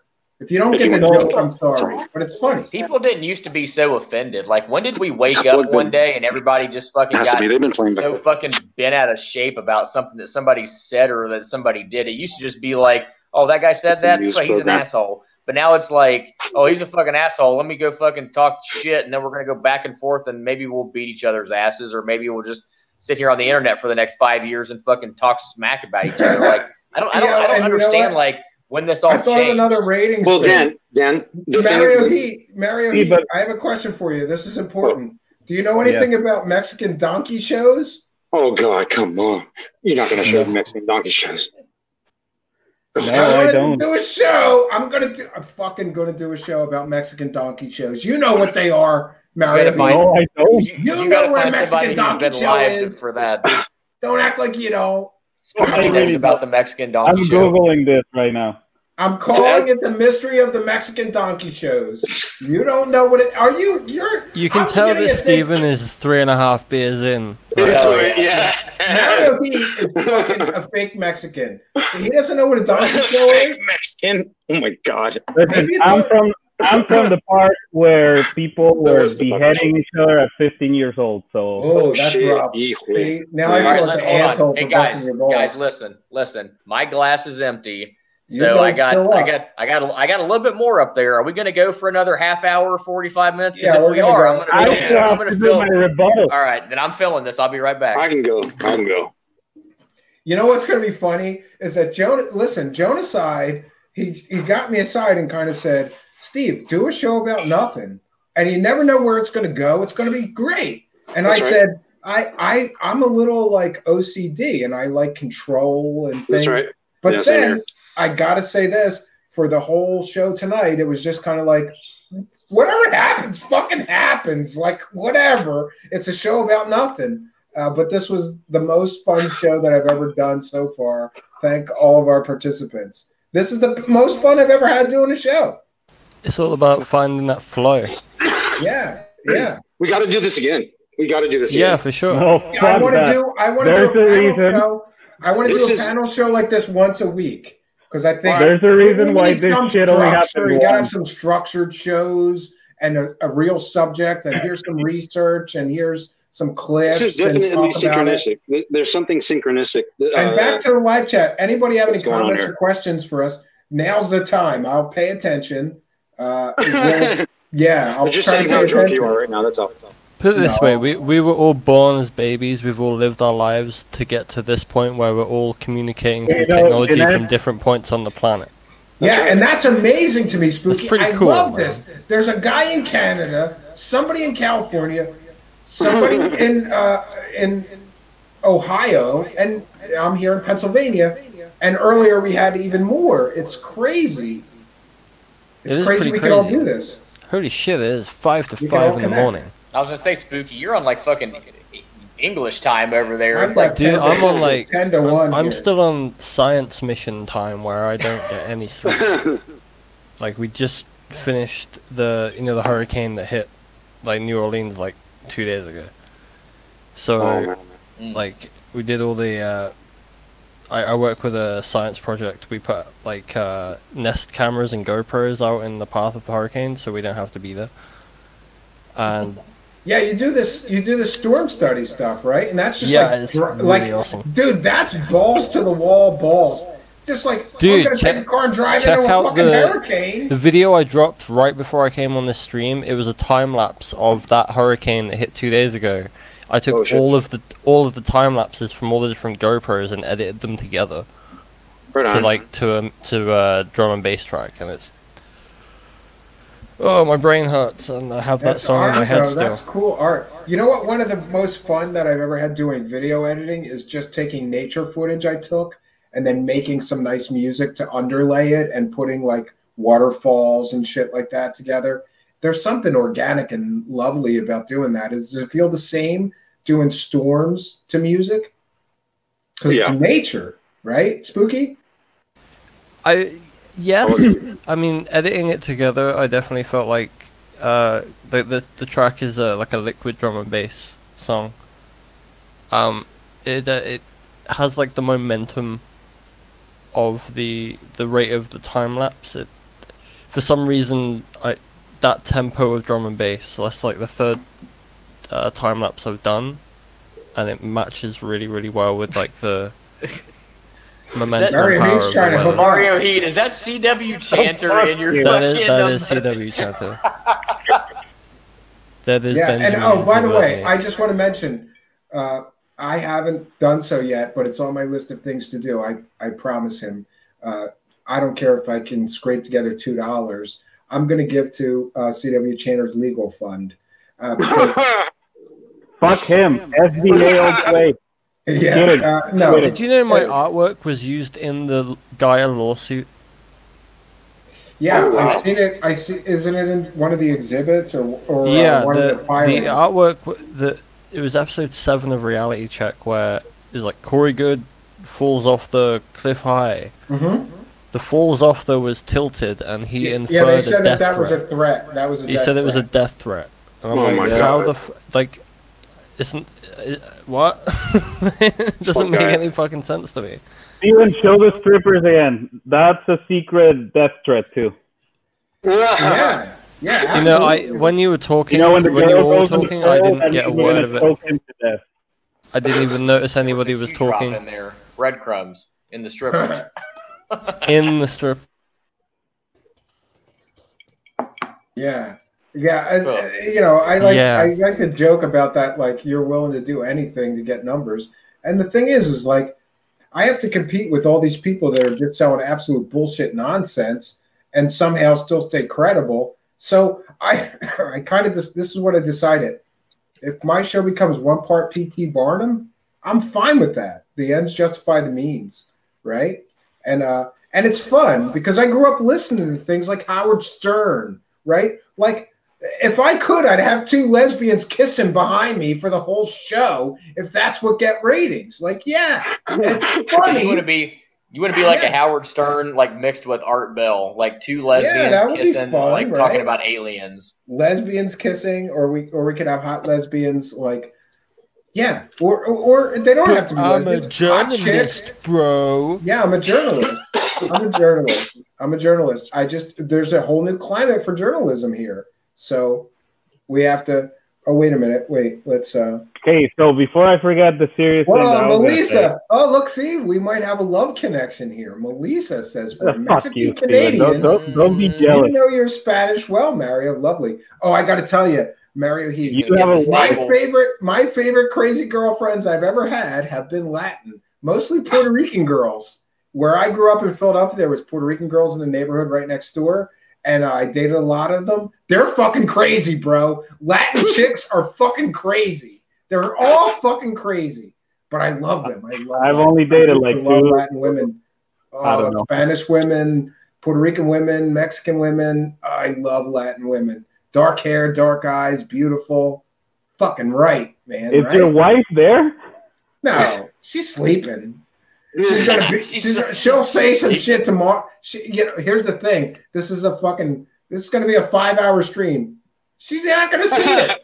She doesn't watch my 20-minute videos. She doesn't have time to deal with kids and shit. She doesn't watch my lives either. Oh, she knows. You're supposed to say, none of them hold a candle to my beautiful wife. None of them hold a candle to my beautiful and lovely wife. You're absolutely right.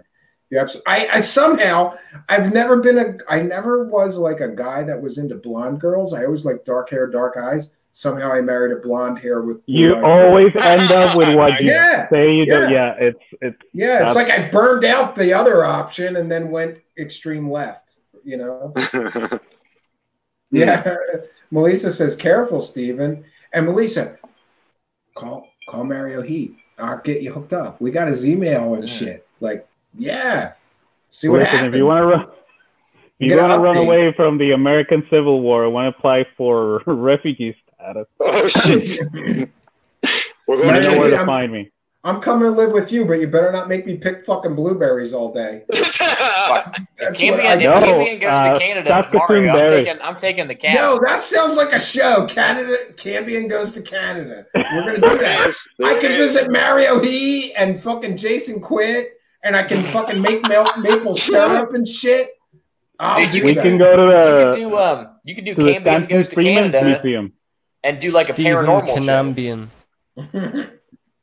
Stan Friedman has a museum in his hometown. We can go Yeah, there. absolutely. And listen, I'm going to be selfish here. Now that we have a bunch of people that are friends of the show, I want to know, what do you guys think that I should do going forward? Because I'm kind of scatterbrained about, like, I got all these normal, what I thought were normal topics for the show, conspiracy stuff, paranormal stuff.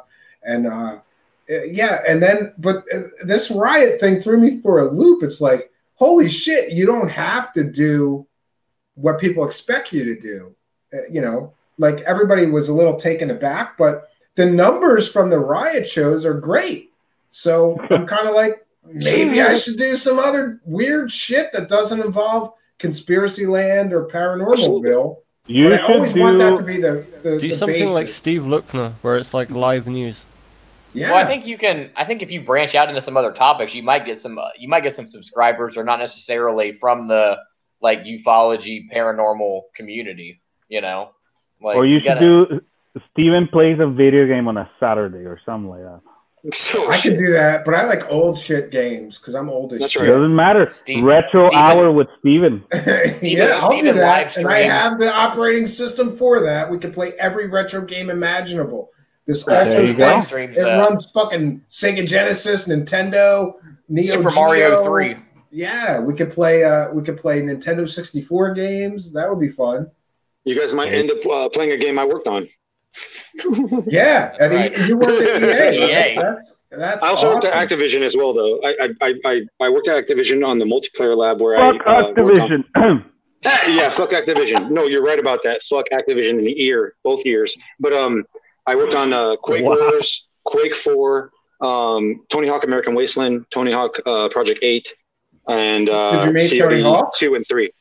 Did you meet I'm Tony sorry? Hawk? Did you meet him? I worked on the.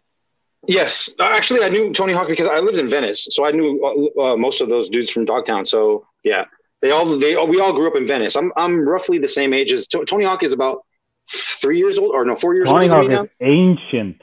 But yeah, he's cool. He's definitely cool. When we hung out at E3 when we released his Project 8, and he's like, Michael, oh my God, you work for fucking Activision. I was like, yeah, dude, you're a fucking skater star now. But whatever. He was cool. He was cool back in the day.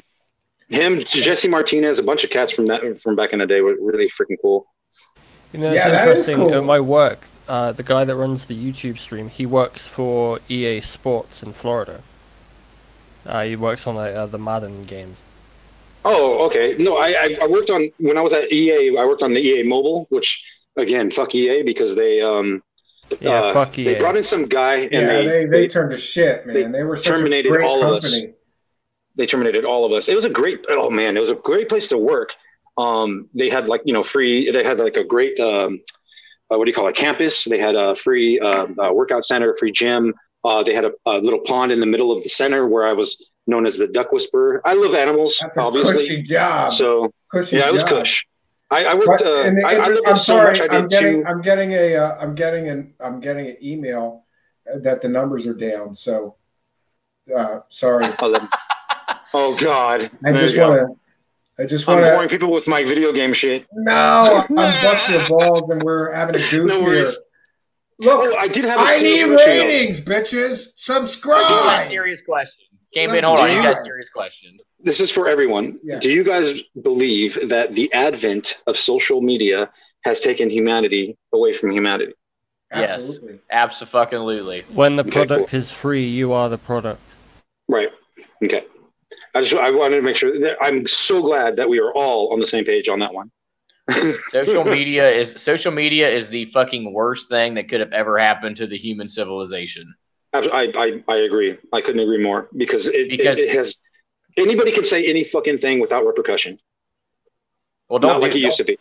Don't repeat this because my girlfriend's asleep right now. But I've even made this comment to her where like she'll post all these photos of my kids and like her and like our life and our house, and it's like, you know what? Like at some point you have to have like some kind of semblance of like privacy. Like I have a private life with you, with our family. Like I don't want like my entire fucking life on social media for everybody to see. Like that's not what I'm about. And I think that there's a lot of people out there who how they feed how off deep of does that. that They go, need it. man? Because like, how deep does that go though? Because like my wife posts pictures of the kids constantly and stuff we're doing. What is it that you have a problem with her posting? I just don't like. I mean, for one, there's a lot of weirdos out there in general who are just going online looking up kid pictures and shit, and like they get them because these people just post shit all of the fucking time. And you know, like again, I think he's like Mario's like there's some semblance of I think personal privacy that you should be able to have.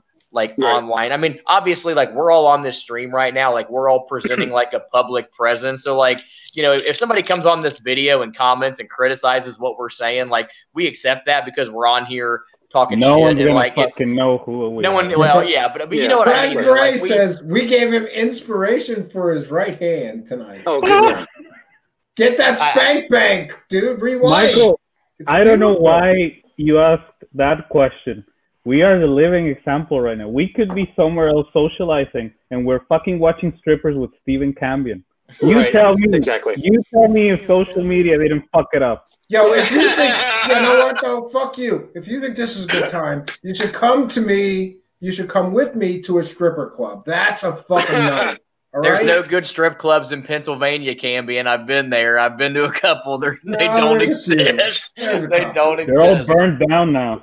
Last year at Alien Con, fucking Mike Barra comes up to me and this guy named Scott. Yeah. Do you guys want to go to a strip club? I'm like, fuck Hold no, on, dude. hold on. You know I'm fucking with a girl here. Such a fucking Have we all got into a Twitter war with Mike Absolutely Barra? ridiculous. Yeah. Absolutely fucking ridiculous. He knows I'm with somebody. He's like, dude, I'm like, you know my girlfriend, dude. Why Look you at the fucking notification I got, Steven. Read it. What does it say? It says the Walter Bosley channel, October 20th, Mexican horror. What? Mexican horror. Coco synchronicity. Yeah. Hey, did you, Joe Rogan had Tristan Harris on today. Excuse me. Sorry about that. Who was the guy, one of the main people in The Social Dilemma. Yeah. I haven't saw that yet. I saw like 5 minutes, and in the first 5 minutes, it was immediately very, very, very interesting. And I was like, "Oh." Do you think that? Hey, Michael, I got a question for you since you brought up the whole thing about social media. Do you think that big tech? Do you think that they are playing a role as far as like this in social media and tracking the data and like compiling all this shit? Like, do you really feel like that's a real thing, or do you feel like that's a conspiracy theory? As far as like what they're capable of and what they're actually doing with all this information. I'll tell you why I know it's real. After Michael, sorry. Okay, well, I will tell you why I know it's real. Was broken there. Again, all this can be verified. You guys are going to be like, "What the fuck, Michael? What the hell?" Okay, I worked for MySpace, and that's all I need to say. Tom. Just saying. Anyone that was on MySpace, I saw everything. I saw if there was a guy that got a picture from a fucking 14-year-old naked, I saw that, and I had to give it to a fucking FBI agent right behind me. If I showed that picture to anyone else other than the FBI agent, distributing, I would go to jail. They would go to jail. Yeah, everyone that's crazy. Yeah. So I know that I know that these companies see everything. It's fucking messages, scary and emails, evil. everything. It's scary and evil to know that there's so many pictures of like. See, but what I was going to say on is the internet. It's crazy.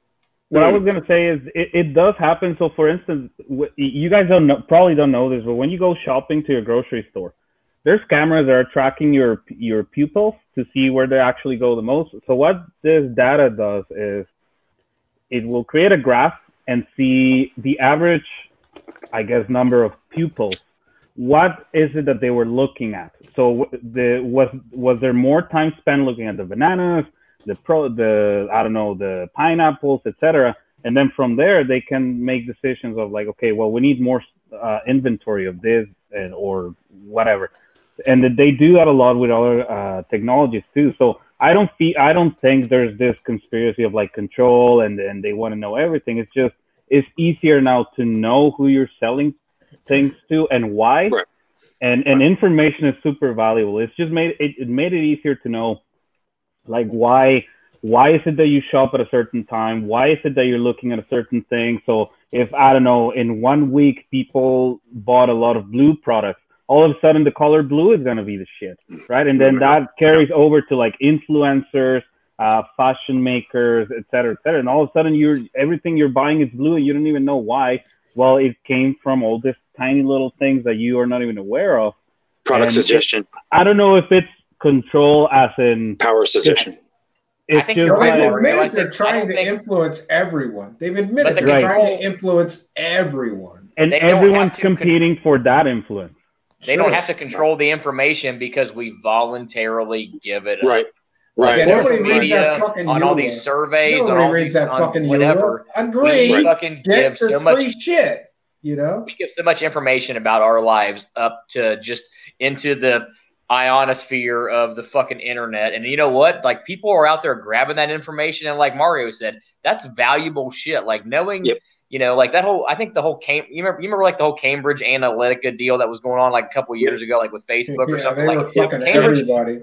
Cambridge Analytica at one point, I think, was claiming that they had like 5 data points on every fucking adult age American citizen in the United States. Like that's valuable to somebody, you know. And we just freely, just like I said before, like we go on social media and we just. I'm sorry, Dan. I have to interrupt you. The ratings dropped, and we're gonna have to do this for a little bit. Cambian, how many rolling rocks have you had tonight? Not enough, and we're down to the last beer. I just made I have a little bit left. Wait. So I have a Cambian. banner for last beer. Cambian. Paranormal Hood has the last blunt. We're gonna have the last beer. We're gonna and then we'll be out on the last beer. And listen, Dan Hogan, this is not like an indictment that what you were saying wasn't interesting enough. It's just my new policy here. No. Everybody hold on. This is the new show policy. Rating, motherfucker. And yes, Cambian, I don't give a forgot. shit. If the ratings dip, we got to do something to get the Cambian, ratings. you forgot. The ratings just went up. I will make Congratulations. money at this shit. And I'm not making apologies. I'm a serious journalist. Hey, but you forgot one important thing. Cambian, I'm going to do you a favor right now. Fair use. We're educating the public. You got 11 people still on the live chat right now. Worthy of watching. This is very educational for Tiffany because she wants to be a... This is fair use. We're educating the public on Western dance culture. Every time the viewership drops, he's... Oh, whoa. Did you see this? There was 11 people in the group chat, and then he started playing the stripper video. Now there's 14 people in the group chat. Skyrocketing numbers. On Twitch and more on Facebook. We're figuring this rating shit out. We're figuring the rating shit out. 6 cells. Yeah. The only reason more people are watching is literally because Steven is yelling. That's the only reason. Yell, Spooky, don't you know that? Are you gonna get any sleep tonight, or are you pretty much like into the morning? What is sleep? What I don't know what is that? One here. What is it, like 6:30 over there? It is 5:15. Oh, 5:15. Spooky, yeah. I will be going to sleep soon. But yeah. Hey, so before listen, I forgot to comment in the live chat. Am I being too sexist? Listen, I don't really want to watch hot dudes with muscles dancing, but if the women want that, you know what? Put them on. Why not? The women want that. Put it posted in the chat. Put them on. Where why bother? We have Mario. We got to support our women. We didn't get a woman in the panel. Somebody all wants to night see tonight. some hot Chippendales. Pretty buff. I'm not gay or nothing. Want to see some hot Chippendales? Action. Right? I'm not gay or nothing, but Mario Heat's a nice looking dude, and he looks like he's got muscles. But I'm not gay. No, Just fuck. so everybody knows. I think you need You to have send to share 50% of your super chats with me. So what's the Whoa. 50% of zero? Whoa. Oh yeah, I got nothing. Yeah, I got nothing. Fuck. We got nothing. Fair Did you damn. get a not so super chat donation? And I haven't checked in, but I'm pretty sure nobody gave me a PayPal donation. But I'll check. Just to, I'm gonna check. Somebody- if anybody gives me a somebody put the PayPal donation from the about section, we shout it out. Yeah, Put the link up. Somebody put the link up for the PayPal because I have my wallet right here and I'm about to fucking make a PayPal donation. Right on. All right. Right on, I've been man. meaning to do it anyway, but you know what? Now that I'm like fucking 5 Woodfords deep and we're already on this for like 3 hours, let's You go know ahead what? and fucking do You it. know what? You know what, Dan Hogan? Fuck your family. Just give me whatever you got. Fuck your family. I don't care, bro. I need some money, bro. shit. So dig deep. That's all I'm saying. No, Yeah, fuck him. Let him starve. Any dollar helps. A I need dollar. somebody in the live chat, whether it's Deb or Jeanette, somebody needs to post the PayPal link to Cambion's fucking In the PayPal. about section, you slacker.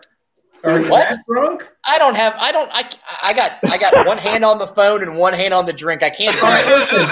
I'm money hungry enough. I'm gonna do it myself. Fuck the moderators. We need this money, yo. We need the money. So I want a fucking T-shirt or a coffee mug or something. something. What the fuck, man? I got like rosaries and mood rings. We don't even I have don't want that shit. I don't want What do your you mood think? ring. What kind of budget you think we have, you asshole? Come on. You want a T-shirt? Now I got to figure out how to make T-shirt. No, I don't want the T-shirt. All right, Just I'm make going sure to you the send me- about Make sure you section. send me the. Make sure you send me the thumb drive with the new and improved You're on my operating list for that. system You're on it. on my list for that. But here we go. Steven, are you selling used underwear too? I'm going to start an OnlyFans. If people want to watch me jerk off, dude, I jerk off a lot. So, like, all I got to do is set up a webcam and I can monetize my jerk off. What do I got to do to make a fucking living in this crazy economy? If I got to jerk off, there's some old fucking pop star, some male pop star. I don't know. I heard somebody talking about him. He was like a child star, and then he was a pop singing star, sort of like B. But Like now he's Donnie on Wahlberg? OnlyFans, and he's jerking off. That's what you get on his OnlyFans. He jerks off. Is the point of reference there that you were a former pop star? No. I was a failed rock star. That's what I was. And then I was a He was in failed the Ramones. musician. I've been a failure at the show business for a long time. Cambion, where's the link to the PayPal? I'm Where's the trying link? to get it to you, but it's like whack. I definitely given up. put it She's in the done. chat, Dan. I definitely put it in the chat. I didn't see it in there, Spook. Where's it at? All right, hold on. I'm getting it right now. Oh, he's getting it. All right. I put it in there, but it's definitely not my PayPal. Yeah, motherfucker. Don't be Listen, I only right have so my much. show. I got 5 kids living here, Spooky. I got to give my money where I can. I guess tonight I'm gonna give them to Cambion. I'm just kidding. I know. I put it in there, Oh, and there you it don't is. really need to There do it that, is. but I appreciate it. There You know, it is. I always feel like I always feel weird, like taking people's money, but then I need it, so I gotta go. Well, God bless them, you know. And, Hey, oh, sorry, Steven. no, go ahead, Mario. Well, I'm You're gonna. like a fucking unicorn. Whenever the Mexican Canadian wants to talk, he's like a fucking unicorn. This guy. You can say anything you want, unicorn Mexican Canadian guy. We love you. It's like I tell my friends. I'm gonna tell my friends tomorrow. I had a Mexican Canadian on my show. They're not gonna believe me. They're gonna tune in. Numbers. More money. We're gonna They need get it. tangible evidence. He is the Mexicorn. The Mexicorn. Holy shit, Mario, eat the Mexican corn. That's your new title.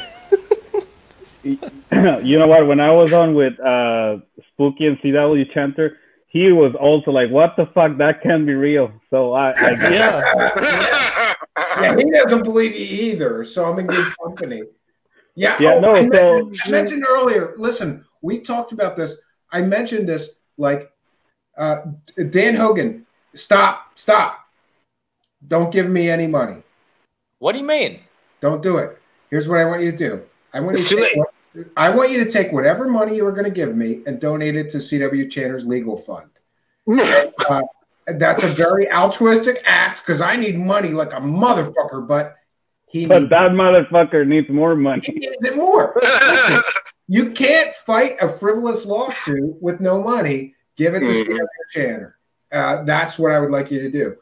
Everybody should give a few bucks if they can. I'm going to do it this week. I was the same as you, Dan Hogan. I was like, I'm going to do it. And then I kept forgetting to do it. Even if you only have a few dollars to give him, free speech should not be squelched by asshole cosmic con men. Tell you what, give it to me and I'll get it to him. No, nobody trusts you, motherfucker. You're English. English people are shifty. And what's the Give it to me. I want to build this. And the crumpets and all that shit. Tea Don't and even. crumpets. Do you have tea and crumpets? I love tea and You see crumpets. this shit? Yeah. My mother was fuck is a Irish. crumpet? My mother was Irish, but she had English in her family, and we used to have tea and crumpets in the morning. She would make like English breakfast tea, and then we would have crumpets that she would make. It was fucking delicious. That's actually like my favorite thing ever.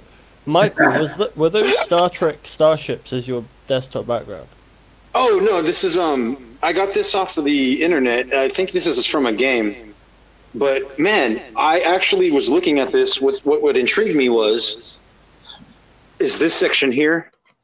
Here, I'm gonna solo you so everybody can see it better. This section here. Looks like a Stargate or a portal or something. Well, it's a part of this entire ship here. Looks like a space so it's dildo. got like a hyperspace. That's the hyperspace unit, maybe. Is that from Evil Well, Life? this looks like more like a gravity generator. This is where like the living quarters, everything else would be. It would spin on the inside. That's just my own imagination. The reason why I have this is because it reminds me if I can help pull humanity together, this is what we can accomplish. And what are you running there? An iMac? Yeah, it's an iMac on 2 HP 74ers or 27ers. Michael. Yeah, it was cool. It's pretty cheap. It was only like $1,200 for all of it. Michael.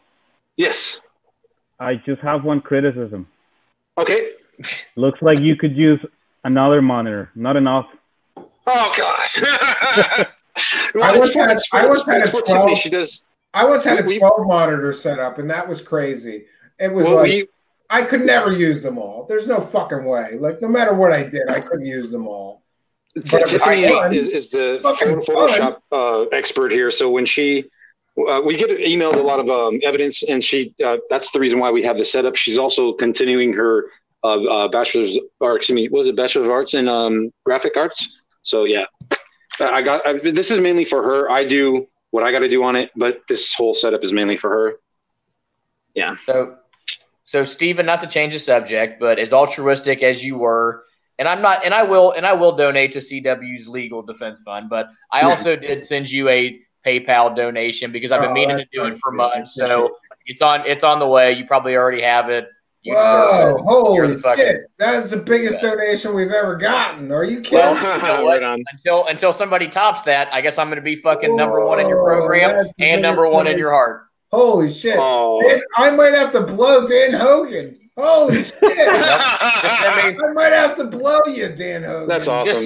Just send me the thumb drive and we'll call it even. Oh, yeah. we're good. And you know what? The thumb drive was $49. So we'll say you gave me 20. Dan Hogan just donated 75 American dollars to our Right show. on. That's the Holy shit, that's like 100 Canadian. Wow, right on. Yeah. Like $1, yeah. And like $1 1,000 for every pesos. $1.33 Canadian. Mary, can I buy a Mexican for a few days for that? Oh, shit. So you can I buy need the my whole one family. guy. A week for a family. Yeah. That is awesome. Thank you. Oh, man. I appreciate it. That's the biggest donation ever. Biggest donation we've ever gotten. That might buy another webcam so I can have like the dick cam, right? For the OnlyFans. Oh no, that's for OnlyFans. Never mind. That's for your OnlyFans subscription, for right the there. OnlyFans, yeah. Or you can get like a live stream to like Brazzers or something. So when you want to interrupt one of us talking, No, you you can know go what right I'm gonna to do? You know what I'm going to do, Dan Hogan? I'm going to upgrade the StreamYard, next month, and we're gonna live stream to like 5 more locations, and it's There on you go. you. And it's on you for the next 3 months or so. The difference in the price, I can stream to 5 more locations. I just don't know where. BitChute and a bunch of others, Periscope. We're going to be streaming to 5 more locations, courtesy of Dan Hogan's generous gift. And please, look, I really don't want to suck a dick, but thank you, Dane Hogan. You don't no dick sucking required. Yeah, we don't want to get to the. You know what? Honestly, like I love coming on here. I love coming on here and just fucking bullshitting with you and talking about UFOs and ghosts, and like it's great to be a part of this whole community of people that just gets to do this. So you know what? It's fucking money. It's money well spent.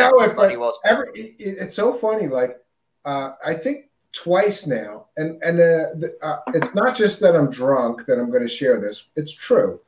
A couple of times I've been kind of down on the show and like, what the fuck am I going to do now? And every once in a while, Dan Hogan was there and he was like, "I'll come on," and I went, "All right," and they were great shows. Well, I think we get to talking and we bullshit, and I think it's good back and forth. Ultimately, I would love to see, as the show grows, I would love to see more people come on other than fucking Dan Hogan. You need to. If we can get some more guests on the show and grow the fan base, that's the plan. Here's the deal with my radio show. I had a full week between shows, so I could take 1 or 2 days, and I would email 25 people to get a good guest.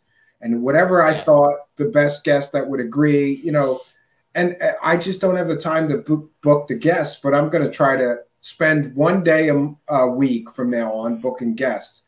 And I got to do that because the show, nobody wants to hear me talk for 2 hours by myself. It's better. Yeah, but I think it's like you said though. You have like probably folders and folders of shit that you could talk about. So like you've got filler shows. Yeah, you probably have 10,000 filler shows. To take those shows that you already know you're going to do and get somebody that knows something about it and can interject and you could play off of. So yeah, I got to do that. I definitely got to do that. And what's funny is we're all influenced by people. I'm influenced by some of the other people I watch. I always go to Paranormal Hood Jiggy's stream on Thursday. And they have the last blunt, so we're going to have the last beer because that's the last beer. I'm late. What did I miss? Supporting our show on Patreon or sending a one-time donation or PayPal. Links in the About section of our channel. And we're just going to let that play as we have our last beer. I don't know how long it's going to take me to drink this, but you're all stuck here until I Okay, so my rebuttal to Dan. Ready. Go ahead. Fucking nobody even knows what the fuck we were talking about anymore. Hey, you know what? There's still 12 motherfuckers in the live chat that are watching us fucking ramble on. So somebody They're just waiting for strippers, man. That's all they're waiting for. Someone will know. We need more strippers. I just saw Cambion's little like donate thing to me down here at the bottom of the screen. I'm just like watching it, like the last beer with Stephen Campion. That's what you should change the name of the show from Truth Seekers to the last beer with Stephen Campion. When you're down to the last beer, like I just got to fucking pass out after this. It's over for the night. It's done. But hey, you think you're tired? But now I don't feel bad. I don't know what happened tonight. Like I didn't want to do this kind of fucking streamathon, but then I went, let's see what happens when we put this out. You never know. I bet Hey, what's that John Lennon song? This might get better numbers than anything I've ever did. We don't know. You just don't know, right? I know, but you did it for Jonocide, and he showed up for like half an hour, and then he bounced out. This show's for Jonocide, yeah. This is his 5-hour stream about nothing. But hey, you know what the good thing is now, Steven, is that I used to always talk shit on Twitter about people subscribing and donating to you, and I didn't do it until now. But now that I have the #1 donation on PayPal, everybody can suck a dick, and I can talk all the shit that I want. So everybody needs to fucking donate and subscribe because you're all leeches and worms until you do. Dan Hogan said so. Right on. Well, Yeah, in my defense, I'm freaking broke. Hey, I did subscribe. No, And I had donated to this dude named Scott. I want to get into your group. I donated to this dude named Scott Brown like a couple of weeks ago. Or he needed some new equipment because he's a Skywatcher as well. He runs this thing called In the Field is his group, and he had asked for some dough, and I was like, oh fuck it, here you go. So yeah, I will get you some dough though. I promise. You have my word. No, don't Hey, worry Man, about I it. wish I could do that. Steven, how I need, far I are need you a from new Getty? camera, and I am like months away from it. Right. I need a vehicle, Again, if you got, a house, my whole thing, a camera, a TV. my whole thing is I do want to. Patreon. I don't use YouTube. I don't have Patreon. All this money I've been spending is money that I've worked for. Bust my ass for. I'm mainly sorry. because it has to. The handlers have just informed me that the Oh, ratings. Oh God. Spare you. We're educating There you go. people on Western practices such as Hold on. strip pole dancing. Hey, Brandon Young. Hold on, wait. Brandon Young is in the fucking live chat right now, but he's not on here as fake David Wilcock or fake Sarah Adams or fake somebody else. Brandon Young needs to get on this fucking live chat because I want David Wilcock back on here. I thought that was Brandon Young on No. the video. I thought they were all Brandon Young. And just a side note, I just want everybody to know that I'm a serious journalist, and we're covering very serious stories We're here. educating the public. We're She's a educating the serious public makeup artist. about Educating the public. strippers and Western practices of dancing. yeah, whatever we want to do. And the live chat numbers have increased. Praise the algorithm. 12 live chat streamers. Why are you showing the So- strip dancer? My God, I wish I was a pole. Let's become a poll. Yeah. Kidding. Oh boy. Look, So yeah, honestly, I I'm just not want to. making any apologies. Don't send me hate mail. My Suck a God. dick. Suck a dick. Don't send me hate mail. We're on the last beer. I don't know what to tell you. We need The ratings. last beer. We need ratings. And listen, if the ladies want a hot male dude, we'll put We'll up. do it. We'll do it. Fuck it. Chippendales dancers or something. You guys want to watch lions fucking in nature? We'll do it too. There you go. Mario, Oh my God. I'm making a ratings bumper, and I'm going to put it on my old YouTube channel. We can always play it. I'm putting lions fucking in the list, right? That's sensationalistic. Lions fucking. You don't see that every day. You don't. Oh shit. Yeah. So I want everybody to know that I'm not a ratings whore. I'm not No, doing you're, any you're of this. just a normal whore.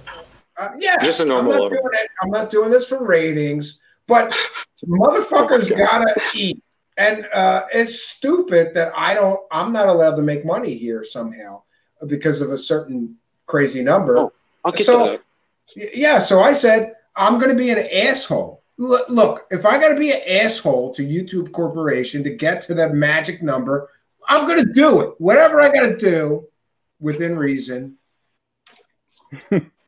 I'm trying to think. Dramatic pause. Yeah. I don't know. But we gotta get the numbers up. I should be able to get super chats.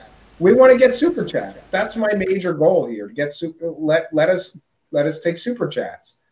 Right, Michael? Shouldn't I be able to take money? Agreed. Hey, Steven, so the Mind Hack demo that was on Patreon. So since I basically just Patreoned you for like the next 75 months, do I get that? I'll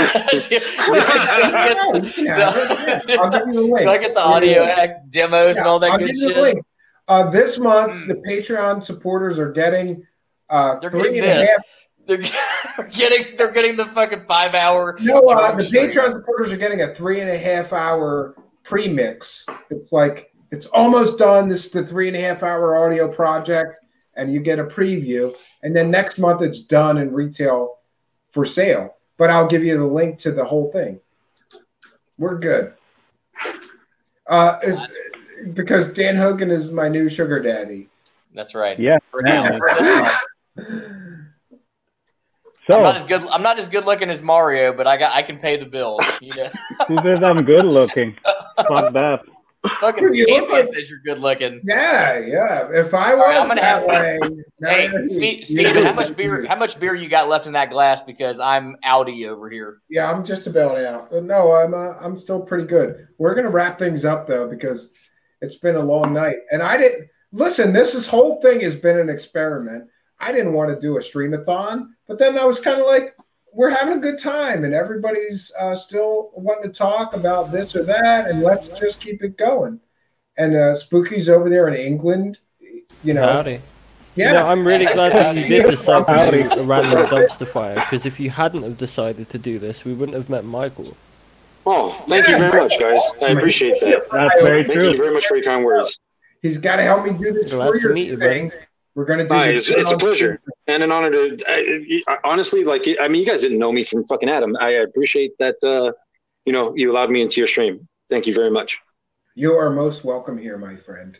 You and I are a lot Obliged. have a lot of similar interests. You know, why would I not want to have a guy that's a lot like me and has similar interests and similar goals? And yeah, come on, man. Let's. How do we find you, Michael? My name is Michael Tar, or actually, I just changed my name on Facebook to Miguel Chapapote, which Chapapote is tar in Spanish. Or you can find Great. me So now on, we got two Mexicans here. Is immigration going to come here? The more the merrier. Your Is it fucking nice wall is here? failing. So yeah, you can find me there on Facebook, or Find you his can find us group on on the Facebook. and find the group on Facebook. Yeah. Yeah, absolutely. Yep. And if somebody can put the if somebody can message me, Michael, if you can message me on Facebook, just give me the group link on Facebook, and I'll put it in the description of this video here. And if anybody else has anything to plug, somebody put Spooky's fucking YouTube channel. I'm bitching about YouTube views or whatever. Everybody go. I want to plug my channel. Is that okay? Let's get Spooky. Let's get Spooky a fucking bump. Hey, he deserves make sure- it. Sub to my Well, he does. Patreon and my YouTube. I make Brandon. things. Algorithm of YouTube, please hear me. We're giving Spooky a fucking Please. bump. Somebody put Spooky's link to her YouTube channel in the live chat. Let's get her a right on. bump. She deserves it. Come on, let's get her a bump. And I'm all about that. And by the way, I have to say, there is a few, that in even the Woo group too. channels. We've got one major Woo channel that is pushing us big, just gave me like a clip of the day and is really trying to help us to grow. And that's the way it should be. And like Spooky could use some more fucking subs and traffic and views. And so let's get her a bump.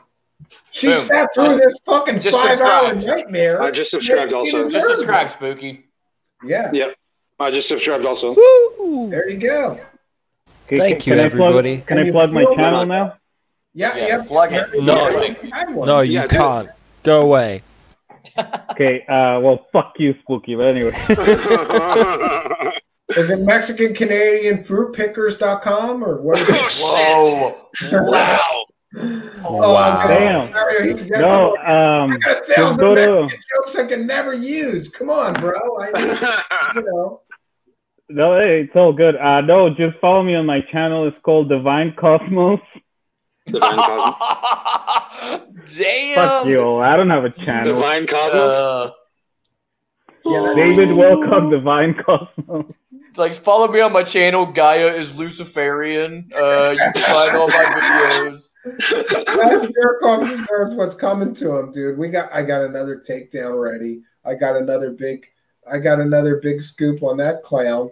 And I'm we'll telling see. you what, dude. When this lawsuit shit is over and Cliff High and CW Chandler fucking wipe the floor with that asshole, you need to fucking go hard at that motherfucker and just finish that clown, because that dude needs to be over and done with. He is old news as far as I think most people are concerned. Yeah, that's the thinking chip, though. So Of kind course he part of me is. is kind of course like he just is. stay out of the way and let him destroy himself. I could. Well, he kind of Listen, he's kind of been I'm gonna doing say that, this but at the end of a 5-hour stream, and I shouldn't say this, but I have one of those background checks on Corey Good that you get when you pay some money, and I didn't run with it. And the funny thing is, there is some really, really damaging evidence in his past as far as criminal convictions and criminal arrests and all kinds of stuff. And I've never shared it. I could, but I never did because I'm going to have to pay a second time to get a second criminal background check to make sure that it's right. Do you know what I mean? Like, I can't go with this one source, even though I'm 100% sure that that one source is right. And there is some crazy stuff in this guy's background report. If you were stupid enough, like me, to pay for all of his public records. Somebody you can use my donation to pay for the other fucking background check. This is the chilling effect of a guy that's suing everybody. You go, is it worth it? Do I really want to put this out? Fuck yeah! And you know what? Yeah, I'll put it right here. I'm going to get a secondary source to confirm the first source of all of the shit that I found. And once I get a secondary source, I'm going to run with it, and whatever happens, happens. Dude, he overplayed his hand, and he knows it. He knows it. And he went against Cliff, and Cliff is like representing himself now. And Cliff's not a stupid guy. Like, you listen to Cliff talk, like I mean, you can disagree with what he disagree with a lot of shit that he says, but he's not stupid. I'm out. CW Chandler's a fucking but he's intelligent. Fucking lawyer. He's intelligent. Fucking lawyer. No, you're right. You're right. He's very intelligent, even though he talks about a lot of crazy shit. Yeah, I mean, you don't have to think. I mean, you can think the Alta reports are fucking garbage, but you can't deny that the guy's not a smart guy. I mean, he's definitely got some intellect there, but and he's going to use it. And CW Chandler's no fucking. He's no schmo. He's a fucking attorney. Like, he's going to use everything he knows to come into this case. And Gaia's got money. They're gonna Jay Widener, like, they're gonna fucking like this. He bit off way more than he could chew with this, and I think he's finally realizing. One thing that's important to note, at least about CW Chandler, is that if a lawyer is sued and is then forced to hire another lawyer, because CW Chandler, it's not his state, he's not familiar with the laws, and he wanted to be sure that he didn't make a mistake because he was unaware of something or whatever, not being a lawyer in the state of the state of Colorado. So he's got another lawyer. That's a palpable, powerful opponent. You're not, if you're going to sue a lawyer, you're not facing one lawyer. You're facing two, because I'm sure that CW Chandler or whatever lawyer he hired are working together. And CW Chandler's no slouch. I bet you he's researching statutes and shit in the state and giving it to his hired attorney, and they're talking back and forth about the best strategy. Like, they're going to mop the floor with this guy, and it's going to lead to financial ruin. That's my prediction, because he's going to be forced to pay all these people's court costs, and he's suing like 10 people. So even if the 10 people only incur $10,000, and that's a conservative estimate, he's going to be left with $100,000 judgments against him. But from what I've seen, he doesn't pay his bills anyway. So, yeah, we'll see what happens. I think that, I think his fucking like fairy tale shenanigan show is about over. I think Wilcock is distancing himself from the guy. Everybody's distancing themselves from him, except for maybe James Gilliland or whatever at fucking East. They're going to fucking ride off into the sunset together. But I think everybody else pretty much knows that his con is going to. You want a massage? Not really. You're fucking creepy. That's James As CW said, James Gilliland looks like a magic mushroom come to life. But you know what? Just like I told Campion, just like I told you about how when I first got into this community, I was a little bit duped by Wilcock. When I first started researching a lot of this shit, I actually was looking at a lot of shit that James Gilliland was fucking talking about, and then you come to fucking do more research on it, and you realize the guy's a fucking clown, just like Wilcock is. Like, his fucking whole ranch and his setup is just like the Greer thing that Michael was talking about, where he takes people out there and he's like, "Oh, look, there's some fucking lights in the sky," and it's like, it's nothing. It's a smoke and mirror fucking bullshit show. Yeah, and I know something about smoke and mirrors. He has all the information that I got on David Wilcock. What? Who's talking about Wilcock? I heard something in the background. Oh, sorry, that was me. I was telling Tiffany that when Stephen Cambion or Stephen a while back posted a bunch of information on Wilcock and also Emery, like all these damn documents, and I loaded them up, and I was telling Tiffany that's where I got that information from, was from Stephen. Yeah, I love data dumps. I love the data. Give me some paper. Yeah, I love the data. I need hard, tangible evidence of all that shit. That's All of why Points on the Curve can go suck a dick. Yeah, Yep. Points on the Curve. And Points on the listen, Curve I has gotta a fucking do axe to mea grind. culpa. This is Yeah. good. That Spooky's here. Listen, I'll do a mea culpa. Here's what I did. I did the same thing everybody did.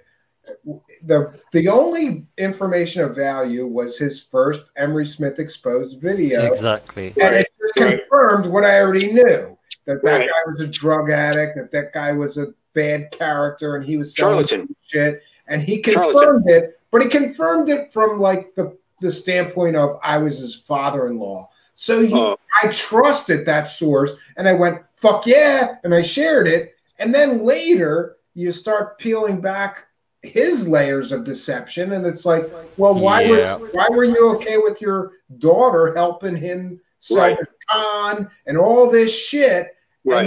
And I have to step back and say, I don't think that guy's credible. I think that which is I'll go into a this. lot of the This information is that you shared about Emery, I think, Oh, is sorry. accurate in the early. Yeah, but it's stuff we all knew about fucking Emery already. right. Yeah. Right. But we all wanted confirmation. Make sure Right. The you're tangible right. evidence. He's a Points on little- the Curve can go fuck himself. Yeah, Mm. he gave us that Bless confirmation. you, Dan. Thanks, Spooky. Sorry, I had to make sure I muted it real quick before I fucking sneezed in everybody's fucking The ear. face you made before was beautiful. Yeah, don't be spreading the Rona through the fucking internet. Whoa! Don't you, Oh, hey, shit. don't you worry Oh, about what I'm shit. doing Oh, over can here, you get the Steven. Rona? And what is this? The Mayatera? What is that? Mario went to The go get some fucking. Maitreya? Mario's I'll like- show you the Mario's the like, I'll be Maitreya? back. He's got the alcohol. There's me away. Fuck you, Mario. You know, Points on the Curve posted a Dan, you're video gonna hate this yesterday one of then. himself Hold on, let me burning get a mask in the dirt. Oh, wait a minute, Spooky. What did he do? He burned a man? He posted a video of himself burning a mask in some What dirt. the fuck? But he failed like 3 times to light it on fire, and he didn't like redo the take, so it's all one long video. It was like the weirdest fucking thing, and the caption was "Wake up, America," and I was like, "Oh god, he's going like off the deep end." He besides whatever other disagreements I have with him, he's like a COVID denier. I can't see your mask, Michael. Put it No, up to you the don't camera. want to see it, brother. Come on. Okay, fuck What it. is it? Irish for black. Wake up, Canada and Mexico! I'm burning my Irish for mask Black on stream. Lives? Yeah. All right. Listen, here's my ego moment of the But I'm day. not for defunding the You know police. what I brother. don't like? I'm I not don't like for defunding the police.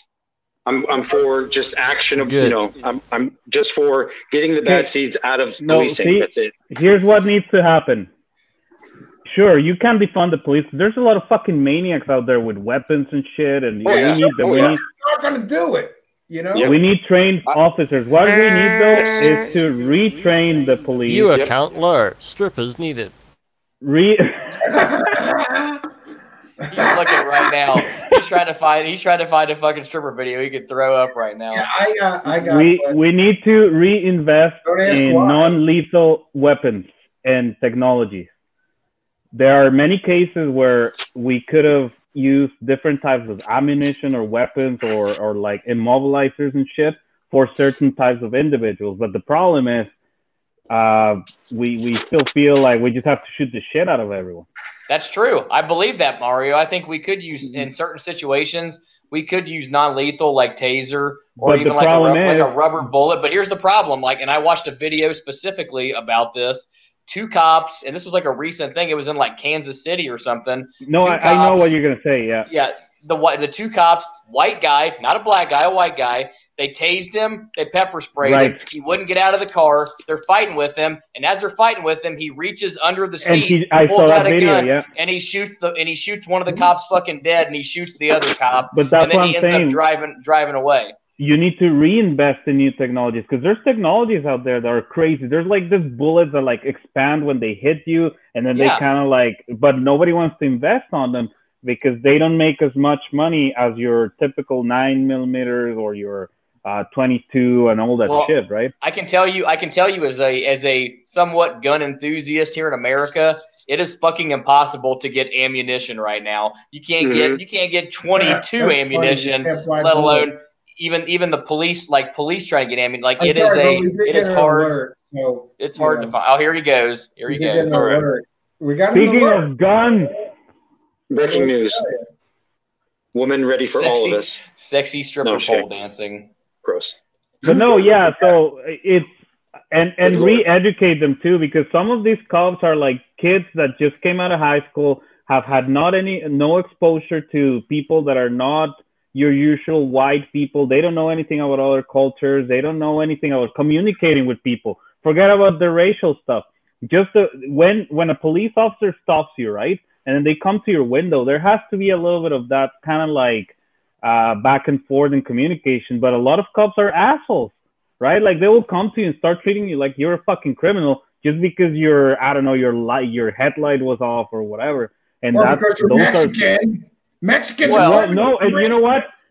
And that's true, and that's also true, because the problem is you guys don't experience this because you're white.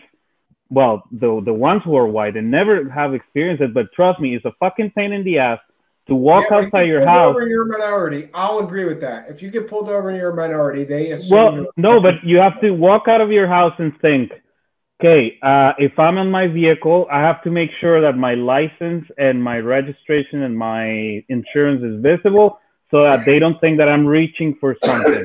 I have to make sure that I'm polite.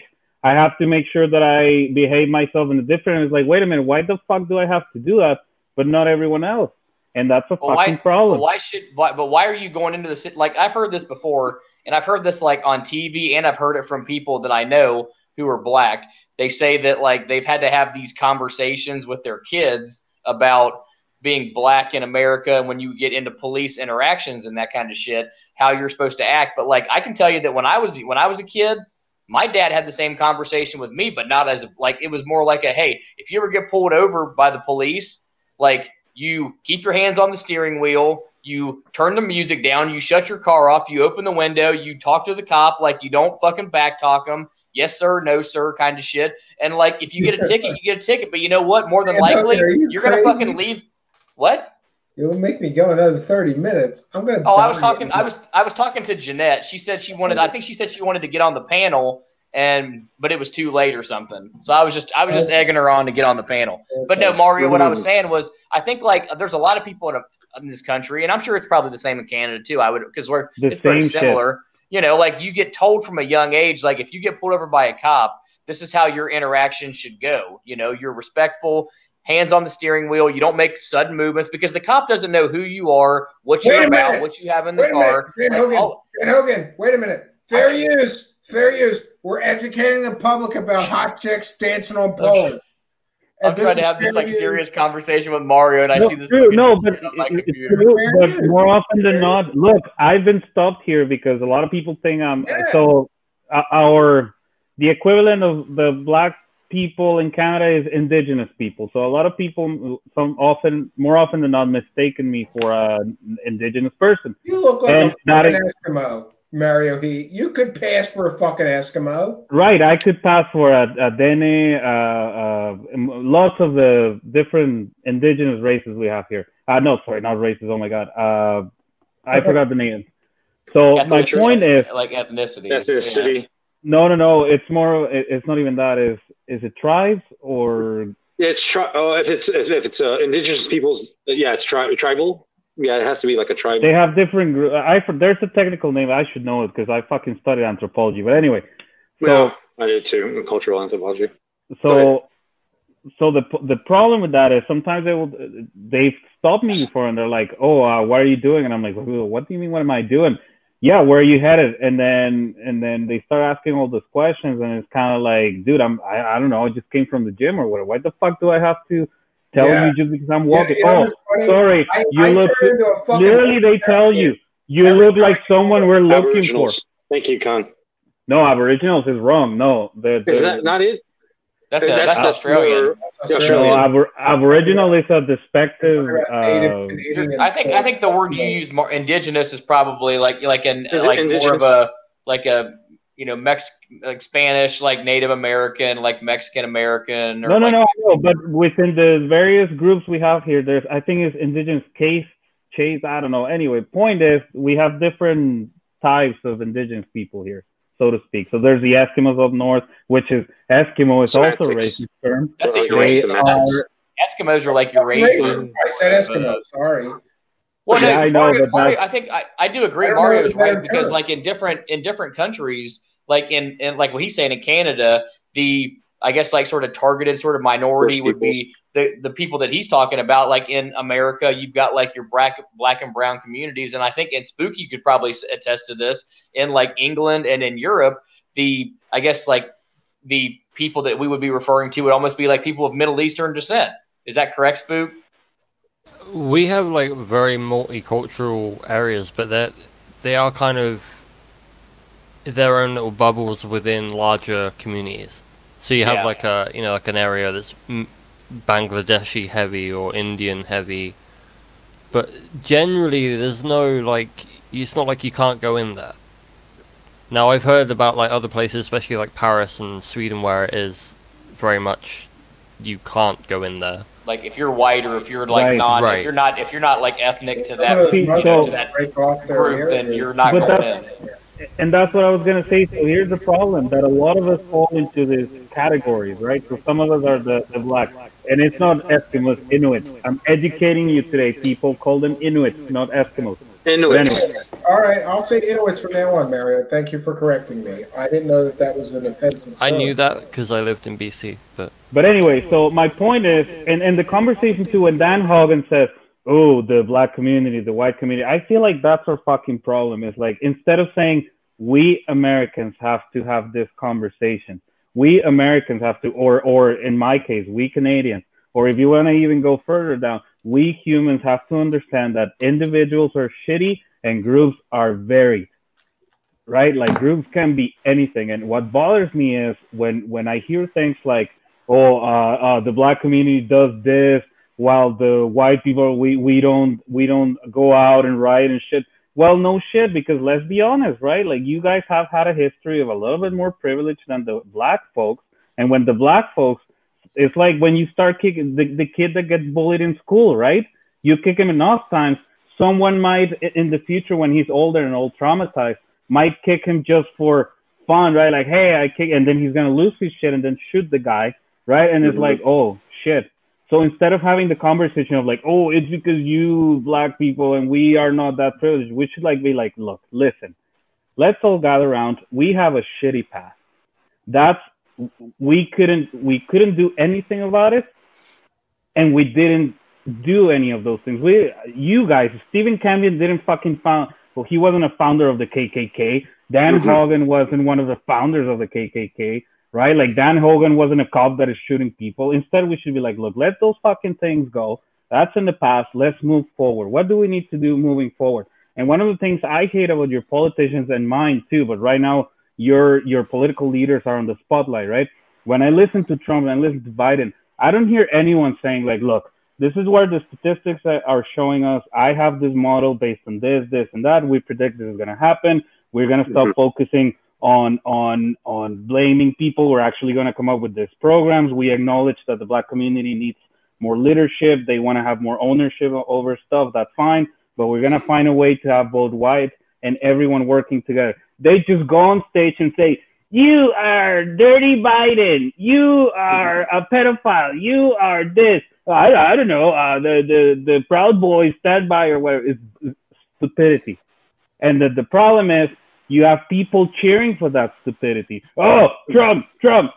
He doesn't let anyone talk to him. Ha, ha. And then on the other side, you have the Biden supporters. Oh, yeah, he's such a... just mute his mic.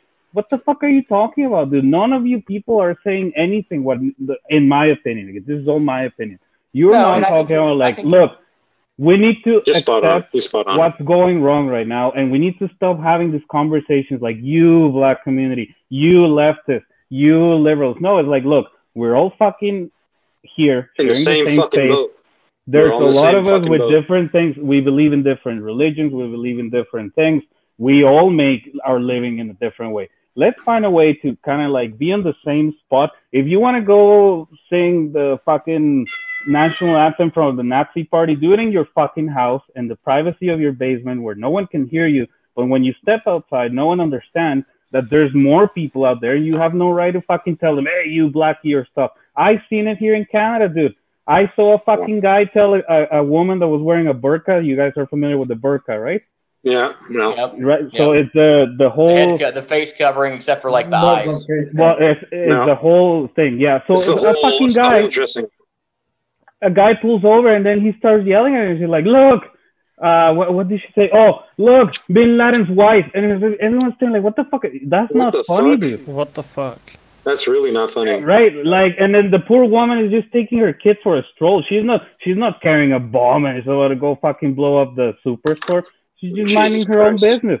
That's what I'm saying. We are not there yet as humans. We're not there yet where we can say, look, I'm gonna make fun, or I don't know, here in the live stream, Stephen Cam is gonna crack some Mexican jokes and blah blah. Blah. That's fine because we get along. It's so good. Listen, I want to say this. Mario Heath, I love you, bro. I love you. No, but that's what I'm saying, Steven. But you listen, wouldn't do it. I have bros. All of my bros, I bust their balls. It's a sign of affection. Right. That's what I Right. do. And if I bust your balls, it's because I love you, bro. Right, And- Steven. But it's, Yeah, I get it. So listen, if it really bothers you, I'll try not to do it. no. It doesn't bother me. Yeah, What I I'm- don't think it's you, brother. No. It's not What you, I'm saying, Steven, what I'm saying is this is our private space. My balls back. Yeah, exactly. No, but that's what I'm saying. This is our private space, right? We're hanging out. It's so good. But if I didn't know you and you see me at the Walmart, why the hell would you start saying things like, "Oh, No, I smells wouldn't. like"? Not to a stranger. No. That's what I'm saying, Steven. But that's where we have to forget about fucking Trump, forget about fucking Biden. And honestly, my thing is acknowledge and understand. And this is for Dan Hogan. I'm not telling you what to do, Dan. You're a grown man, and this is, if you want to call it a disagreement, that's fine. But I wish that instead of saying, "Oh, sorry, they have the Antifa and all this shit," maybe no one understand and acknowledge that there is some fucking history behind this. There's actual suffering from these black communities and stuff that you haven't been exposed to, and that doesn't make you better or worse than them. I'm not saying I that. think about this. No, like, I'm not like, how saying many like of I said. those Like I said, looters- hold how on, many of hold on, those Steven. looters- I want to hold on, No, but Steven. I want to let me respond say to something this. really quickly. Go ahead. Like, how many of those looters had to sit in a job interview with a white No. Forget about the looters. I'm not talking about the looters. Forget about the looters. This is what I'm saying is like something that may be behind some of the hatred and the anger is like how many of those looters had to sit in a job interview And they also have if to. they had an opportunity or not, and maybe Yeah, and they also have to understand that the way forward is not by fucking burning houses, because they're just acting like the savages They're that burning their fucking own abused them back in the day. That's Right. what I'm saying. I just want to say to Mario's point, Yeah, let me hear it. and it would be kind of similar to what I said get to Michael Michael in here earlier. next. Everybody comes from a different life experience. I'm not sitting here saying that if I had grown up, black, or grown up like, Hispanic, or grown up in a different ethnicity or in a different economic status, that I wouldn't have a different opinion. All I can come at it with is like the 34 years of life that I've had so far, and like the experiences that I've had. I do know this, and I can say this 100% honestly and truthfully. One, nobody who is alive today in the United States had anything to do with fucking slavery. My great-great-grandfather fought in the Civil War to free African-American slaves that were being held by the South. So we get into this deal where, like, we're in 2020. We're supposed to be past all this. And I understand, and I'm not trying to say that there's not still racism in the United States, but like there also comes a point in life and in like where we're at now as a country and as a culture where there has to be some kind of like personal accountability, and people have to step up and say, you know what, I'm not going to let like our past, like my people's past, or like my culture dictate how I'm going to approach life. Because there's a lot of people, in my opinion, who look at it from like a victim sort of mentality. And like I hear people still today talking about we need reparations and we need this and this. And it's like you have more opportunities now as a ethnicity than you've ever had in like the last 200 years. Like there's more opportunities for ethnicities in America today than there are for Caucasians. Like when it comes to college and different things, like if I was half black and half Hispanic,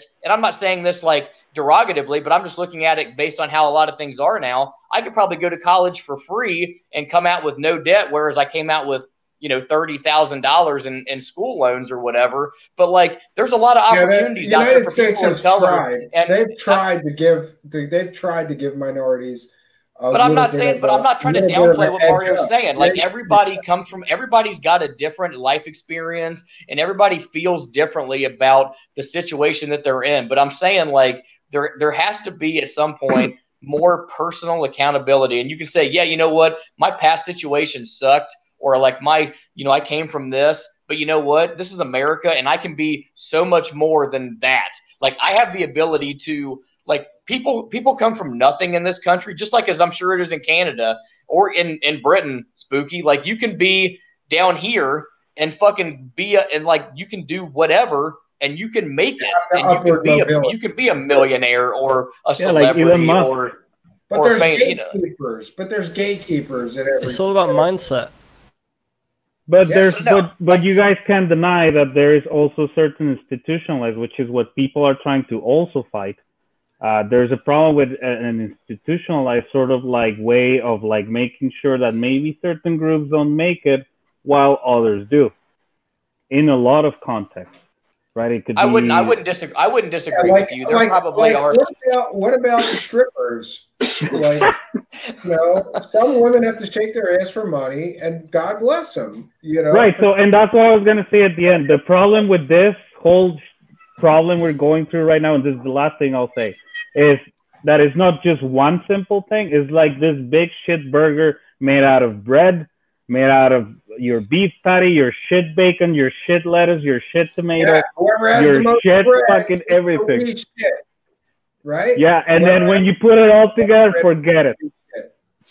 So it's not just the racism, it's not just the defund the police, it's not just the white privilege, it's everything. Yeah. Everything. No. And it sucks. I wish that we would just come down to understanding that A, everybody wants fuck you money. B, we all just want to. Fuck you money is awesome. I want be left alone, right? And that's it. All of my life to have fuck you money. I don't have to do this because I have fuck you money. I might, If I had fuck you money, I would sue CW Channel. Oh, me too. Yeah, fuck yes. I'd sue him for not liking the music I sent him.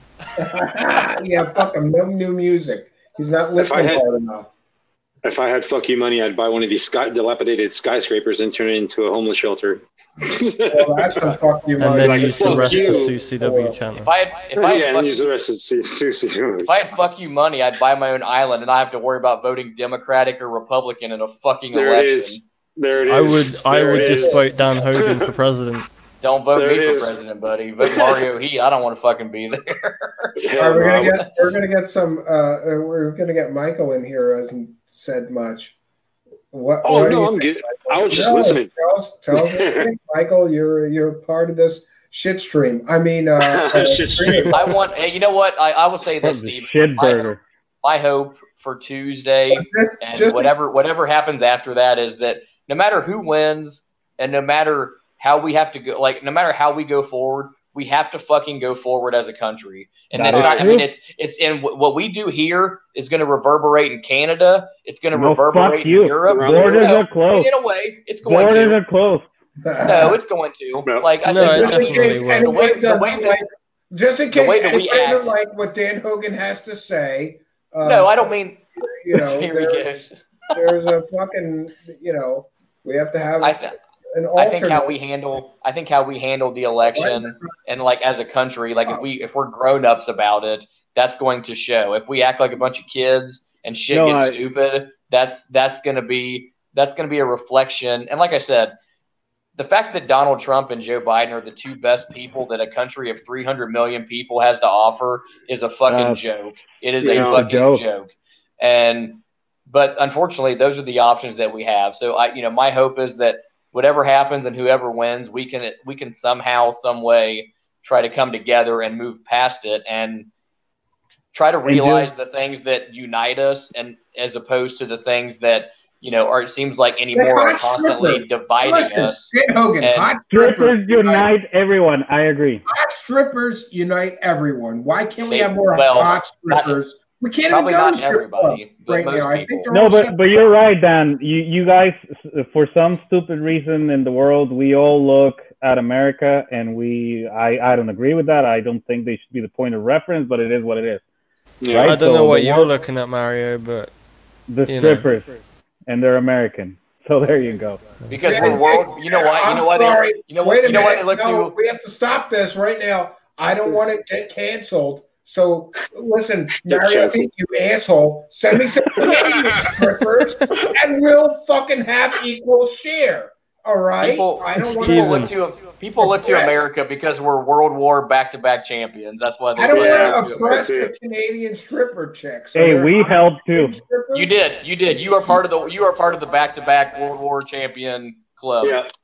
You have my permission, Stephen, to play my new video in place of strippers. Right on. All right, we'll do that. I think I'm about Let's do fading that. out.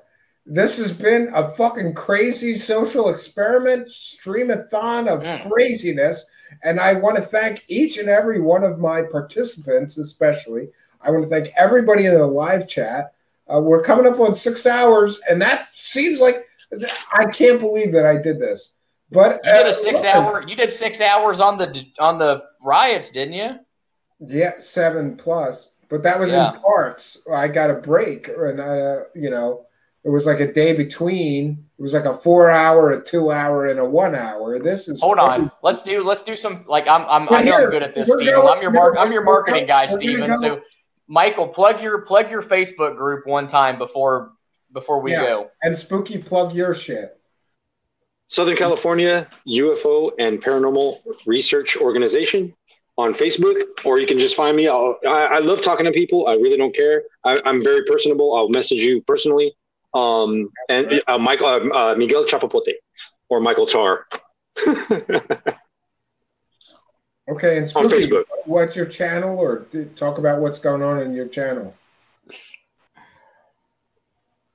Come on, let's get Spooky. So I involved. was typing my. All you leeches and you worms and you assholes. I want to have Spooky a bump. Come on, let's. So on my channel, I just do like two things. I do time lapses from all of the science probes. Oh, right on. And then I do like AI upscaling of UFO videos. What? Oh. Which is pretty damn cool. You do what? Upscaling of UFO videos? What's that? So I have a program called Topaz AI Video Upscaler, and it uses like AI to for the extrapolate, resolution? I heard about this like software. extrapolate I the read about this pixels. So like I can make 1 pixel into 4 pixels. So you're I like feel the- like it made it you're more like like the new fake. Secure Team 10. That kicks ass. Oh God, Secure Team 10. Hey guys, Hey, this hey, is don't bash, Spooky. don't bash Tyler, God damn it. Fucking Tyler. Hey guys, Tyler here back with another video. Hey guys, this is Spooky. It's Spooky Team 10, guys. Spooky Team 10. Spooky Team 10. Hey guys, I'm gonna say this. No, in all seriousness, like I know we don't all agree on shit, but I honestly enjoyed this conversation. I really I did. did too. Me too. Me too. This is how we should disagree. Absolutely. This is how it should be done. Exactly, like civil discourse. We Yeah, are being going to subject to change. one another. The change starts Yeah, with this us, is the brother. most- The change this is the can most fun I've start ever with had doing us. the show, because this was just a crazy stream of consciousness. Let's see what happens thing. And thanks to Jonocide, who suggested just go. Jonocide was like, just go live, and whoever shows up, shows up. And That's right. see what happens, and that's going to be the best show you ever did. Or he said the off the cuff, nothing shows are better. We'll see what happens, but we have our first fucking crazy. I'm happy to say this. Look at it. We just passed the 6 hour mark. 6 hour Mhm. stream. 6 gotta hours. bail out. I got to go to bed. My wife's got a bunch of shit I got to do tomorrow. Yeah. I got It's some What- shit what to is do. 6:15 in the morning. Yeah, so we're going to bail out of here. I want to thank each and every one of the participants for our panel tonight. Thank you. Are we doing Thank you. Tuesday? Are we doing an election night stream? We're doing I'll do election it. night. I'm We're going to here. do the Okay, same I'll thing. come. We're going I'll to come do the through. same stream kind of thing. Everybody is welcome to join the stream on election night. We're going to do, and then we'll find some streams of like what's going on with the vote count or something. Joe Rogan. Yeah. Yeah, Absolutely. well, yeah. Let's emulate the gods, right? If he can get $100 million deal, can I get $1,000 deal? I will join a network for $1,000. Come on. You can have $1.50. $1,000. Come I'll on, take a pack come of on, cigarettes and YouTube a algorithm. and an eighth of weed. Yeah, and we need the income, and we need the money, and like, listen, I'm like I said, I'm completely tired of people that like say I'm gonna do anything for ratings or money. Like, Oh my God. Shameless. Wait. I'm a Shameless, dude. You know what I love about this? serious journalist, okay? The best part about this video is that it says real footage. Real footage. Just so you know, it's real, okay? Like, Yes, it's not not made up, CGI. It's fucking real. There's no CGI here. That's real Yep. titties. Well, maybe they're implants, but you know, They're still real. we Physically gotta, there. we got to do whatever Tangible. we got to do to get to the monetization thing. And you know what I decided recently? I just decided, like, I'm gonna let my inner. I grew up. I was 14, listening to Howard Stern, cutting school. I would cut school just to listen to Howard Stern for half a day. Like, This show sucks he would now. broadcast. Yeah, it Yeah, does. look, we're gonna do whatever we got to do. I'm gonna channel my inner Howard Stern, get some ratings, and if anybody doesn't like that, then click off and suck a dick. It's a tough economy. We got to do what we got to do, and if that means bitches shaking their ass while we're having serious discussions right next to it, whatever. It is what it is, friends. So you We're need a getting the midget. ratings. You need a midget, a Bigfoot, fucking. Let's get what was a that? midget, You a should get like a whole little table. person. A little person. Heat. Oh, listen, we're gonna do A this. person with Mario Heat. dwarfism. Mario Heat. You guys are the most politically incorrect motherfuckers I ever met. Yeah, exactly. Here you go, Mario Heat. I got homework for you, motherfucker. You're Mexican. I'll I leave want you you to research Mexican donkey shows. What the We're fuck? gonna come back. We're gonna play videos if we can find some from Mexican donkey shows, because that's the best shit you'll ever see when you're in Mexico. That sounds like something really pornographic. That sounds like something C.W. Channer would know all about the Mexican donkey show. I heard he learned about it from Unirock. Oh, did you On just the way bring out, Unirock let's into get this, another thing. Spooky? Fuck. No. On the way out, everybody, please donate to CW Channer. Give him a super chat donation. Do something. Let's help him stop this motherfucker from trying to No. free speech. God save the SVA. Fuck you, Mary. You're a fucking infiltrator. That's what it is. I'm gonna I'm leave a you guys double- with this little truthful fact about myself, possibly for another conversation during the election night. I actually lived with David Childress for about a month and a half while building one of his guest house. Oh, that's So- crazy. Yeah, that's a whole story. Yeah, I'll tell you some stories about that on the next time. That would be really Oh, interesting. Michael, I'm gonna milk you like a cow, bitch. I'm sorry. Honestly, like I just letting you go. I gave these people. I gave Giorgio. If you're friends of mine on Facebook, Stephen, I created this post. I was like, you know what? I'm fed up with fucking Giorgio because the asshole came to me twice, 2 years in a row in 2017, 2018, saying, Michael, do you want to start a charity? I said, I don't know. I don't know, what I don't even know how I would even begin. Then last year he asked again, or excuse me, I'm sorry, not 2017, 2018 and 19. Last year when he asked again, I said, we were all in my hotel room, and it's myself, Tiffany, Giorgio, and his wife, Trix. And after we were leaving, or we were escorting them out of their hotel room, he says again, do you want to start a charity? I'm like, I still don't know what I want to do, but I'll let you know as soon as he goes, dude, because I didn't believe him at first, but he gave me his word. He's like, dude, you have my word that I really want to do this with you.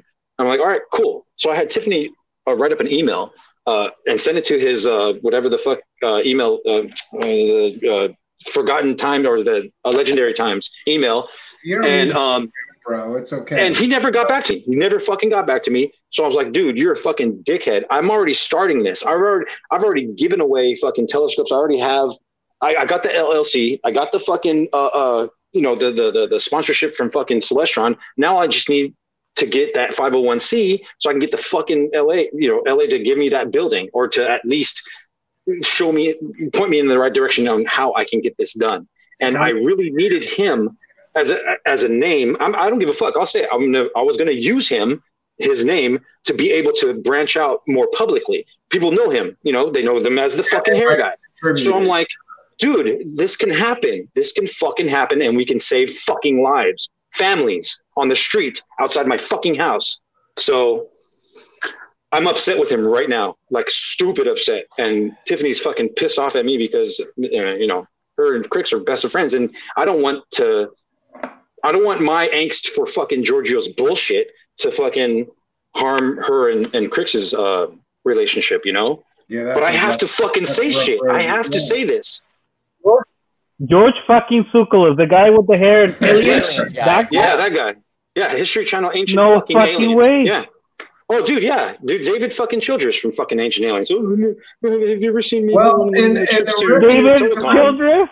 And the Yeah, risk, the David and the Childress. risk- listen, in the risk of your wife not liking me, he can suck it. He can suck a dick. I'm sorry. Oh, he can suck like all of the dicks. Fucking huge hair. Like I gave him an opportunity, brother. That's the thing. I gave him an opportunity to fucking prove to us as a community that he cares about us as a community. But no. Yeah, George, what are you doing, bro? We're gonna clip this out. You gotta respond. I don't think Giorgio has ever. You can send it, dude. I don't give a fuck. He could try to fucking sue me for this shit. It's not gonna fucking happen because my girlfriend heard him say that shit. Everyone heard him. You have my fucking word that I will help you with this charity. Fuck him in his fucking Greek fucking ear. And if he can come to my fucking door, dude, he'll take an arrow to the fucking eyeball, dude. Is such a thing even possible? Yes, I don't it is. think. Spooky's asking the right questions there. So hot, dude. I'm so mad about that, dude. I'm so mad. You have no idea how pissed off I am about that. Well, but Michael, I don't want to say, don't take this the wrong way, okay? But here's the problem with celebrities. They like to talk and pretend that, oh yeah, you know, oh my God, I'm so. no. But you know, every time they tell you that, you just go, yeah, sure. I'll see you, Giorgio. Bye. Yep. That's exactly what I told him in 2018 and 19. I was like, okay, well, you want to do a charity with me, whatever, dude. Here's what I think we should do. Listen, Thanksgiving is coming up, and I've been thinking about what am I thankful for. So that's right. This is how we're going to end this on a high note, I hope. Yes. We're going to go around the forum here, and we're just going to talk finally end very it. briefly. Yeah, very briefly. Well, come on, give me 10 seconds of what are you thankful for. Here's what I'm thankful for. I'm thankful for my cabin project that my wife lets me do, and my family and my friends, and my show that gives me an escape from the COVID nightmare and all of my anxiety. Dan Hogan, you're up next. What are you thankful for? Oh, we got no audio. Can't hear you, brother. Hold on. Sorry. All right, we're good. I'm thankful for my daughters and my son that was just born, and my girlfriend, and I'm just thankful that I can wake up every day and I'm healthy enough to go to work and provide for my family, and I'm thankful that I can come on here and bullshit with you guys for fucking 4 hours. I mean, that's like, it's the simple things in life, and have a little whiskey in the process. I'm not a hard guy to please. Finish that bottle, motherfucker. I wish I got nothing. I'm down to drops. I'm going to be going through the cans. Going, is there a swig left here? Spooky, what are you thankful for? You're up next. I'm gonna be like so controversial that you may end up actually canceling me. Don't make me. I'm grateful for Corey Good and David Wilcock. It gives you something. I'm not kidding. I'm not Get kidding. him the fuck out of here. Simply because. Hold on, listen. I want to hear this. Simply because and technically Jay Widener too. If Jay Widener had vetted Corey, if David had vetted Corey, then Corey would have never actually got on Gaia. Now, because Corey got on Gaia, I ended up getting with my ex, and we now have a daughter. Now that wouldn't have happened if Corey Good and didn't lie. So I find it really like precarious to turn around and go, no, this should never have happened, because like, fuck man, here we are. So yeah, I'm grateful for that. I'm also grateful for my subscription to 2020 the series. It is the craziest shit ever. The season finale's on Tuesday. I hope everybody tunes in. We're in the last season, bro. It's getting good. But those are the cool things I'm grateful for. Nice. And then we're going to go to Mario Heat. What are you grateful for? What are you thankful for? Quickly. Well, first of all, Canadian Thanksgiving was like last month, so I already said my thanks. So, all right, the Mexican fucking Canadian. Americans, fuck you and fuck the metric system. All right? We're American. We do it on a certain day. What are you thankful for? Come on. No, in all seriousness, I'm thankful for health. I think it's very important. Holy shit. I didn't value the value of health until this whole COVID thing happened. It's amazing. Waking up, have no issues, working out, breathing, having no symptoms of nothing is like, I'm good. Everything else can go fuck themselves. I'm thankful for technology because God knows what we would have done during this time. Would have went nuts. My hand will be like torn apart. It's all the jacking off, COVID jacking off. You got to get a Sasha Grey pocket pussy. It'll change your life. And you know what? And I'm thankful for good people like you guys. I feel like it's one of those times where you say, you know what? There's hope for humanity. You just have to surround yourself with the right people, and that's it.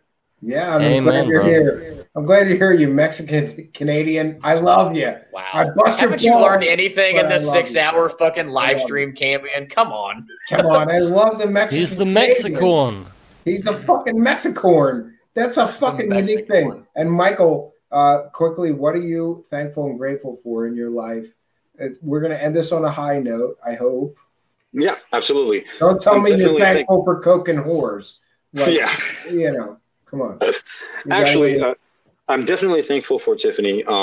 She's my partner in everything. A good woman. God bless you. God bless she's every man that has a good woman. That makes your life so much better.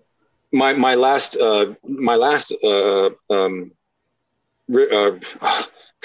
relationship was 14 years long, and we had 2 children together. But she ended up cheating on me, and because I have my PTSD issues. But Tiffany has been the light in everything that I couldn't thank her more for everything she's done, and just because she's helped me deal with my experiences in the past better than anyone I've ever met. And I'm also Michael thankful set up his for lay those things. after the show. Good for you, bro. Right on. Shout out to Tiffany. I'm sorry. Good. I said you might get laid. Set that up. We're setting them up. Come on. Nobody's man. getting laid because it's fucking 3 o'clock in the morning. Right. Nobody. No, I actually have a lot. I have a lot of making up to do because I should not have been on this long. Apologize to your wife. That guy's an asshole. Can I? Finally, Steven, can I? Oh, go ahead. Oh yeah, go ahead. I just want to say, finally, I'm definitely grateful for all the relationships I've made within the UFO community, though it being few and far between. I'm grateful finding those people that are like-minded, like myself, just looking for facts, not bullshit. Thank you.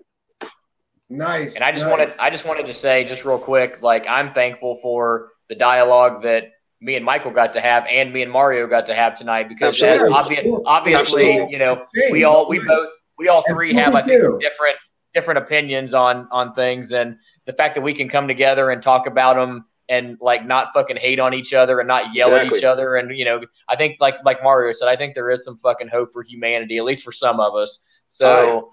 You know, while we're watching strippers, don't forget. While we're life changing. I've done the market research, and that's what gets ratings. I'm not going to apologize. I need you to I need you to do the stripper video while you play your bumper music on the way out, just so I can feel a little more grody as I fucking log on for the evening. Whatever we got to do to get the ratings, I'm gonna toss all you guys out of here, and I'm gonna try to do some kind of a loadout, but I want to thank each and every one of you for being here.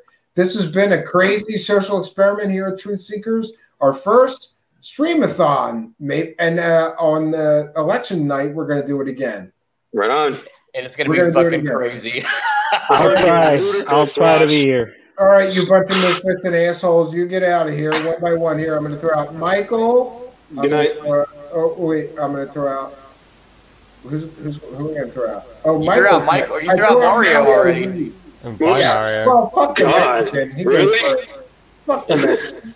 And You then didn't get voting. first. Right, Michael. so- All right, Michael's going out, and then we have Spooky. We're Bye. gonna go- Bye, Spooky. Hey, subscribe to her channel. Let's get Spooky a bump. Come on. I need to get over 100 subs. That'd be great. Jesus right. Christ, we got to get you at least that. Let's get a bump for Spooky. Thanks, Spooky, for joining us. Thank you for having We me. throw you out. And, All right, and fuck you can too, we have Dan two Hogan. things? Two things. One, as always, I fucking love being on your show. Thank you for having me. Yeah, Two, absolutely.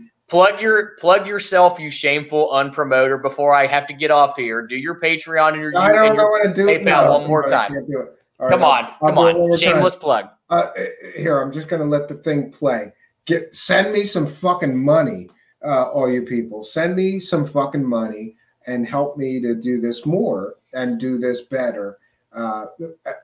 Financial support means everything. It means that we have a little more money for the software. We could stream to more locations. We could get some other webcams. I'm thinking about converting the guest bedroom in our house to a bigger studio so we could have actual in-person guests. And I know a lot of people throughout Philadelphia and the surrounding areas that would come here and we could have in-person interviews.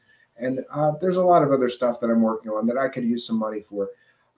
So if you're feeling generous, send me some money and help us do this more and better. And that is enough for me. And Dan Hogan, go to bed, you asshole. You made me do this. I'll see you on Tuesday, motherfucker. Yeah, we're gonna do we're gonna do the fucking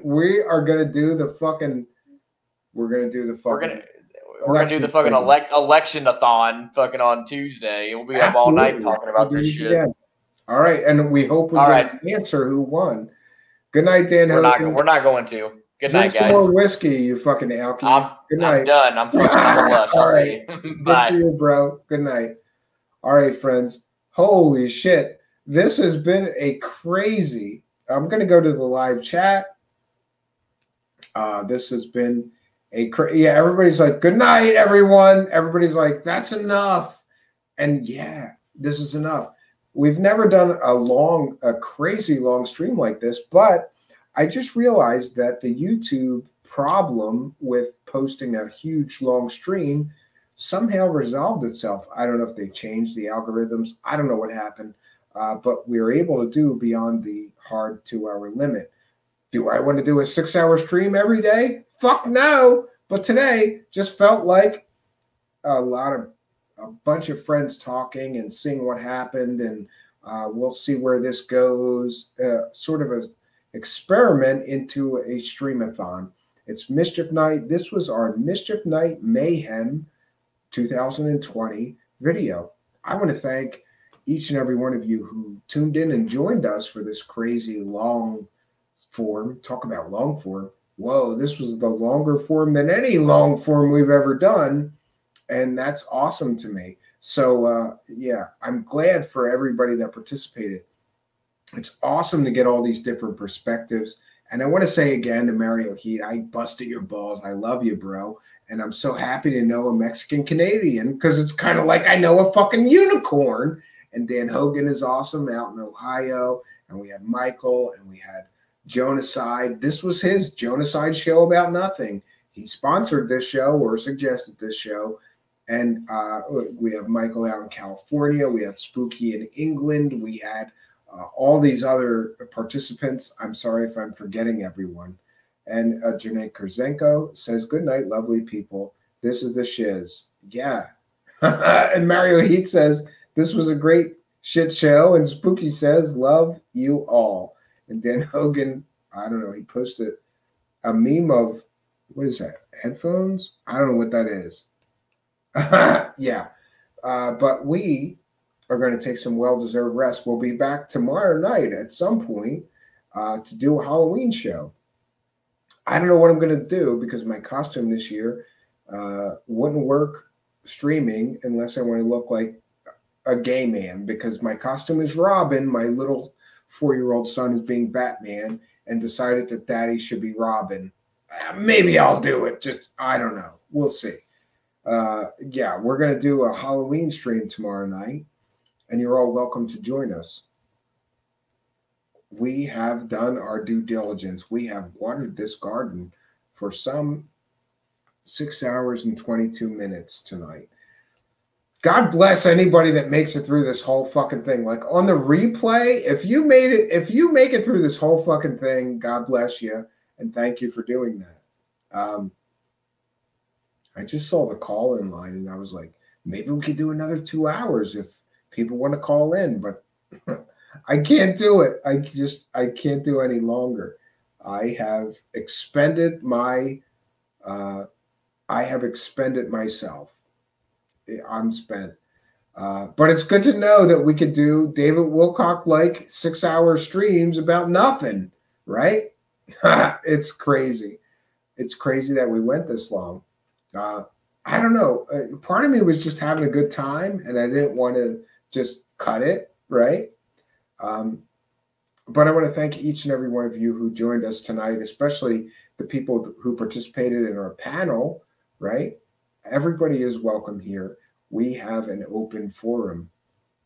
That's beautiful and that's unique. And I'm glad that we're able to do that. So until next time, friends, my name is Stephen Cambion, reminding you that sometimes, just sometimes, doing nothing is a good thing. Until next time, friends, I'm Stephen Cambion. Good night, and God bless every single one of you. I love you all. Good night.